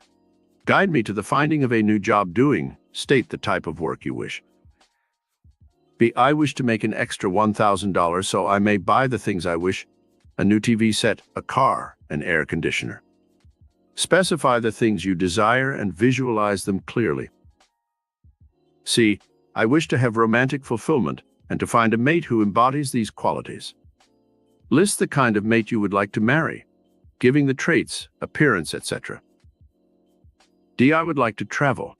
Guide me to the means for taking trips to. List the countries you wish to visit. One lady in our lecture group listed travel on her miracle guidance chart, and she soon found work on an ocean liner as a manicurist. She met a wealthy widower on this cruise, fell in love with him, and married him when the cruise ended. She achieved another objective which she had on her guidance chart: the finding of a suitable mate and financial independence. You never know from what channel your good will come to you. When you once release the tremendous power of your higher divine mind, you will begin to see miracles occurring on all sides of you. Things will happen that you never consciously realized were possible before. Have faith in this power and never doubt its spiritual reality, for the very fact that you exist is living proof of a miracle-working power in the universe that is greater than any other force in existence. Chapter 2. How to work miracles through metaphysical commands. We have learned that the miracle power is within you, and that it can work for you when you use a certain regime, which we studied in Chapter 1. Now let us learn how to work miracles through creative metaphysical commands that we shall give to the indwelling Father who performs the miracles we desire. The cells of your brain and body are like tiny batteries. They possess atomic and electrical charges that are diffused throughout your entire body. Science now has discovered that when we are sick, the brain and body cells have in some way become short-circuited, and their charges of electricity, magnetism, and life force are depleted. The miracle working power of the divine mind within is what normally keeps the brain and body healthy. It is prejudiced in favor of health, not sickness. Life, not death. Success, not poverty. Happiness, not misery. Peace, not conflict. Love, not hate. When you wish to work miracles of health or success or love happiness, you must learn to go to the very foundation of your life and work with the divine intelligence that has been implanted within your mind and body. To focus this creative miracle power, you must stir the positive, healing emotions into vibrant action with creative metaphysical commands. Let there be light. The first dynamic creative command in the Bible is, "Let there be light." Under the impetus of this forceful statement, the invisible atoms and molecules of unlimited space were set into motion, and all creation began. Light is synonymous with spirit or intelligence. Darkness represents ignorance and the forces of evil. So too, there are two opposite polarities in all of life.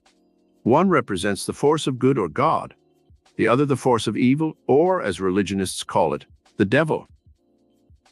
Just as God used this dynamic command, "Let there be light," to start all creation, so too, you can summon up all the creative powers of your brain and body by using a similar creative command to invoke the miracle-working power that can change your life from a negative, fear-filled, and unhappy one to one of health, happiness, and fulfillment.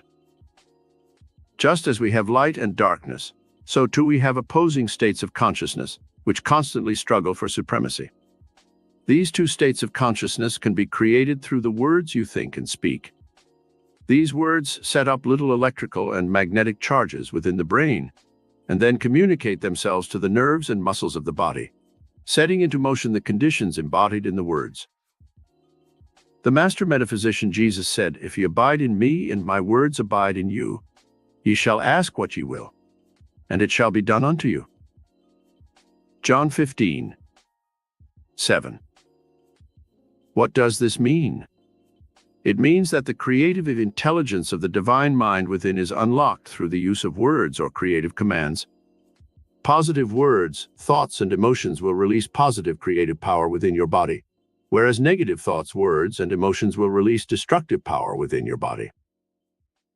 Many modern doctors will not allow certain words to be used in the presence of their patients because they know that negative words can be harmful to the patient and decrease the healing power within the body. Focalize your creative miracle power. Everyone has a vague idea that he wants to be happy, that he would like a healthy body, that he would like to have a fortune, but most people occasionally release enough creative power through their positive thoughts and emotions to just barely get along in life. Some unconsciously use the right creative commands, and then they see amazing results in their lives. However, most people are so steeped in the consciousness of negative thoughts, words, and emotions that they are never able to achieve the big dramatic results that bring them complete fulfillment and happiness. To achieve the complete release of this inner miracle power, you must learn how to focalize the creative energies of your mind and your emotions. Just as the sun's rays can be focused through a magnifying glass and set fire to a piece of wood or paper, so your creative mental energies can be focalized through a process of concentration and dynamic mental action that can literally kindle the creative flame of genius within yourself. Secret of spiritual communication.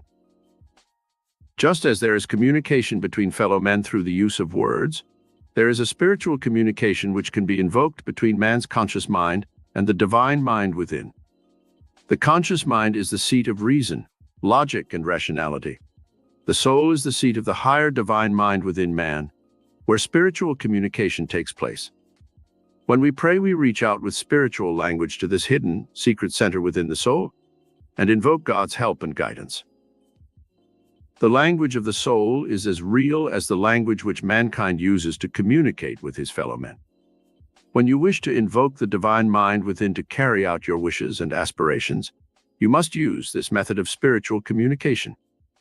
To release the dynamic energy of this higher mind, you must see to it that the words you use in this spiritual communication are the right ones.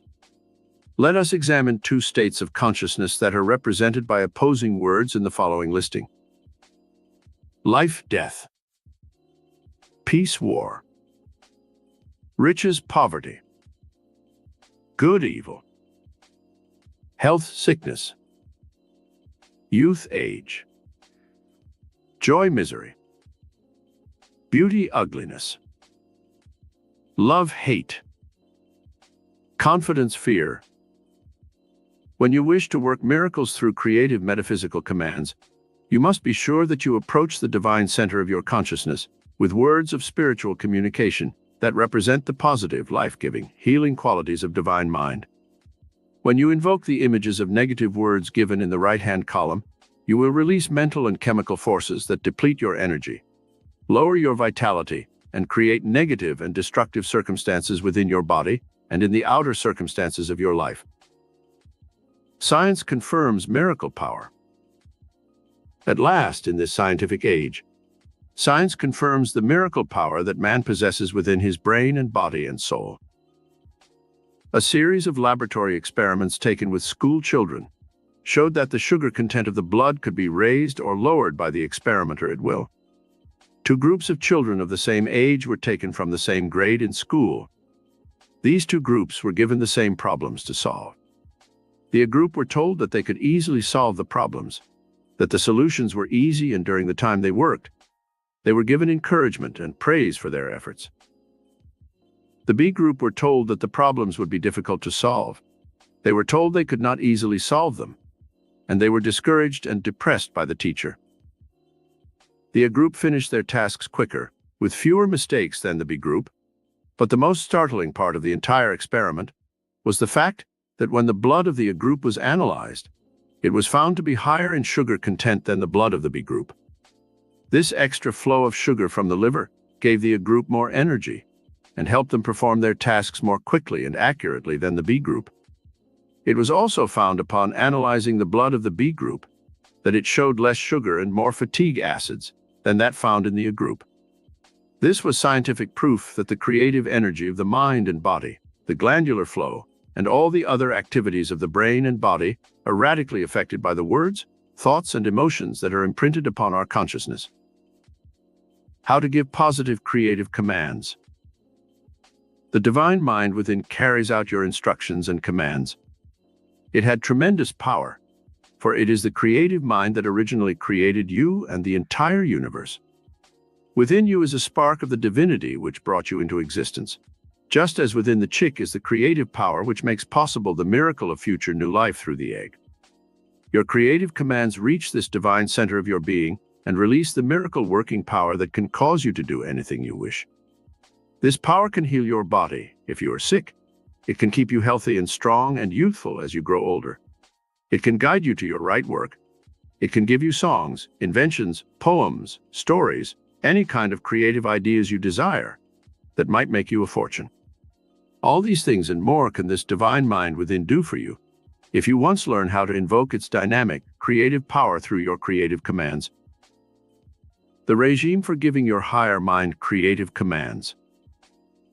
Each day, when you arise in the morning, give your higher mind a series of creative commands made up of the life-giving, positive words you will find in the left-hand column just presented. You can make up your own powerful commands or use those given here. Say these statements aloud if possible. If not, then say them quietly to yourself. Repeat them several times to give them greater effectiveness. Then, during the day, as often as you can, whenever you feel the need for more energy, more power, more intuitive guidance, say the particular creative commands that fit the situation. 1. Life. I am life. The life force now flows through my brain and body, filling me with energy and vitality. I now breathe deeply, and the life force is strengthened and fortified. I am young. I am strong. I am powerful. I now meet all challenges with new courage and optimism. The divine center of my being expands and grows more powerful under the impetus of divine mind. 2. Peace. I am now at the center of peace and poise and power. All disharmony and conflict fade away. I know the joy of perfect serenity, and like a peaceful lake, reflect the blue of the heavens. My serene soul now reflects the joy and radiance of the divine countenance, and I am at peace with the world. 3. Riches. I now command the forces of life to bring me abundance and prosperity and riches. I ask for divine guidance to my right place in life. The treasures of the universe were created for me, and I now accept abundance. 4. Good. I am good, and therefore I attract only that which is good into the orbit of my experiences. As God is good, I am now a channel for the perfect expression of God's goodness through my daily activities. I give out good, and good comes back to me. I operate under the law of good, and evil has no power to touch my life. 5. Health. I summon the miracle working power of my higher mind to heal my body of any and all negative conditions known as sickness. I command the life-giving forces within my brain and body to so regulate my glands and operate within my organs that I shall know health, vitality, energy, and strength. 6. Youth. I now energize my brain and body with the consciousness of youth. I recognize that the life force or divine energy is never old, sick, or tired. Therefore, my body can know only the enthusiasm and energy of youth. I am now in the consciousness of immortality and divinity, and the soul is ever young, and in the eternal image and likeness of God. 7. Joy. I vibrate on the plane of joy and happiness. I am filled with the vibrancy and thrill of life. I rise on wings of hope and optimism to new planes of consciousness, where all my dreams come true. I am happy, and I radiate that happiness to everyone I meet. 8. Beauty. I am filled with the ideal of spiritual beauty, which overcomes the limitations of the physical self. Beauty is in the eyes of the beholder, and I now see the beauty of sunrise and sunset, of oceans and mountains, of bright blooming spring flowers, of blue skies, and all the hidden beauty of my daily life. I am surrounded by beauty, and its creative miracle now changes my world from one of drabness to a wonderland of magic and enchantment. 9. Love. I now live in the radiant consciousness of love. I send out love to everyone I meet. This radiant stream of divine love negates all hate and resentment. I am like a loving, trusting child, having faith in all people and knowing that the divine image of love is within the soul of every living human being. 10. Confidence. I now surround myself with an aura of confidence and poise. I no longer fear anything in life. I know that the Lord is my shepherd, and I shall not want. I radiate confidence in my business and social life.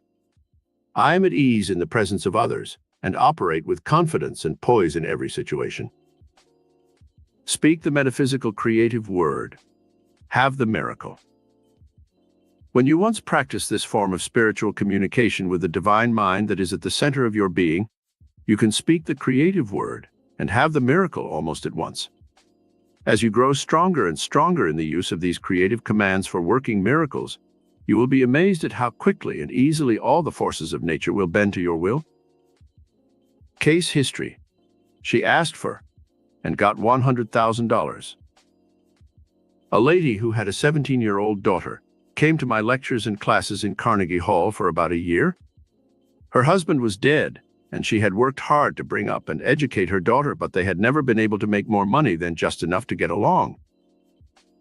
After this lady had learned the metaphysical method for performing miracles, she asked the divine mind within for the sum of $100,000. She did not know how such a vast sum could ever come to her, but she did have faith that the power within could bring her that sum of money. One day in meditation, she suddenly had a vision that she would win the money through buying a sweepstakes ticket. She had never gambled in her life, and she was astounded when this vision came to her so strongly. She bought a ticket in the Irish sweepstakes, and when the drawing occurred, her ticket was chosen for one of the biggest prizes, $144,000. She won that amount when the race was run, since her horse came in first. She came into the fortune she had dreamed about and was able to do all the things she had wanted to do all her life. I have never bought a sweepstakes ticket in my life, and I certainly do not urge any other person to go about his demonstration of a fortune through this unreliable medium of gambling, but in this instance, perhaps there was no other way by which this lady could have had the materialization of her fortune, and Divine Mind might have given her the intuitive guidance to buy that ticket. The power works in various ways for various people. It may take longer in some cases, but if one persists and has faith in this miracle power, it will ultimately bring one the things of which he dreams. The regime for releasing miracle power through creative words. 1. Concentrate your creative power of mind by organizing your thoughts into positive patterns, rather than negative ones. Remember, thoughts are things. You create the outer circumstances of your life by your inner thoughts. Each day, practice thinking positive thoughts of health, happiness, peace, prosperity, and joy. 2. Make it a practice to eliminate all negative words from your vocabulary and supplant them with only positive words. When you talk to other people, use only creative commands. Learn to practice saying things that express positive convictions, such as, "I'm happy. I am healthy. I can succeed. I can do that. I will be a success. I will have money. I will overcome my problems." Henry J. Kaiser, who is worth hundreds of millions, showed a friend who once visited his home in Hawaii a dictionary in which he had carefully cut out the word impossible. This was one of the secrets of his success. He refused to express any words that were negative and lived on in the positive conviction that he could accomplish anything he desired. 3. Daily, practice raising your energy levels by using energy-producing words which you repeat over and over.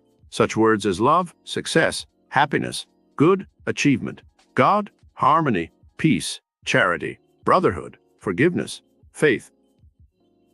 Great men in history have always used this theory for producing the positive chemistry of mind and body by using magnetically charged words that help them raise the creative energy levels of their consciousness.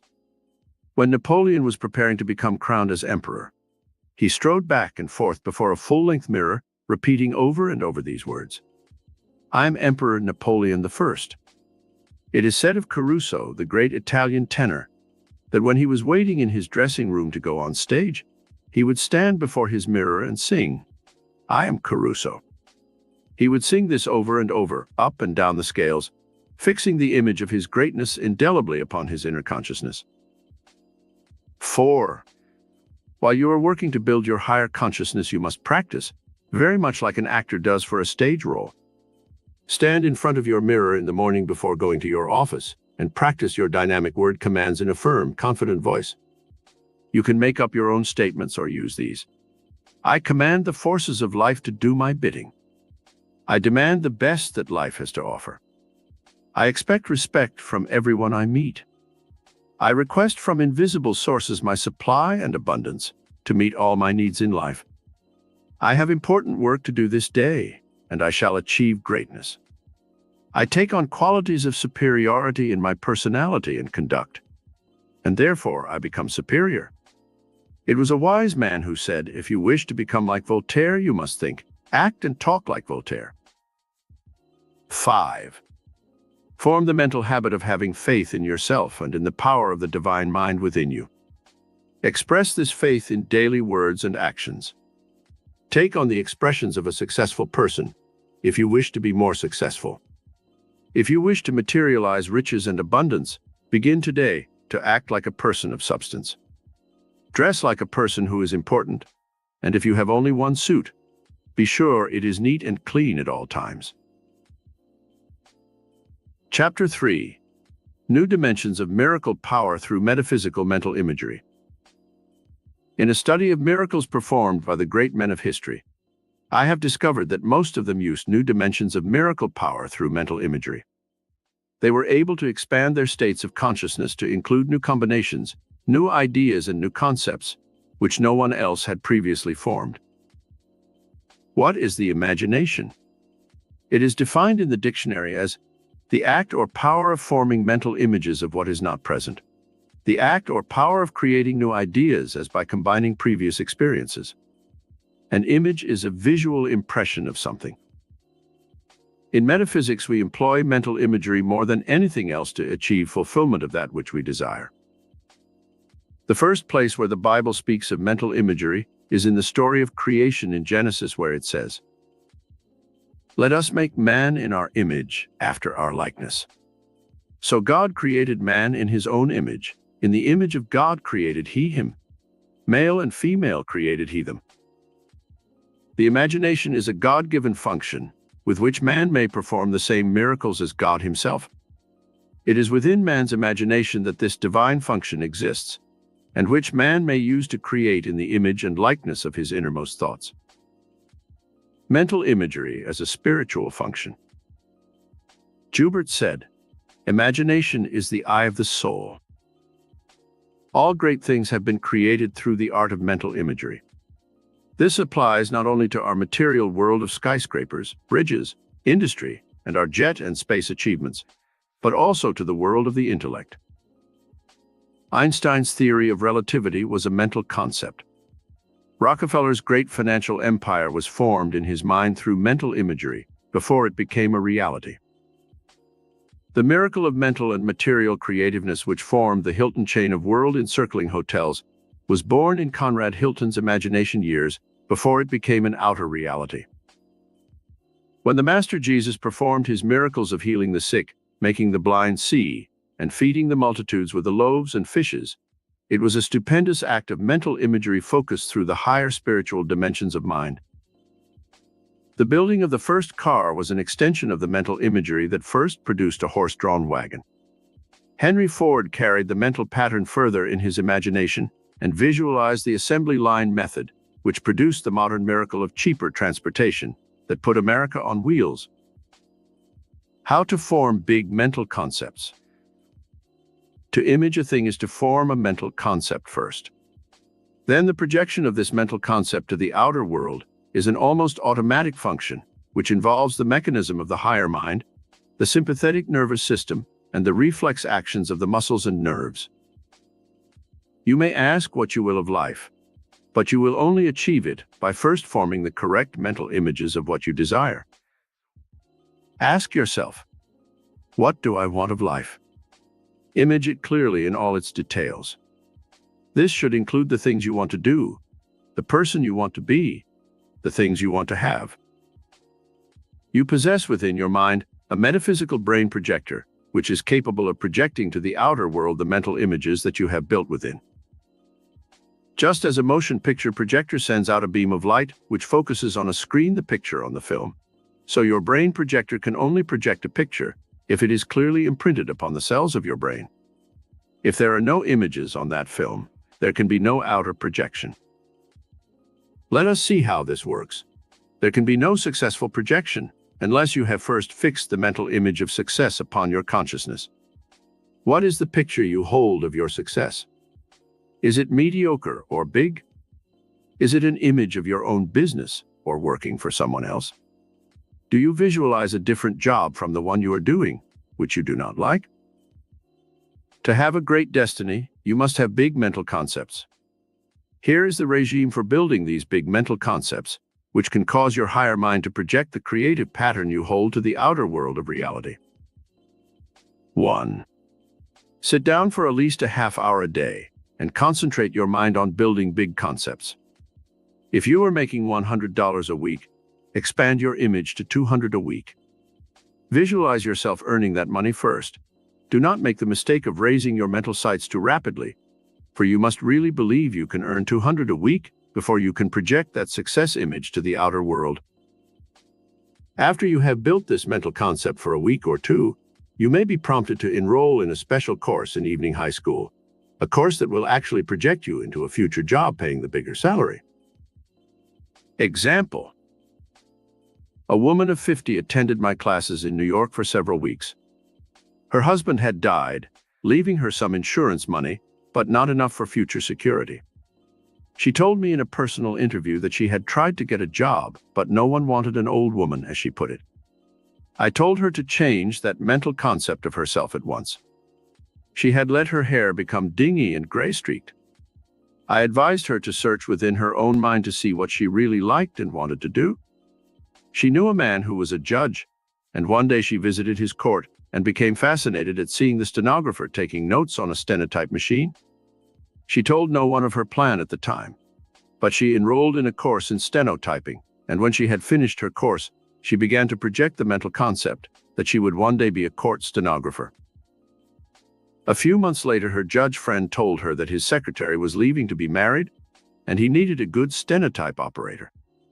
It was only then that she revealed her secret to her friend, that she was a trained stenotype operator. He hired her at a good weekly salary, and this woman, who had felt that she was old and finished in life, began at 50 a new career that paid her well and gave her new dignity and self-respect. Miracles can truly occur through the use of mental imagery. 2. Look around you in your everyday life and see what conditions you would like to change or improve. Almost all great things have been accomplished because someone looked about him and was discontented with the way things were and wanted to change and improve them. This exercise should apply not only to your physical environment, but also to your mental gifts and talents. Perhaps you want to play the piano, or sing, or do public speaking. This desire to change the circumstances of your life can be extended to all departments of living. Visualize yourself playing the piano, writing the book, taking the trip, making a bigger sum of money. And soon you will be guided by the divine mind within to doing the things that you have created through mental imagery. 3. Constantly strive to increase your knowledge of the world in which you live. The power of imagery increases when you possess a mind that has many highly developed facets. Your imagination can only compile new and more effective forms of imagery when your brain has absorbed many new ideas. It is true, he who has imagination without learning has wings but no feet. The imagination must be developed through knowledge and solid facts. Make it a point to study all branches of knowledge so you will be well read and will have an appreciation of the better things in life. The Chinese say, "Man with good education seems to have much luck." 4. Mentally practice actions that you would like to have take place in your life so that your imagination will be more fully exercised. For example, practice aloud and before a mirror, asking your boss for a raise in salary. Then practice selling some product to a prospective buyer. Make a speech before the Congress in which you plead some universal cause, such as peace or brotherhood. Visualize yourself buying a Cadillac or other fine car, driving it, showing it off to your friends. Do the same thing with buying your own home, investing money in the stock market, or taking a trip to some place you want to go. The ability to create mental images depends on exercise, just like physical development of a muscle. If you can pass a series of such mental images through your mind daily, you will soon find yourself reflecting these mental images in your daily life and doing the things you have held as mental concepts. 5. Mentally set some high goal for yourself and let this goal constantly inspire you to make bigger efforts to achieve your goal. You might, in your mental imagery, plan what you would do if you suddenly inherited $1 million. You might laugh at the thought that you would ever come into so much money, but remember, you are using a metaphysical miracle power that can work its miracles for you, as it has for thousands of others in the past. Examples. Here are 4 examples of students in my classes who used this power of mental projection through the imagination and who came into unexpected sums of money. One young lady received money through a large insurance policy that a relative had made out in her name years before. A man had a sum of money come to him from reparations paid by Austria to those whom the Nazis had robbed when they occupied Austria during the war. A third member of our lecture group came into a large sum of money through the settlement of a court case involving a patent infringement. Another lady in our group sold her first novel, which she wrote after learning how to exercise her imagination. She was given a substantial advance payment for the book, and later received thousands of dollars from a movie company that bought the book. 6. Do not accept the limitations that might exist at the present moment in your life. In your mental imagery, see these circumstances changed by time into the new conditions that you hold in consciousness. If you were a shoeshine boy in Texas and someone told you that you would one day become President of the United States, it might almost appear laughable. And yet, a boy named Lyndon Baines Johnson made that type of amazing transition in a period of a few short years. He used these principles of mental imagery to amass his vast fortune, and even if he had not become president through chance, his life still would be counted a successful one. 7. Talk to your higher mind, just as you would talk to a person, telling it your secret aspirations and desires, and then sit quietly in the silence and let it guide you to taking the right steps, which will fulfill your destiny. Sammy Davis Jr. had every known limitation in his early life, but he kept telling himself, "I can do it," and visualizing and imagining his future success, until he finally won through and became a great star. Another instance of a man of the same race, who has amazed everyone in the boxing world, who has used this principle of imagination and mental projection, is Cassius Clay. Some people might consider his confident statements about victory in the ring as mere braggadocio, but the fact remains, he has up to this point fulfilled every promise he made to himself. 8. Perhaps you are not living the life in this moment that you would like to live in the future. You may be in the wrong work, and you may not be able to make a change at present. You may not have enough money to do the things you desire, and you may feel that you can never change these negative circumstances of your life. Should you let your situation depress and discourage you?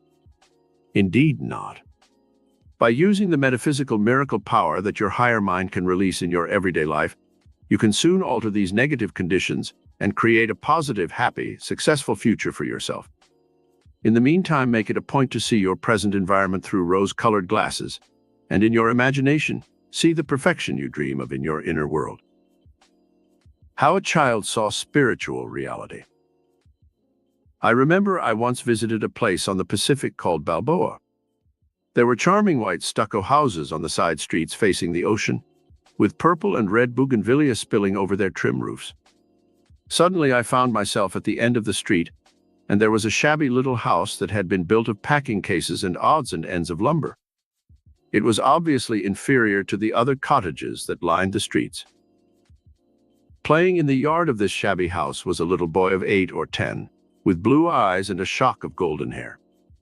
I pointed to the shabby shack and added, "Does anybody live in that house?"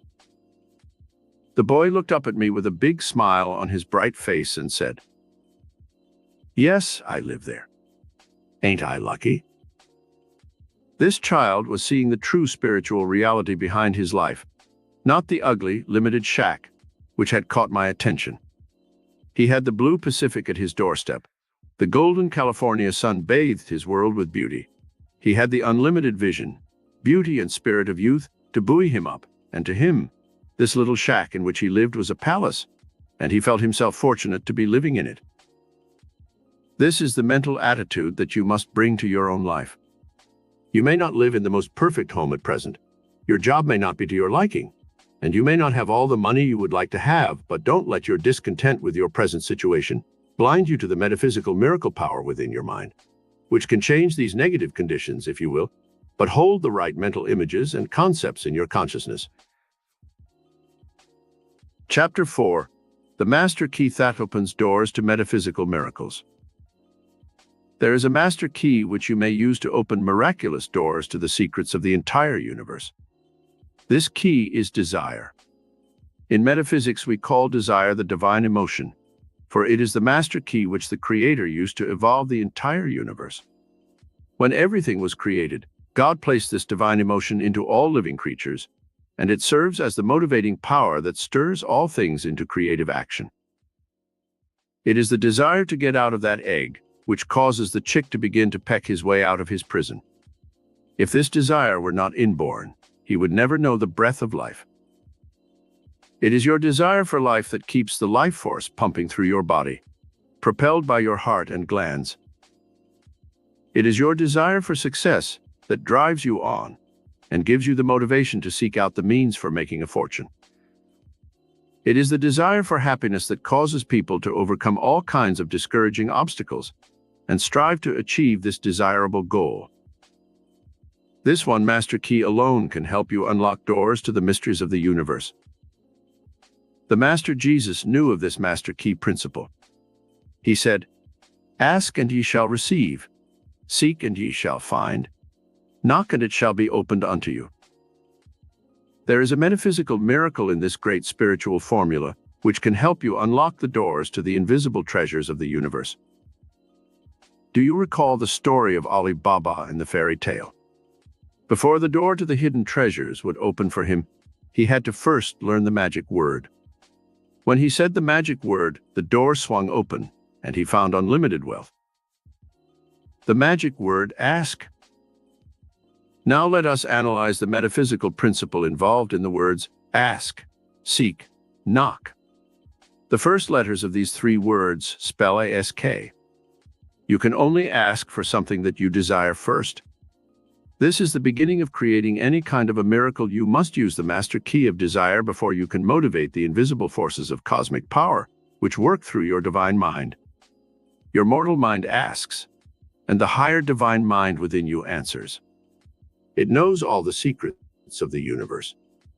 It is the divine power which formed your body in 9 short months' time. If you are sick, isn't it natural to go to the master physician within who knows all the chemicals and elements from which your body was created? The miracle of healing through desire. If you want a miracle of healing, isn't it logical that the mastermind that rules the entire universe should know how to bring about the miracle of health? Think of the mystery of your heart alone, that little organ about as big as your fist, which pumps night and day, sending your bloodstream throughout your entire body, carrying the impurities to the kidneys, then pumping fresh, clean blood with its load of life-giving oxygen once again to your cells. Think of the miracle of your digestion. Solid food is broken up into liquids that are easily assimilated by a process known as osmosis through the walls of your intestines. The bloodstream is then able to carry necessary nourishment to all parts of your body. As if this weren't enough of a miracle, think of the even greater miracle when your body sends out a cell to the bloodstream for a particle of iron, or magnesium, or sodium, and the blood brings that element or mineral to the exact place where it is needed, be it in a brain cell or in a toenail. It is the master key of desire at work in your body and brain cells which makes possible this great miracle of life and of healing. Desire as a dominant and divine emotion. Desire is a powerful emotion within your brain. It is able to set up magnetic wavelengths, which reach out into time and space and attract the very things that are desired for fulfillment and growth. The cactus plant isolated in the desert must have moisture to live. In its desire for moisture, the plant sends its roots deep into the desert sand and causes it to attract any moisture that exists below the surface of the soil. Many a desert traveler, dying of thirst, has been saved because he knew that the cactus plant had a reservoir of life-giving moisture within its leaves, and by cutting leaves open and drinking it, he lived. Your emotions, working through the master key desire, can set up wavelengths of magnetism to attract to you all the elements you require for a healthy, happy, successful life. Let us learn more about this master key, which all the great teachers and prophets have used since time immemorial to produce their great miracles. The reason why such great teachers as Moses, Buddha, Confucius, and Christ were called masters is because they had completely mastered life by knowing of and controlling this master key emotion of desire. Ye shall ask what ye will, and it shall be done unto you. Also, what things soever ye desire when ye pray, believe that ye receive them, and ye shall have them. This is why, in my teachings of metaphysics, I have named desire the divine emotion. It is the master key that helps us work the miracles which the Master promised we could also do. And greater works than these shall ye do. If you believe this statement literally, then you are on the way to performing miracles in your own life, which will astound you. What things do you desire? Before you can ask the miracle-working power that dwells within your divine mind for some specific thing, you must be able to formulate your desires into language that is definite and clear-cut. Someone has said, Metaphysics is the language of the soul. In any form of communication, there must be words that set up patterns of action and reaction. To reach the higher mind within your divine mind for some specific thing, you must be able to formulate your desires into language that is definite, and be shown how to make out a blueprint of destiny, which can help you consolidate and concentrate these desires through your emotions. 1. Desire for a better life. 2. Desire for good health, youth, and vitality. 3. Desire for success, fulfillment, and riches. 4. Desire for happiness. 5. Desire for friends and social recognition. 6. Desire for love, marriage, children, a home. 7. Desire for cultural achievement. 8. Desire for the right work and creative expression. 9. Desire for spiritual and cosmic fulfillment. 10. Desire for high moral and idealistic aspirations. A truly balanced and perfect life should contain all of the above 10 desires, fully expressed in all departments of your life. It is when one or more of these elements is missing that one feels a sense of incompletion and unhappiness in his life. Emotions, the building blocks of desire.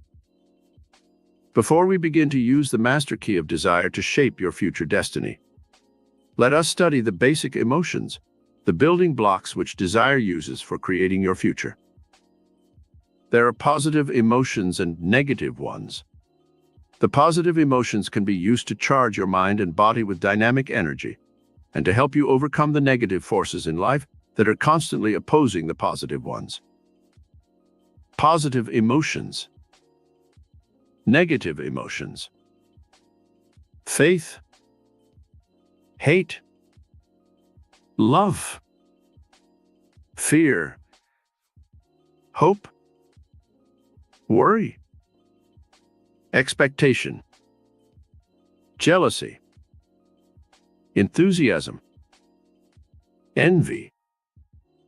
Anticipation. Revenge. Self-confidence. Resentment. Charity. Despair. Goodness. Avariciousness. Unselfishness. Discouragement. How to use positive emotions to charge your mind constructively. You can use the 10 positive emotions to charge your mind with dynamic energy and to instill within your body cells the life force which will keep you healthy, vital, and youthful into an advanced old age. In fact, through this metaphysical method of implementing the master key of desire with the positive and constructive emotions, you can learn how to live to a useful, creative, and energetic old age of 100 years or more. Some of the masters of the Himalayas who have learned this great secret have been known to live to be as much as 200 years of age. With our modern scientific study of geriatrics, which has to do with the processes of aging, it has been found that if we could entirely remove the poisons and fatigue acids caused by the negative emotions and insulate the mind and body only with positive emotions, man could live to an incredible old age. The body has the ability to repair itself perfectly, but it must use chemicals and elements which flow from the glands or which we take into the body through the foods we eat. Our thoughts and emotions help set the stage, chemically speaking, for the glands to release valuable chemicals for the body's perfect functioning. If the emotions are negative, they poison the body cells and make possible disease and the aging process. How to achieve a better life. First, let us take each of the magic keys of desire and use them to open channels for the fulfillment of that which you desire. Everyone has a right to the best that life has to offer. However, there is no guarantee that you will receive this until and unless you first will yourself to believe that a better life is possible. This will require the use of several positive emotions. Let us check our list of positive emotions now and choose those which will help stimulate the brain and body and release the energy and magnetism necessary to lead you to a better life. The better life includes security, peace of mind, and fulfillment of your innermost dreams and desires. The first emotion you should tap is that of faith, number one on our list of positive emotions. Faith is literally a miracle worker. The Master Jesus said, "He that believeth on me, the works that I do shall ye do also. And greater works than these shall ye do." John 14:12. This is a powerful statement of faith. If you literally believe in the miracle-working power of your higher divine mind, nothing shall be impossible for you to achieve. You might think that this is limited, but actually it is not. You might say, "But if I wanted to become President of the United States or have $10 million, it would be impossible." Actually, you do not really believe it is possible. Therefore, you do not have faith. The dynamic law of expectation. This brings us to another important emotion for achieving the better life that you desire. This is our fourth emotion on our list: expectation. Do you really expect a better life in the future? Or do you constantly spend time and energy on bewailing the past and regretting the mistakes you made in the past? One man I knew in California lost his chance to become wealthy in the early days by practically giving away his property on Wilshire Boulevard. After the Second World War, this property sold for millions. He kept regretting this mistake and talking about it constantly. One day I told him to begin concentrating on the future and to expect his good fortune. He began to change his mental attitude, and soon he found some undeveloped land in San Fernando Valley, where he began a housing development that made him a vast fortune. The same mental energy he was dissipating with negative emotions, when converted into positive emotions, made him rich. What other positive emotions on this list might be tapped to bring one a better life? Enthusiasm is a needed ingredient in any success. Self-confidence must exist within the mind of any person who wishes to succeed in any venture. There must be the emotion of goodness, the desire to do good for others and to be good. This is a chemical force within the brain and body that is positive and dynamic. There should be unselfishness, a desire to share your good with others. It can be seen now that all these emotions help implement the master key of desire and direct the mental and physical energies in the direction of bettering your life. A desire for good health, youth, and vitality. There is no greater treasure in the world than good health. The body is prejudiced in favor of life and health. When we become sick, it is because the emotional and chemical balance of the body has been upset and thrown out of balance. When God created the human body, He meant for it to function perfectly and to repair itself through the chemicals released by the glands or taken into the body through the diet. The glands are triggered by your emotions, and if you should become sick, you can help the divine mind within in the healing process by learning how to maintain the correct mental and emotional balance that is conducive to healing. This does not mean that you should try to heal yourself, for in our age we must realize that doctors and drugs are still playing a very important part in the healing arts.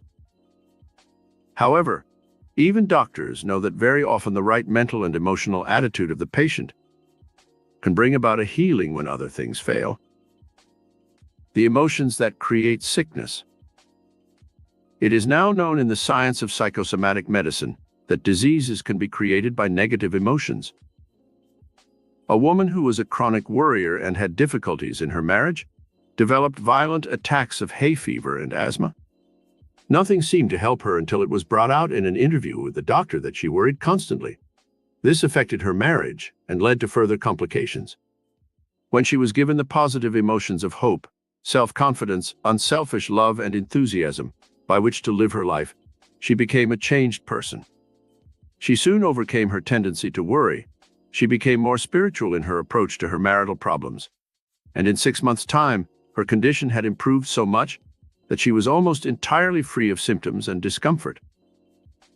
Another instance that proves the destructive power of the emotions was that of a man who developed ulcers. They became so aggravated that he was advised to have an operation. Then a psychosomatic medical expert was called in, and he questioned the man while he was under a fluoroscope, an instrument like an X-ray machine which permits the doctor to watch the patient's internal organs.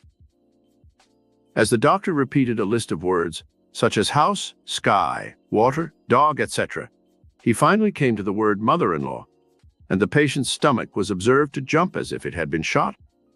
Then the doctor knew that this man was sick because of trouble with his mother-in-law.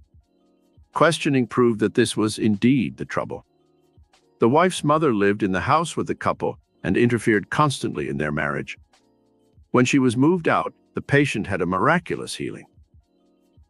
Fear, the great destroyer. One of the most destructive of all emotions is that of fear. Any prolonged state of fear that persists for months or years can set the stage for almost every type of disease known in the human catalog, from heart trouble and high blood pressure to arthritis and sugar diabetes. A woman walked under a tree one hot summer evening, and a tree frog dropped into the bosom of her dress. The shock of fear was so great that a few weeks later she developed sugar diabetes. The negative emotion of hate is another one that destroys the body's glandular and chemical balance and causes sickness. Hatred, worry, jealousy, greed, and selfishness are all high on the list of those destructive negative emotions which destroy the body's health and produce every known type of ailment. To keep your body in good health and to have vitality and youthful energy until a ripe old age, use the following emotions on our positive list. Faith.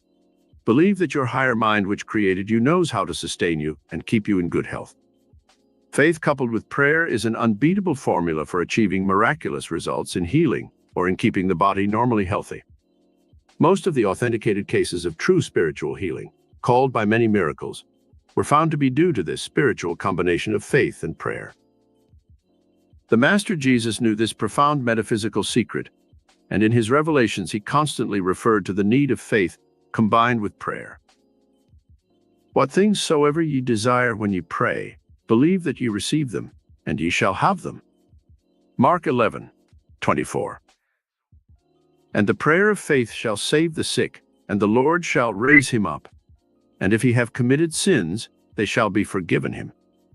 James 5:15. The positive emotion of hope is also a valuable aid for keeping the body healthy. This, coupled with expectation, anticipation, and love, furnishes an emotional background for healing in the body which is truly miraculous. New life through positive emotions. A man was in a deep coma, and the doctors had given him up for dead. He had a combination of disorders, including a diseased heart, high blood pressure, and ulcers. Finally, one of the doctors who attended him decided to try an experiment. In a rational moment, when the man rallied briefly from his coma, this doctor said to the patient, "Your 10-year-old son needs you desperately. If you die, how will he ever be able to go through college and get an education? You want him to have a better life than you did. You must live for your son's sake, at least until you have sent him through college." The doctor who reported this case says that the man went back into the coma, but it turned into a deep sleep, from which he awakened in a few hours' time. The man became healed and lived for some years after. When his son graduated from college, the man became ill again and in a few months' time died. Many people who retire at 60 or 65 years of age, who feel that their usefulness is ended, often die in from 3 to 5 years from their retirement. The emotional anticipation and eagerness to see what tomorrow will bring is a powerful glandular stimulus and keeps people alive for many years. Old people especially should be made to feel that they are wanted and needed. It gives them that reason for living, which every person requires to keep him going. The miracle power of love.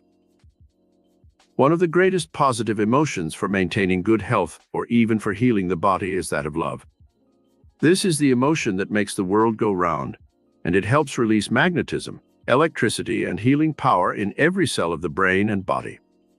In cases where people are unhappy and frustrated in love, it has been observed that they develop every known type of ailment.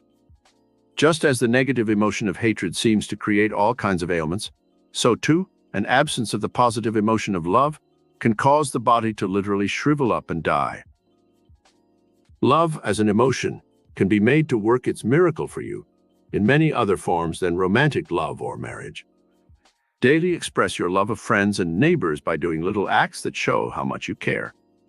There is love of family, love of country, love of humanity, and love of God. All these are miracle working forces that can radically affect your life and change it for the better.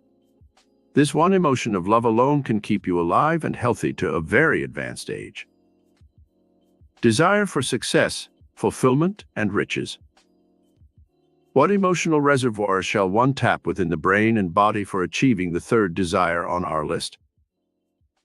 Now that you have seen how we can couple our desires with our emotions to release the miracle-working power of the higher mind, you can work to couple these emotions with any of the desires that you may have and begin to see the results that you can achieve immediately. This should be an exercise that you perform every day. In fact, you can start your day's activities by choosing some outstanding emotion that will be your golden key for that day. On Monday, you might choose the positive emotion number 1, faith, and all day continue to hold that emotion in your consciousness. On Tuesday, you might choose emotion number 2, love, and let that be the golden key to dynamic action for your day. You can do this with each day of the week, and even couple two emotions for some days, until you become so expert at releasing the flow of miracle-working power that every situation in life will be motivated by compelling and dynamic energy motivators. Your desire for success, fulfillment, and riches can be motivated by the following positive emotions: enthusiasm, self-confidence, anticipation, hope, and faith.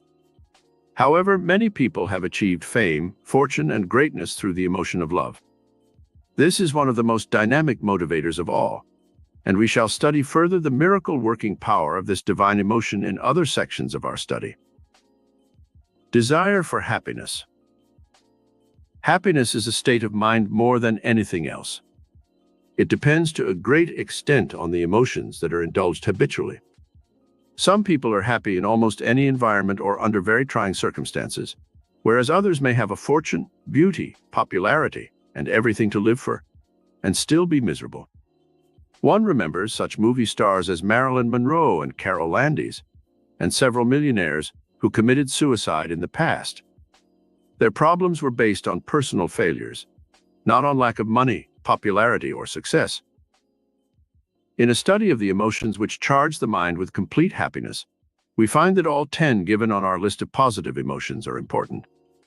If you will study these carefully, you will see that each emotion tends to give something of its quality to the mind which harbors it, and soon, when you have practiced these positive emotions, your mental attitude will be colored by them, just as if you wore a pair of mental rose-colored glasses. Desire for friends and social recognition. No person can live his life isolated from other people. You must be able to indulge the social reciprocity that brings other people into your life, and this can be done by bringing into play the following emotions: love, enthusiasm, anticipation, charity, good, and unselfishness.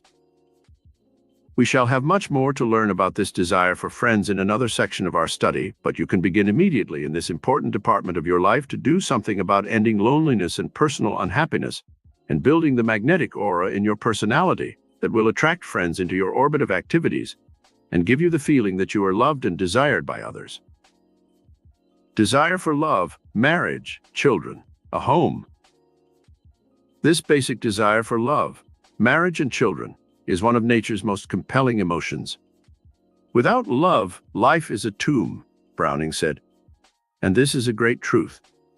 It was the magical healing power of love that awakened in Elizabeth Barrett Browning, which made her fall in love with the great poet and marry him, when she had been ill and bedridden for many years. Through love, she suddenly became healed and bore him a child in her early 40s.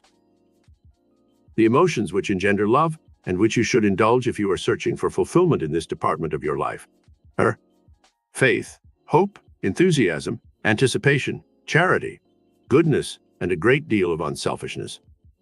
True love is one of the most unselfish of all emotions and will not thrive in an atmosphere of selfishness. Desire for cultural achievement. Man shall not live by bread alone, we are told in the Bible. You will need balance in your life to counteract work and the pursuit of fame or fortune. What shall a rich man do when he has achieved a vast fortune? The great men of history have always used their wealth to advance the causes of culture and learning. Carnegie endowed libraries, Mellon founded an art gallery. Rockefeller bestowed his millions on the Rockefeller Foundation. Nobel left his fortune in trust to be given out in the famous Nobel Peace Prizes, and for the recognition of great authors. Henry Ford left his heritage in the Ford Foundation, and Guggenheim endows many worthy causes through the Guggenheim Foundation. The positive emotions which should be indulged for cultural achievement are love of humanity, charity, faith, enthusiasm, goodness, and unselfishness. Desire for the right work and creative expression. As work is a most important ingredient of any person's life, it is vital that each of us be in the right work and possess the right motivation, which will make work less a burden than a pleasure. As we should never literally retire, but always have some activity which engages our time and attention throughout life, it is important that the correct emotions motivate this vital department of life. The emotions of love, hope, expectation, anticipation, self-confidence, charity, goodness, and unselfishness should all be indulged daily in relation to our right work and creative expression. Desire for spiritual and cosmic fulfillment. To balance work and play, one needs spiritual and cosmic fulfillment. The emotions of love, faith, hope, charity, good, and unselfishness should be indulged daily. To this should be added the spiritual communication, what we call prayer in religion, which should be a part of our daily lives. Talking to the God power within can be done, not only in the morning and at night, but many times during the day when one feels a need of communication with a higher power. Little short prayers such as, "Thank you, God," when you have an unusually happy experience, or when you see a bright blue sky and sunshine, or flowers blooming in your garden. These little prayers keep one in touch with the spiritual source of all life and power and propel us in the direction of peace, health, and happiness. Desire for high moral and idealistic aspirations. This desire is the civilizing emotion which causes people to rise from the plane of animalism to that of divinity. Man's war-making propensity is a leftover of the barbarism and savagery of primitive times. Only when man is infused with high moral and idealistic aspirations does he rise in the scale of evolution from animalism to the realm of dignity and divinity. The 10 Commandments are moral laws upon which civilization has been built. The Golden Rule is another great spiritual revelation for man's higher moral conduct. The emotions which trigger this desire are faith, love, hope, charity, good, and unselfishness. Daily regime for emotional control. It must be remembered that the emotions have been given to mankind for a definite purpose, for our enjoyment, and also to trigger the chemistry within the body that can motivate us in any chosen direction. The negative emotions should be avoided as much as possible, and the positive emotions should be implemented and exercised every day. Following are some pointers which you should follow for daily emotional control. 1.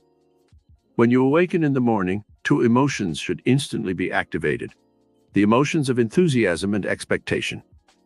You should look forward to your day's activities with joy and eagerness. If you awaken with a negative emotion such as fear or despair, instantly begin to work to awaken the emotions of enthusiasm and expectation by looking forward with eagerness to some special activity which you plan for that particular day. If that does not work, then think of something which you plan to do in the future, which will make today's work worthwhile, such as a trip to Hawaii or Europe, the buying of a new car or a home of your own, a visit to a friend's or relative's home for a special event. This future projection of your desires will tend to animate you and cause you to face your day's activities with renewed zest. 2. When you meet some person in your day's work who represents one of the negative emotions, such as anger, fear, or hatred, try transmuting the emotion to its opposite positive one. See what you can find good in the person. Try to send out loving thoughts instead of hateful ones. See if you can't win him over as a friend instead of thinking of him as being an enemy. This art of transmutation will soon begin to color your life experiences with pleasant, positive emotions that will soon reflect in better health and a happier state of mind. 3. Use your emotions to raise the energy level of your body. Remember, the positive emotions trigger a flow of sugar from the liver, where it is stored, to your bloodstream. When you are preparing to do some strenuous work that will require a great deal of energy, think of the rewards you will receive from this work. or how it will help educate your son or daughter, or the ways in which it will benefit you in the future. And instantly this emotional charge will release amazing new power in your body which will make the task easier and more pleasant. Example. A frail 98-pound woman was driving herself and her brother in one of the early Fords that weighed about 1,400 pounds. The car went out of control on a corner and ran into a ditch where it overturned, pinning the brother underneath. There was no one to help them, and the frail 98-pound sister single-handedly lifted that car with her bare hands so her brother was able to get out from under its crushing weight. This miracle of a superabundance of energy can be attributed to the automatic functions of the higher mind, which somehow gave this woman the strength she needed for her task. She might never, under normal circumstances, be able to duplicate this feat, but in the emergency of the moment, some powerful chemical force was released within her body that gave her superhuman strength. 4. Carry cards in your pocketbook which you can use for emotional charges each day when you especially need them. During a period of depression over your finances and work, you might read on your card, "The Lord is my shepherd, I shall not want," and all the rest of the 23rd Psalm. The 91st Psalm is also good for this purpose. It can be also a statement of faith or love that you make up or which you have read in some inspirational book. Throughout the day, you can use these little metaphysical energy boosters to help keep your level of energy high and your spirits bright. 5. Each day, check on your negative emotions and see if perhaps they are killing your energy and producing headaches, colds, asthma, arthritis, or other disabling diseases. Are you actively hating someone or something? Hate is a crippling emotion. Do you resent or envy some person with whom you work? Resentment and envy are mild forms of hate. They release chemicals in the bloodstream which can poison the blood. Science now knows these chemical reactions to emotion can produce all kinds of ailments. Do you indulge fear and worry all day long? This is another emotional state that releases excess adrenaline and causes the heart and brain to become overstimulated, producing many ailments. 6. The body lives on food, air, and chemicals. You can change the body's chemistry by changing your thoughts from negative to positive. You can learn how to eat the right foods which will give you good chemical balance. There are many wonderful books written by experts in this field. But what about your breathing? The breath helps purify your bloodstream and remove the toxins and wastes that accumulate all day long. With the positive emotions that you indulge, be sure that you stop several times a day. Go to an open window and take deep, long breaths of fresh air. The lungs of most people are only partially developed because they are shallow breathers. Later in our study, we shall talk more about this important subject. God has placed in the air about you the most necessary ingredients for maintaining health and vitality. Chapter 5. How to get miracle power through dynamic concentration. The life force which motivates the entire universe is a concentrated dynamic force, which you may tap and use as a miracle working power in your own life. This life force is in every atom and molecule of the created universe, from the microcosm, man, to the macrocosm, the universe. When this atomic power is concentrated into a little 2-inch cube, it can set into motion a chain reaction in the atmosphere, which can level an entire city. When this same atomic power is concentrated in an electric dynamo, it can furnish electric power, heat, and energy for the entire human race and change the course of civilization. Concentrated atomic power is the secret force that all the great mystics and masters throughout the ages have taught for working miracles of every kind. Concentration focuses attention. The main reason why most people fail in life is because they are not able to focus the power of their higher minds on the achievement of their life goals. The miracle working power is within them, as we have already learned, but they do not know how to concentrate it in a steady, radiant, and dynamic stream of energy that can dissolve all obstacles and bring them the complete fulfillment of their life dream. An example of how concentration of the sun's rays can dissolve the hardest known substance is this. An emerald is one of the hardest of all known minerals. It cannot be melted in a furnace heated 7 times 7.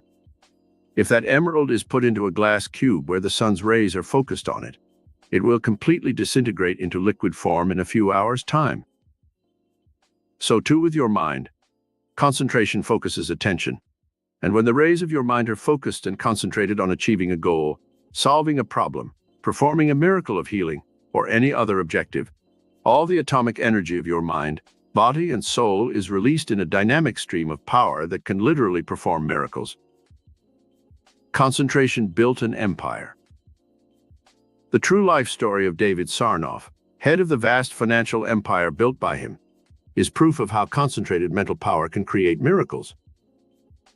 When Sarnoff was a boy, he became fascinated by the inventions of Marconi, the comparatively new wireless and telegraphy. The ability to send electrical vibrations through the air and receive them at great distances seemed to him a miracle. He concentrated all the powers of his mind on this new medium of communication and worked as a telegraph operator at a few dollars a week. Every new invention he followed with avid interest, and when radio came into existence, he associated himself with that new development. Finally, with the discovery of television, the ultimate miracle which focuses pictures in action, sound and color on a screen in the home, Sarnoff found his ultimate goal fulfilled and became head of Radio Corporation of America. If Sarnoff had vacillated and broken up his concentration during those years of study and research, it is doubtful if he would ever have achieved his present position as head of a vast industrial and financial empire. The mind that is scattered and which lacks concentration and dynamic power seldom ever achieves rich rewards in life. The miracle-working power of the higher mind within you works best when you focus that power on some specific goal or objective. Concentrated power brought him millions. Conrad Hilton was once at a party at my home in Bel Air, California, and in talking to him I learned how completely he built his vast worldwide chain of hotels through this power of dynamic concentration. He told me that when he was a young man in Texas, he thought constantly about going into the hotel business. Finally, his opportunity came to manage a small hotel, and he did this so successfully that soon he was running a much larger hotel. He concentrated the power of his mind on absorbing as much knowledge as he could on the operation of hotels, and he read and studied everything he could get his hands on about his absorbing subject. He was 40 years of age before he had his first opportunity to operate a big hotel, the Waldorf Astoria in New York. His enthusiasm and his great ability attracted financial backers, and he was on his way to becoming one of the world's greatest hotel operators.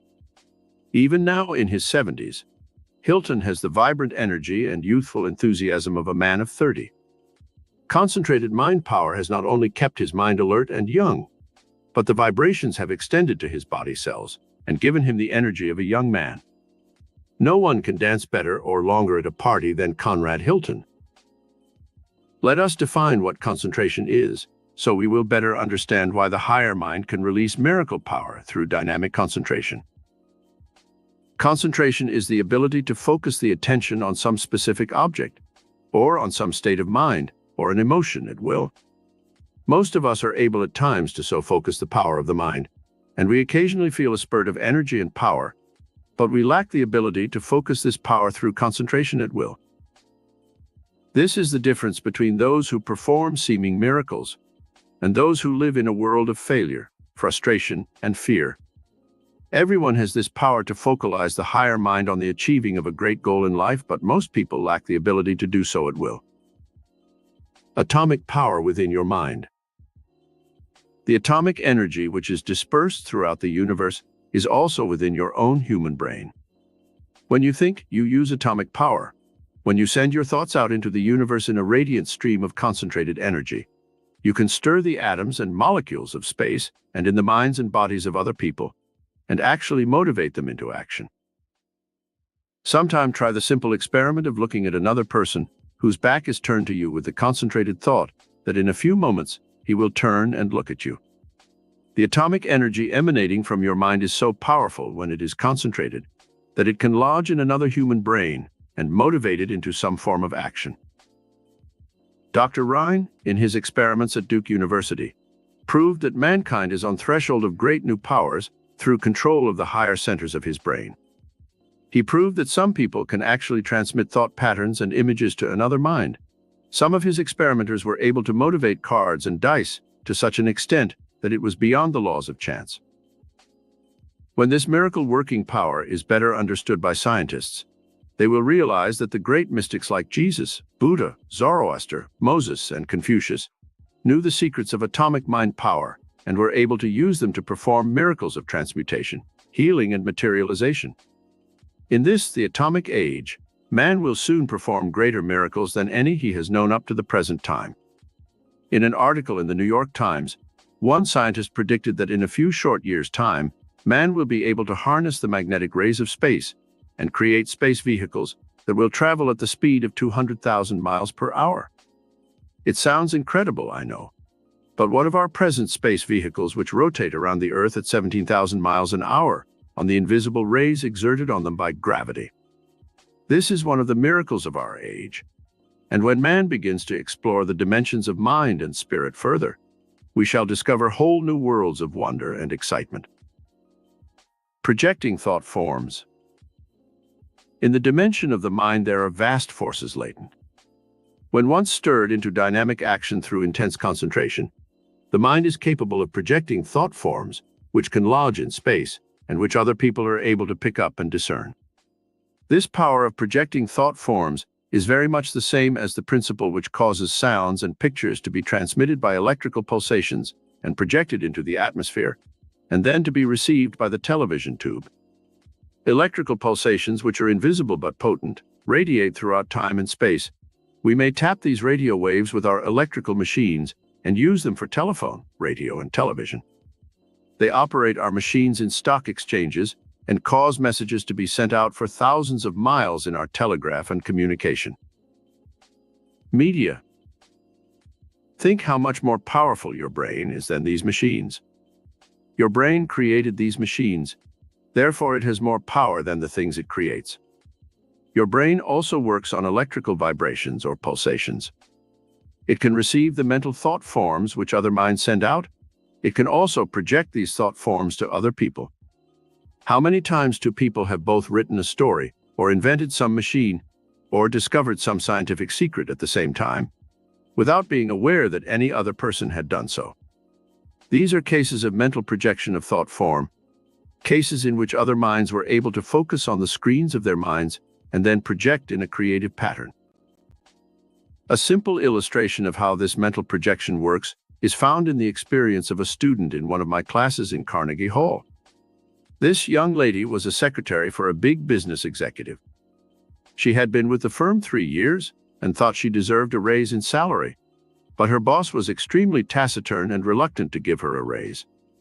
After studying our lesson on how to project thought forms of the things she wanted, she began her practice of this art on her boss.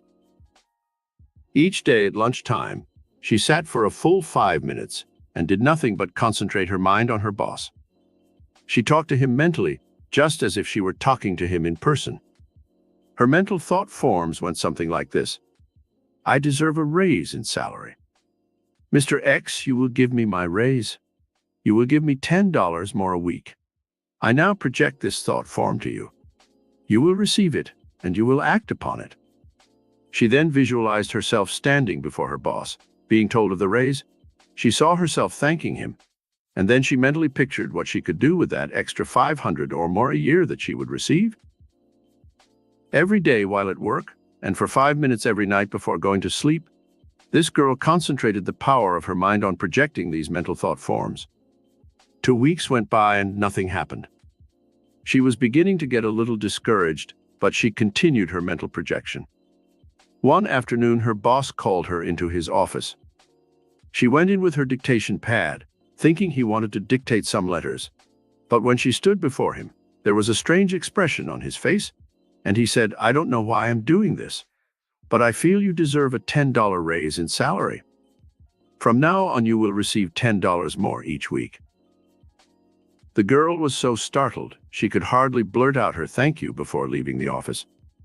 It was a small miracle, but it worked, and it gave her confidence in the power of her mind to project thought forms of the things she wanted to happen to her, and she was soon on the way to achieving every goal that she desired. Concentrated power brought him millions. The only man who was able to convince George Bernard Shaw that his plays should be brought to the screen was Gabriel Pascal. One evening, when I was a guest at his home with Greer Garson and many other Hollywood celebrities, Pascal told me how he performed this seemingly impossible feat. Pascal had concentrated on Shaw's plays for months. He mentally projected them into motion picture form. He visualized himself becoming a famous producer and bringing the beauty and drama of Shaw's plays to an audience of millions throughout the world. To all other offers to make movies of his plays, Shaw had said no. Pascal hitchhiked his way to the country home of the famous playwright. He didn't have money enough to take a bus or taxi. He gained admission to Shaw's home, and when confronted by the angry and unfriendly playwright, he told him of his intense desire to bring his plays to the screen.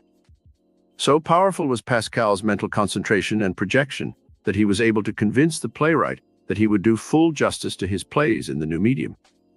Before Pascal left that day, Shaw had signed a paper giving him the sole rights to all his stage plays. Pascal was a student of mental and metaphysical sciences for years. He knew how to project his mental powers and convince Shaw that he should trust all his great works to the care of this man of vision. It turned out that Pascal was able to make millions of dollars for himself through this act, and also to further enrich and beautify the world with Shaw's great art. Regime for concentrating mental power. The late Thomas Watson Sr., who headed one of the world's biggest organizations, the International Business Machines, known as IBM, had one motto, which was printed on a large card that all his employees could see every day. That word was think. The concentrated power of many minds, infused with this idea, built a great organization. The miracle power PF, your higher mind begins to be released to their outer world when you begin to think. But how shall you think? There are many different ways, but the great men of history all used the same mental principle and technique. They concentrated all the power of the mind on one single thought or objective at a time. This ability to concentrate your mental power in a dynamic pattern of thought can be deliberately cultivated. Most people think in a vague and confused pattern of thought. This scatters the mental and physical energies of the mind and body and achieves nothing except restless action. Columbus would never have discovered the New World if he had not concentrated all the powers of his mind on selling this new idea to Queen Isabella. He never gave up this one obsessing thought, no matter how discouraged he was. Even when his men rebelled and mutinied, he continued holding the mental image in mind that there were new worlds beyond the known horizons of his time. Joan of Arc was a peasant girl, with no previous military experience, but her visions of conquest and her intense concentration on achieving victory for the armies of France won for her the opportunity to prove the truth of her visions. Mère Curie and her husband concentrated for 20 years on discovering radium, and they never faltered once in their search for the precious element which they finally discovered. Marian Anderson, the great singer, once told me after a concert in Carnegie Hall that when she sings, she concentrates her voice in a great golden magic circle of love, which she projects to her audience. In the vibrancy and beauty of that voice, there is love for the entire human race. This is what has made her one of the great singers of our time. Jascha Heifetz, the violinist, whom I once visited backstage at that same Carnegie Hall, told me he had concentrated for 20 years for 8 hours to 10 hours a day on creating beautiful music with his violin before he gave his first big concert. You can easily see that these great men and women have used the miracle power of their higher minds to perform the miracles they have achieved in their life work. You have the same power, the same ability, if you will use the higher divine mind within your mind and concentrate all its dynamic force upon the objectives you are trying to attain. These 10 concentrated steps can make you a genius. 1. Sit down for half an hour each day and be conscious of your mind. Ask yourself questions such as, who am I? What is my purpose in life? What is the goal I am trying to achieve? What steps should I take to achieve that goal? Are my thoughts concentrated, or are they vacillating and diffused? 2. Sit down at least once a week and write down your life goal or goals. You can have more than one, but you should take each goal up in turn and concentrate on it exclusively for several moments in your periods of concentration. Don't just write down, "I would like $1 million." If you use the power of your higher mind, you will undoubtedly attract all the money you will need for everything you wish to do in life. The written desires might be something like this. A. I desire a better job where I can make more and would like to be able to finish college. C. I desire a romance with someone I can love and marry. D. I want a home of my own and enough money to live comfortably in security and peace.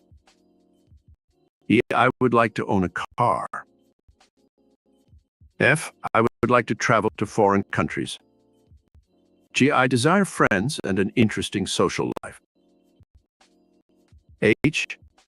I want greater wisdom and knowledge. I desire gifts and talents. I want to play the piano or guitar or violin, etc. I would like to sing or act or paint pictures or write stories.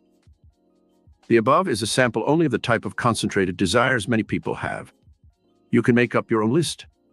When you once write it down, look at it every morning when you arise and every night just before you go to bed, and read it carefully.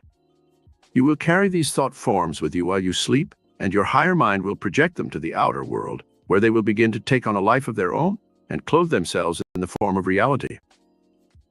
3. Practice for 15 minutes before your mirror with this exercise in concentration. Visualize yourself before the Congress in Washington, D.C. making a speech on some special subject. You can choose any subject and you can say anything you wish, for no one will have the power to stop you from talking. You can talk out loud or talk to yourself, whichever you wish. Or you can go into the office of the President of the United States and talk to him on some subject you wish him to act upon. The purpose of this exercise in concentration is to give you greater power in thinking new and original thoughts, so you can project thought forms that are vivid, dynamic, and interesting. Later, when you wish to use this same concentrated power to project your thought images for some specific thing, you will be able to do so with greater ease. 4. On another day, concentrate for 15 or 20 minutes on memory recall. Go back to the earliest days you can remember as a child and recall the sights, sounds, and impressions you received. Try to remember conversations, the faces of those you knew, your childhood playmates, teachers, relatives, and friends. Recall the Christmas or birthday parties you had, the places you lived, the books you read, the movies you saw. This exercise can be indulged at night just before going to sleep.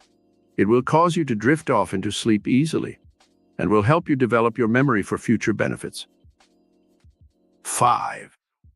Listen to a musical selection on radio or Victoria and concentrate on the various instruments to see how many you can identify.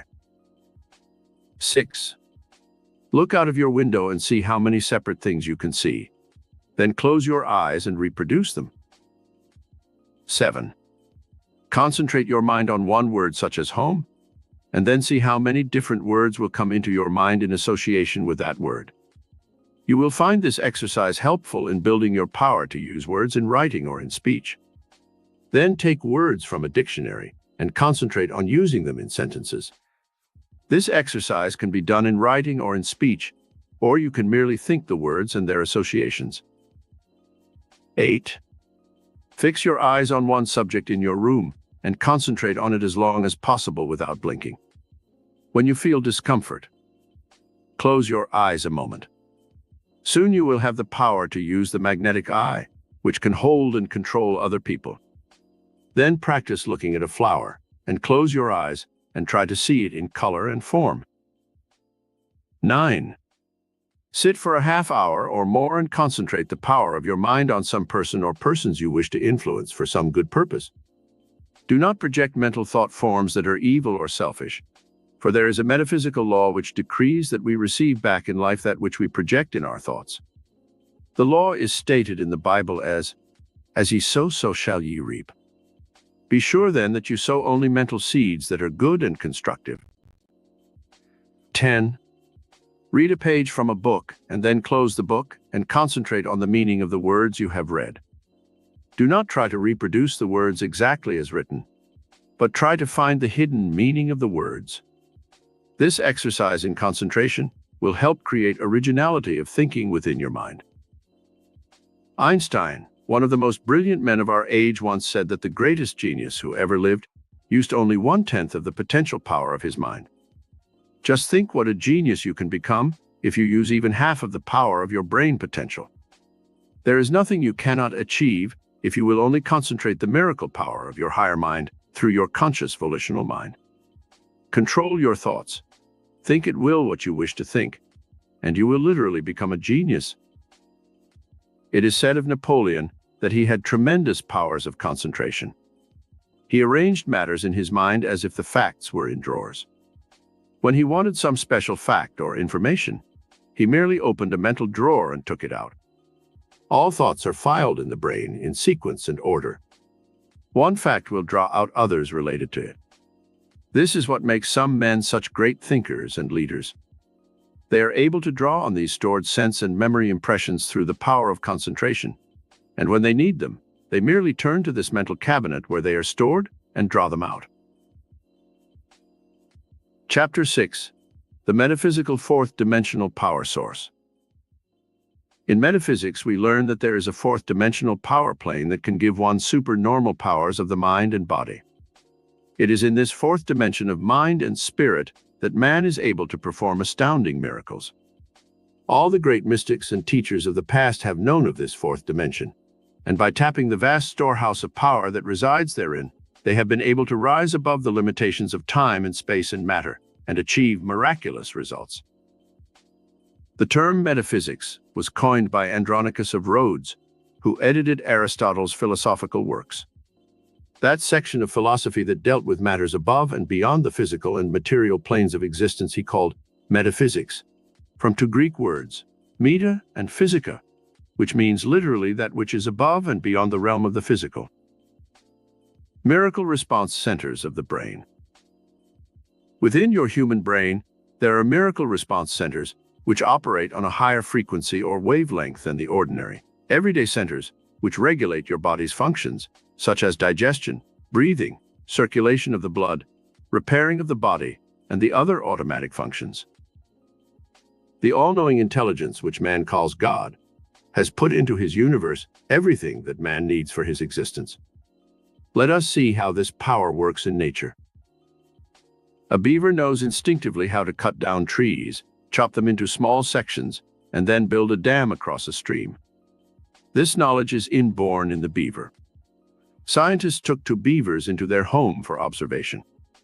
They left them alone while they went out for the evening. When the scientists returned, the beavers had carefully cut the legs off the tables and chairs, and dragged the pieces of wood to a corner where they constructed a dam for an imaginary stream. A beaver knows no other way of life than to build dams, and he will construct them wherever he is. A spider will spin a geometric web that is perfect in design, and he knows how to sit in the center of that web and wait for his victim to fall into its tenuous strands. A hummingbird constructs an involved, elongated form of nest that hangs suspended from a tree branch, where its young will be safe from predatory creatures. The bee knows how to take an essence from a flower and turn it into easily digestible honey for its young. And while it is busy taking essences from flower to flower, nature has made it earn its living by pollinating fruits and flowers for mankind's benefit. Truly a miracle of creative productivity. The maple seed is a two-winged pod which this intelligence of the cosmic mind has created for a specific purpose. If the seed were to drop in the shade of the mother tree, it would never germinate and grow. This higher mind in nature has given the maple seed wings so that a vagrant breeze can carry it aloft and away from the tree to some fertile patch of soil where it can reproduce its own kind. The three planes of consciousness. There are three planes of consciousness which we shall now study. To fully develop your metaphysical power potentials, you must know how to reach the miracle response centers which you possess within your own consciousness. All the great men and women of history who achieved great things had this ability to release the power of the higher mind in creative activity. This is what distinguished them from ordinary mortals. There are three types of mind which are explained below. 1. The conscious mind. 2. The subconscious mind. 3. The cosmic mind. The conscious mind is the storehouse of human memory. The subconscious mind is the storehouse of pre-conscious memory. The cosmic mind, which William James named the superconscious mind, is the storehouse of cosmic memory. Most people operate entirely on one plane of consciousness, the conscious mind. They read something and do not retain it in their memory. They see physical and material objects, but they do not fully comprehend what they see. They live a one-dimensional life that is purely physical and material. They lack sensitivity to the higher pulsations of the universe, and their lives are marked by poverty, unhappiness, and limitation. Such people settle for a job and a small income for the rest of their lives. They seldom broaden the horizons of consciousness by exploring the wonders of the universe. They complain about the lack of opportunities in the world. They grumble because their lives are drab and lack excitement and fulfillment. They do not realize that they create their own prisons, in which they are confined for a lifetime. A prison or a palace? The story is told of a man who was sentenced to prison, and when he was put into his cell, he found another man sitting there writing by the light of a candle. The newcomer looked about him at the incredible squalor and misery of the rat-infested cell, and cried, "What a miserable place! Surely I will die here." The man who was sitting at a low table writing stopped and looked up. He asked, "How long is your sentence?" The other prisoner replied, 6 months. "Surely I cannot survive in this wretched cell." The other man smiled gently and said, "I have been here 12 years. He returned to his writing of Pilgrim's Progress. The man was Bunyan, and he was busy creating his immortal book, which has given inspiration and courage to millions. One man, the new prisoner, was living in the consciousness of limitation and saw only the wretched prison cell where he was to remain for 6 months. Bunyan was living on the fourth dimensional plane of the higher cosmic mind, where he created his own world and rose above the limitations of his environment. You can create a prison or a palace in the unlimited dimension of your higher consciousness. When you once discover this secret for rising above the limitations of time and space, which all the great ones of history have known, you will be able to perform seeming miracles and transcend your environment and rise above your limitations. Helen Keller is a perfect example of someone who has been able to rise above the limitations of the third-dimensional world and soar into the illimitable, lofty realms of the cosmic plane of consciousness. Deaf, dumb, and blind, this great woman has been able to achieve immortality and to benefit millions of handicapped persons with her example of courage, faith, hope, and vision. Poverty, a state of consciousness. Most people do not realize that they literally imprison themselves because they live in a consciousness of limitation and barrenness. When they once learn how to release the power of the cosmic mind with its unlimited power, they can change their environment, become successful, and fulfill their every dream and desire. When the kulaks or peasants of Russia were freed in the revolution, they inhabited the palaces of the czars and former rulers. They fed their horses in the rosewood pianos, chopped up the priceless antique furniture, and built fires on the white marble floors, and tore down the valuable hand-woven tapestries from the walls and used them for blankets for their horses. They now had the same environment that royalty had created and used, but their limited consciousness caused them to make hovels of the magnificent palaces. Perhaps you have been limiting yourself in life by accepting the seeming limitations of material and physical conditions in which you exist. It is true that there are obstacles, problems, interferences in all human destiny. If life did not have these obstructions, man would not grow strong and learn how to rise above the limitations of life. Sometimes through misfortune or handicaps, we are literally pushed into the mainstream of life's turbulence, and we must either sink or swim. It is in such times that man must soar into the realm of the cosmic dimension and grow wings of the soul so he may rise above his limitations. Greatness through the fourth dimension. Many of our greatest geniuses of history achieved imperishable fame through the fourth dimensional plane of metaphysics. Lincoln was uneducated and born in a log cabin, and through stimulating the miracle response centers of his higher mind, he achieved greatness. When Lincoln's brother wrote him from Illinois asking for a loan of several $100s, Lincoln wrote back telling him that if he could not see opportunities all about him where he was, he would never achieve success and fulfillment. The state of Illinois became one of the richest in our Union, proving what Lincoln told his brother, that opportunities were all about him, if he could but have the vision to see them. President Franklin D. Roosevelt rose to greatness, despite a crippling attack of polio, which kept him in a wheelchair for many years. Lord Byron, the great English poet, was born with a club foot, and yet, through his cosmic illumination, he achieved immortality. He was able to go to Greece when that country struggled desperately for its freedom from Turkish rule, and he gave his life in battle with the Greeks. Today, throughout Greece, Byron is honored with statues and memorials to his unconquerable spirit. Florence Nightingale ignored the limitations of her time, which decreed that women should remain in the kitchen, and went out into the battlefields to nurse the wounded and dying. Through this sacrifice, she freed women for all time and raised the profession of nursing to new and greater dignity. George Washington Carver was born to slave parents, and yet rose above the limitations of race and color to found Tuskegee Institute in Alabama. He once showed me little packets of flower seed that he put into every letter he wrote, and which went all over the world to people who wrote him. He said, "I send these seeds out with thoughts of love. Whoever sees them bloom must reflect the love and beauty of the flowers. One cannot hate his fellow men when he loves nature." Edison and Beethoven both became deaf, and yet they were able to rise above this limitation and achieve greatness in their fields. Milton was blind, but his Paradise Lost and Regained have won for him a high place with the immortals of all time. The unlimited fourth dimension of spirit. The list is endless of those great men and women who rose on wings of the soul, through cosmic consciousness, to achieve immortality.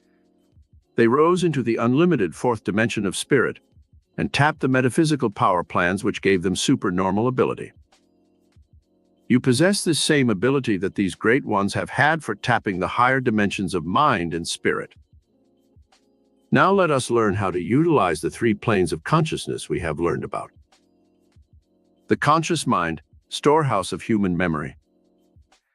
The conscious mind is the dimension of ordinary, everyday activity. It is here that all awareness begins. Most people live 24 hours a day on this plane of consciousness. This plane is important, for it concerns such things as food, clothing, shelter, jobs and money, friends, physical love, and creature comforts. There is nothing wrong with living on this plane of consciousness, for without it, there could be no physical or material existence. The only mistake some people make is that they live entirely on this plane and their lives become warped and unbalanced. I once knew a woman who was worth $25 million. Her husband had died and left her this vast fortune. She was living entirely on the physical plane of consciousness. She started going to nightclubs and drinking excessively. She frequented gambling houses and horse races and lost thousands of dollars. She began taking sleeping pills and pep pills, and soon her brain centers became confused and disoriented. Finally, this unfortunate woman committed suicide. She had everything to live for, but life became unbearable because she had never unlocked the other planes of consciousness, which might have saved her. Regime for living on the conscious mind plane. A. Develop awareness of what your conscious mind is. It is your volitional mind which makes your decisions and carries them out. Be aware of your body, its sensations, its appetites. Sit for 5 minutes a day when you get up in the morning and be aware of your physical self, your emotions, your inner and outer sensations. Be aware of your hands and the power they possess for creativity. If you paint or type or play a musical instrument, stop and analyze the amazing dexterity of your hands as they perform some task, and be aware of the power you possess to do a variety of astounding things. The ability to use your hands raises you above the level of the animals.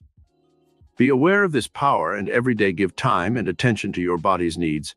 The right food, good fresh air, exercise, rest and sleep to restore the body. B. Fix your mind on your objective in life. Let this also be a daily 5-minute exercise, preferably when you awaken and your mind is fresh. Consciously ask yourself, what is my life goal? What am I doing to achieve it? What can I do today to further this life goal? What am I doing that might be harmful and injurious to myself and my interests? You can also do this exercise at odd moments, while waiting for a bus, or when you are having your lunch at work. This keeps the conscious mind constantly focused on your true life goal and keeps you from getting confused as to your life objective. C. Cultivate affirmative power consciously. The conscious mind and its memory patterns are motivated by conscious volition. You can color the fiber of your mind with either negative or positive suggestions. People constantly tear down the positive habit patterns of their brains with such negative statements as, I can't. I'm afraid I'll fail. I know I won't be able to do it. I'm unlucky. I was born to lose. I once met a man who had tattooed on his right arm the words, born to lose. He began to tell me a story of defeats, disappointments, failures, and frustrations that was truly awesome. Early in life, his father had deserted the family, and he had never known security as a child. His mother took to drink. He ran away from home at an early age, and soon he was also drinking excessively. He went from job to job, and finally, as a seaman, when he was drunk one night, he had the words, born to lose, tattooed on his arm. From that time on, his bad luck increased, and he wound up by telling me that he was doomed by fate from the moment he was born to an existence of misery and poverty. Unfortunately, my acquaintanceship with him did not extend beyond the moment, so I could not show him that his own conscious volitional mind was the cause of all his misery and bad luck. Affirmative power is cultivated by giving yourself conscious suggestions, which lodge in the miracle response centers of your mind and produce the equivalence of that which you affirm. Change your statements of I can't to I can. Change I won't to I will. Begin to think affirmatively. I can be healthy, strong, youthful, and radiant. I will succeed in my work. I shall attract money enough to meet all my needs. People will like me and be friendly with me. I attract only that which is good. Soon you will begin to form mental habit patterns by using these affirmative statements that are positive, and that will shape your life in the image of what you most frequently think. D. Develop conscious control of your brain centers. Concentrate for a few moments each day on your 5 centers of touch, feeling, taste, sound, and sight. Be aware of the physical world around you through these 5 senses. Soon you will store vibrant, live, emotional experience in the memory patterns of your brain, which will help shape your entire future destiny. E. Learn 3 new words every day to exercise your memory centers. You can vary this by learning poems, biblical quotations, or some other positive statements that will help you fix images within your brain. F. Practice memory recall of past scenes and events. Be sure to recall only those memories which are pleasant and positive. Most people recall operations, sicknesses, disasters, and failures, and each time they recall such negative memories, they are imprinting them more indelibly upon the sensitive convolutions of the mind. G. At least once a week, for a full half hour or more, be conscious of your memory. Write down a list of words and see what associations come to you from the past. Such words as home, mother, love, baby, country, flag, office, people, ocean, glory, happiness, beauty, good, and friends might form such a list. You can make up your own. Then write down all the words or thoughts that your mind recalls. You may unlock some valuable vein of memory, which will lead you to some great accomplishment in your present life. The subconscious mind, storehouse of racial human memory.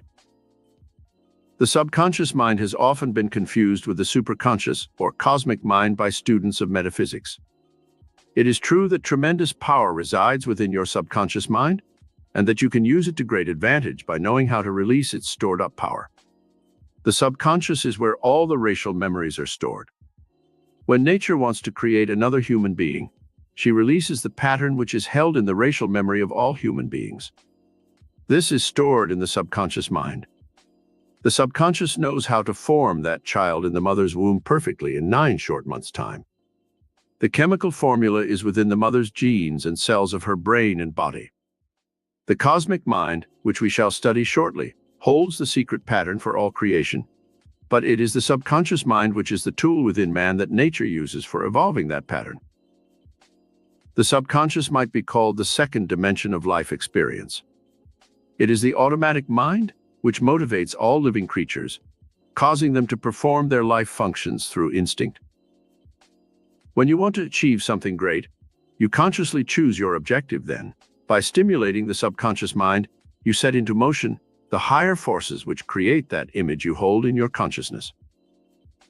The Master Jesus, who knew how to unlock this tremendous power of the subconscious mind for healing, spoke of this power as the Father within, who doeth the work. Again, he said, the Father and I are one. In our modern study of metaphysics, we know that the subconscious mind within man can make him sick or keep him healthy. Let us learn how to tap this dimension of the subconscious mind. Emile Coué first discovered the tremendous power that existed in the subconscious mind for healing the sick. Use the system he taught for giving your subconscious mind the right, positive autosuggestions it needs when you go to bed at night. Repeat over and over the suggestions you want to incorporate in your subconscious mind. You may use the following or make up your own. I desire better memory so I can recall anything from the past that I choose. I wish to change my personality so I will be more magnetic, compelling, and attractive. I would like to attract a better job where I can use my creative gifts and talents to best advantage. I need $1,000 to accomplish my present objective. I want to attract this money from unexpected sources. I wish to find a home that I can afford. It is to be located in the country and will have a small garden and 5 rooms. I would like to play the piano, or sing, or type, or write stories or songs. Whatever creative gift you desire, ask for it. I want better health, more energy and vitality, and a healing of the condition that I now have. It is important that you be specific when you command the forces of your subconscious mind. You can say your autosuggestions aloud or to yourself as you lie in bed preparing to go to sleep. Say each autosuggestion over at least 10 times, and repeat this process every night and every morning for the rest of your life. The habit patterns of your subconscious mind will be built in about 3 months' time if you conscientiously do this exercise. And soon you will be able to command this power at will, and it will sometimes work instantaneous miracles for you. Write some of your autosuggestions down on small cards that you can carry in your purse or pocket, and several times a day, look at them and repeat them. These can be suggestions for specific things you desire, or they may be pep statements such as, I feel wonderful. Everything I do today will be successful. I radiate love to everyone I meet. I am life. I am youth. I am love. I charge my mind with power. I have faith that only good will seek me out. I am a dynamic center of cosmic light, peace, and beauty, and become a magnet for all good. C. Read, memorize, and absorb positive knowledge from self-help books to keep you constantly charged mentally in a positive way. Avoid reading destructive and negative books and magazines that deal in horror, sadism, and degeneracy. D. Choose programs on television and movies that are inspiring, uplifting, and constructive. Avoid those programs that dwell too much on bloodshed, violence, and disaster. E. Charge the batteries of your brain by giving yourself tasks to perform that are creative and positive. Example, when a magnet loses its power to attract to itself iron filings, it is given work to do by placing a piece of iron on it until it is once again charged. You can use this same process to charge your brain. By associating your mind with some uplifting and inspiring thought, you automatically charge its electrical and magnetic power. The emotions and thoughts which help charge the subconscious quickest are a desire to unselfishly help others, a love of people, and a desire to do something good for them. The emotion of love manifested on any of its various planes: love of family, love of humanity, love of friends, love of country, love of God, forgiveness to those who have harmed you in any way. Example: a woman who suffered from crippling arthritis for 20 years finally confessed that she had hated her sister all those years for taking her boyfriend away from her and marrying him. She had remained a spinster all those years, hating her sister. When she was told to forgive the sister and send her loving thoughts, she changed the mental charge of her subconscious mind from hate to love, and within 6 months, her arthritis disappeared. F. At night, when you retire, give your subconscious mind a list of the things you want it to do for you. The subconscious may send through the thought for making $1 million while you sleep, as it did to Edison when he invented his electric light bulb. He had been trying for weeks to invent a filament that wouldn't burn out immediately. Everything he tried failed. Finally, he gave his subconscious mind instructions that he wanted a filament that would last for many hours. One night he awakened as if someone had nudged him, and he hastily wrote down the idea that came through. The next day, he hastened to work out the details of the idea, and the electric light was born. The cosmic mind, storehouse of cosmic memory. The third dimension of mind is that mind which seems to be above the physical and material universe, and which in metaphysics we call the cosmic mind. It is within the cosmic mind that all universal consciousness exists. When you once learn how to tap this vast repository of universal memory, you may consort with the immortals of all ages and share their thoughts, emotions, and creative genius. Let us now study the method by which you may tap this cosmic mind and enjoy unlimited freedom of movement in the vast universal realms of great art, music, literature, poetry, and philosophy. A. Study the lives of the great geniuses of history and mentally take on the luster of their minds and the greatness of their profound thoughts. For example, choose Burbank and from him take the essence of his creative genius. This was made up of curiosity about the workings of nature, patience in his many experiments with growing plants, faith in the inherent miracle of all life that infuses all living things, vision, the ability to see new forms and create them through imagination, courage, to be able to continue in the face of numerous failures and obstructions. You can see how you can borrow cosmic greatness from a genius like Burbank by knowing his life and his work, and then emulating the pattern of greatness as established by him. From Carnegie, you can emulate the qualities of imagination, persistence, desire for a better life, unselfishness, which caused him to give to America 1,200 public libraries and that great cultural institution, Carnegie Hall. From Edison, you can emulate the cosmic qualities of a desire to do good for others, faith in the miracle power that worked through him, joy in creativity, a love of humanity, a desire to change the world for the better, patience, perseverance, hope, and optimism. From Beethoven and Mozart, you may emulate the cosmic qualities of beauty, harmony, joy, and rhythm. Also their creative patterns of hard work, diligence, patience, and love of humanity. This process of studying the lives of the great can be extended to every realm of human endeavor, from philosophy and science to art, music, literature, and invention. B. Mentally hold a conference with great men whose thoughts and works have enriched the world. Example: you might have a business problem which you do not know how to work out. Call upon the cosmic knowledge used by Vanderbilt, Morgan, Carnegie, Schwab, and other business geniuses. The same thoughts which motivated them when they lived are still in existence today on the cosmic plane of consciousness, and you may tap this plane as easily and readily as these men did. You may wish the inspiration of great music. Turn to the recordings of such geniuses as Beethoven, Mozart, Handel, Bach, and Strauss, and when listening to their living music, you can recreate the inspiration and emotional beauty that caused them to create their vibrant masterpieces. You may require the transcendental wisdom and beauty of words, which were created by such great men as Shelley, Keats, Milton, Dante, Shakespeare, and Hugo. Turn to the works of these or other great authors and rekindle once again the cosmic flame which burned brightly for them, and which through them inspired the entire human race. You may require the cosmic knowledge of a man of science for some specific task in your life. Turn to the lives and works of such men as Newton, Galileo, Leonardo da Vinci, Pasteur, Einstein, Salk, and Fleming. The same cosmic inspiration that motivated them can, through their works, enkindle your brain and imagination with the same creative fire they used, and cause you to create works of greatness.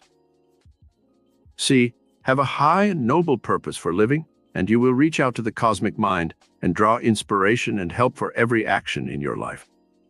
Hetty Green made over $100 million in her lifetime, but her greed and selfishness were such that she became a miser and never knew the joy and excitement that comes from sharing your money with other people. You can tap cosmic mind power by having an unselfish desire to help the world become a better place in which to live. Norvell made his fortune through munitions and gunpowder, but he left his fortune in trust for the Nobel Peace Prize to be given every year to the man who does the most for peace, as well as for literary greatness. Carnegie once said that in the future it will be considered sinful for a man to die rich. He left most of his fortune to foundations for the good of humanity.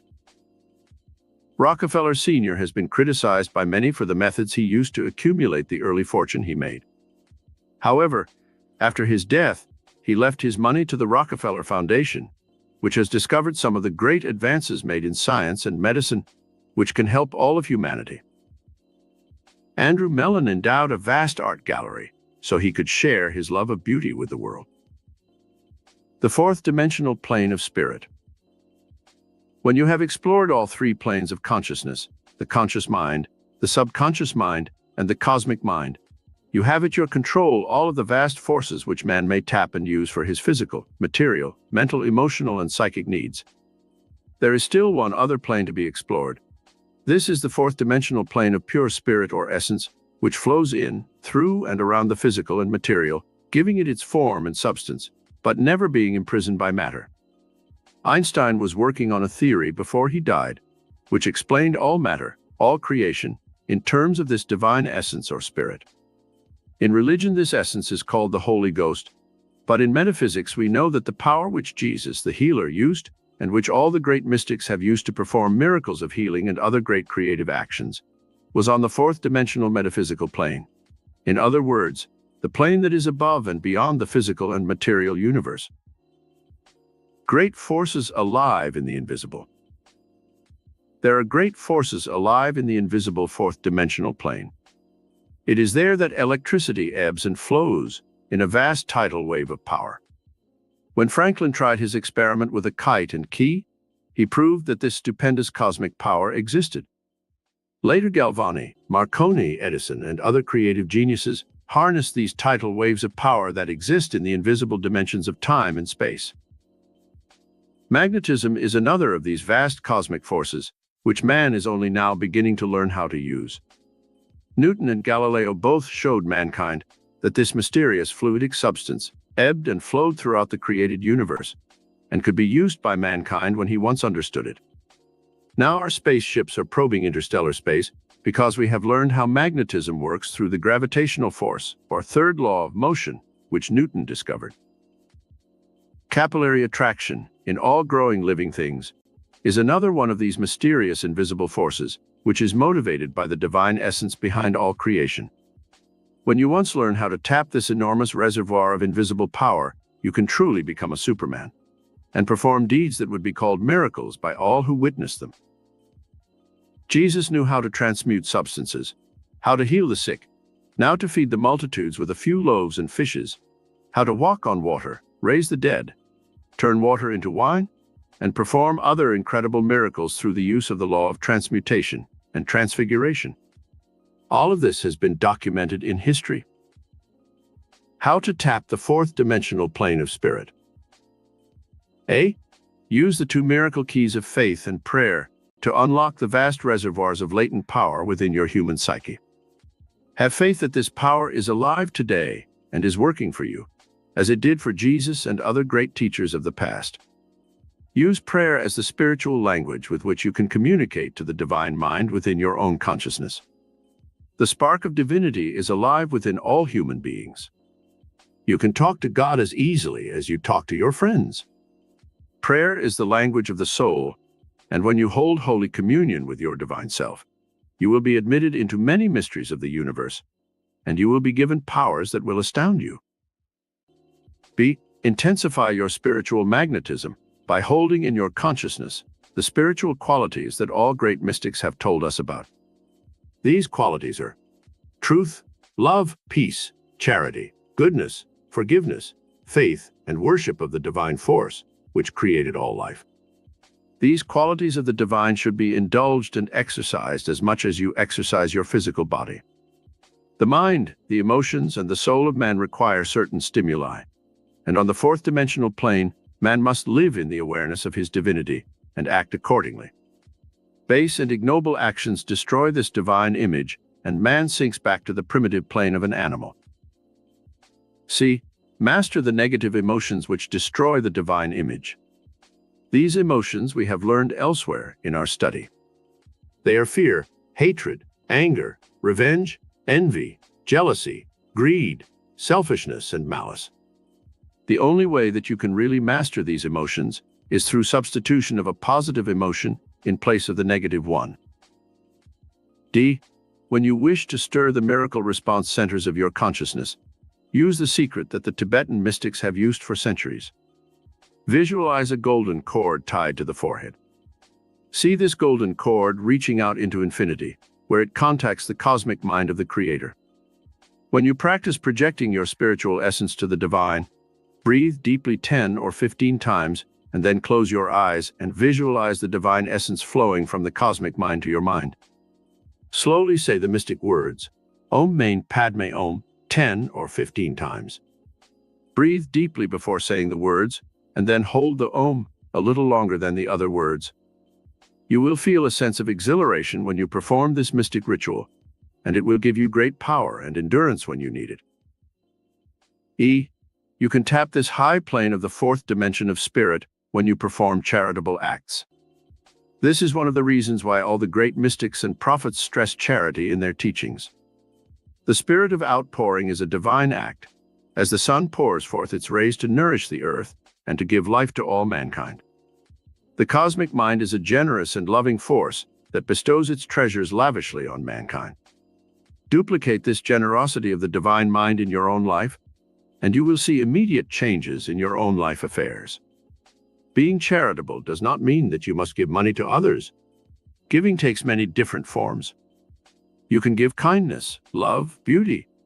You can share your life experiences with those less fortunate. You can give smiles and kind words to those with whom you work. The spirit of kindness and generosity can become a mental habit which infuses your entire personality. It will win friends for you and cause you to be loved by everyone you meet. Chapter 7. All riches possible using miracle power consciousness of metaphysics. You can use the miracle power consciousness for many different purposes in life.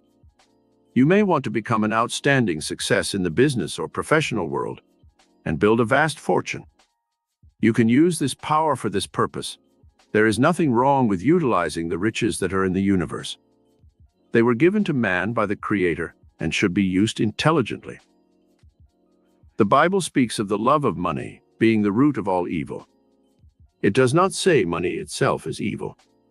It is the greedy, selfish person who accumulates a fortune for his own self-aggrandizement who is sinful. If you use the miracle power consciousness to attract a fortune and use your money intelligently, you can be as rich as you wish to be. How to build the rich consciousness. There is a law in metaphysics which is called the law of cause and effect. It is also referred to as action and reaction. There can be no effect without a predisposing cause. If you want to become rich and successful, you must set the causes into motion, which will lead to the effect of producing riches.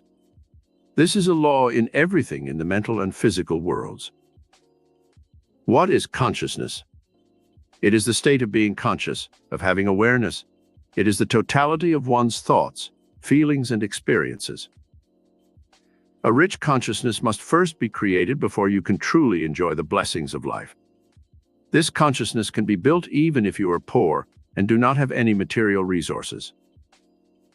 Example: a man who has never been exposed to any artistic or cultural experience might go to the Metropolitan Museum in New York City, where there are magnificent art treasures from all over the world. He might enjoy the experience a great deal, but it is unlikely that he will really understand what he sees or fully appreciate the works of art. Why? because his consciousness has never been fully developed in relation to art. A person who has studied art, who has read books on the lives of the artists, and who knows something about symmetry, composition, form, and color, will appreciate the beautiful paintings more than one unversed in this knowledge of great art. The rich consciousness must first be built before you can truly enjoy the free riches of life, or attract the material abundance which riches represent. If you were rich, what would you do? Let us ask a hypothetical question. If you were really rich, what are some of the things that you would do? You would buy magnificent paintings for your home. You would probably have expensive, leather-bound volumes for your library. You would own a luxurious car with a chauffeur to drive you anywhere you wanted to go. You would travel to foreign places and seek out the pleasures and amusements of nightclubs, horse racing, and yachting. You would frequent the best hotels, eat the finest food, and go to the opera and theater to see fine shows.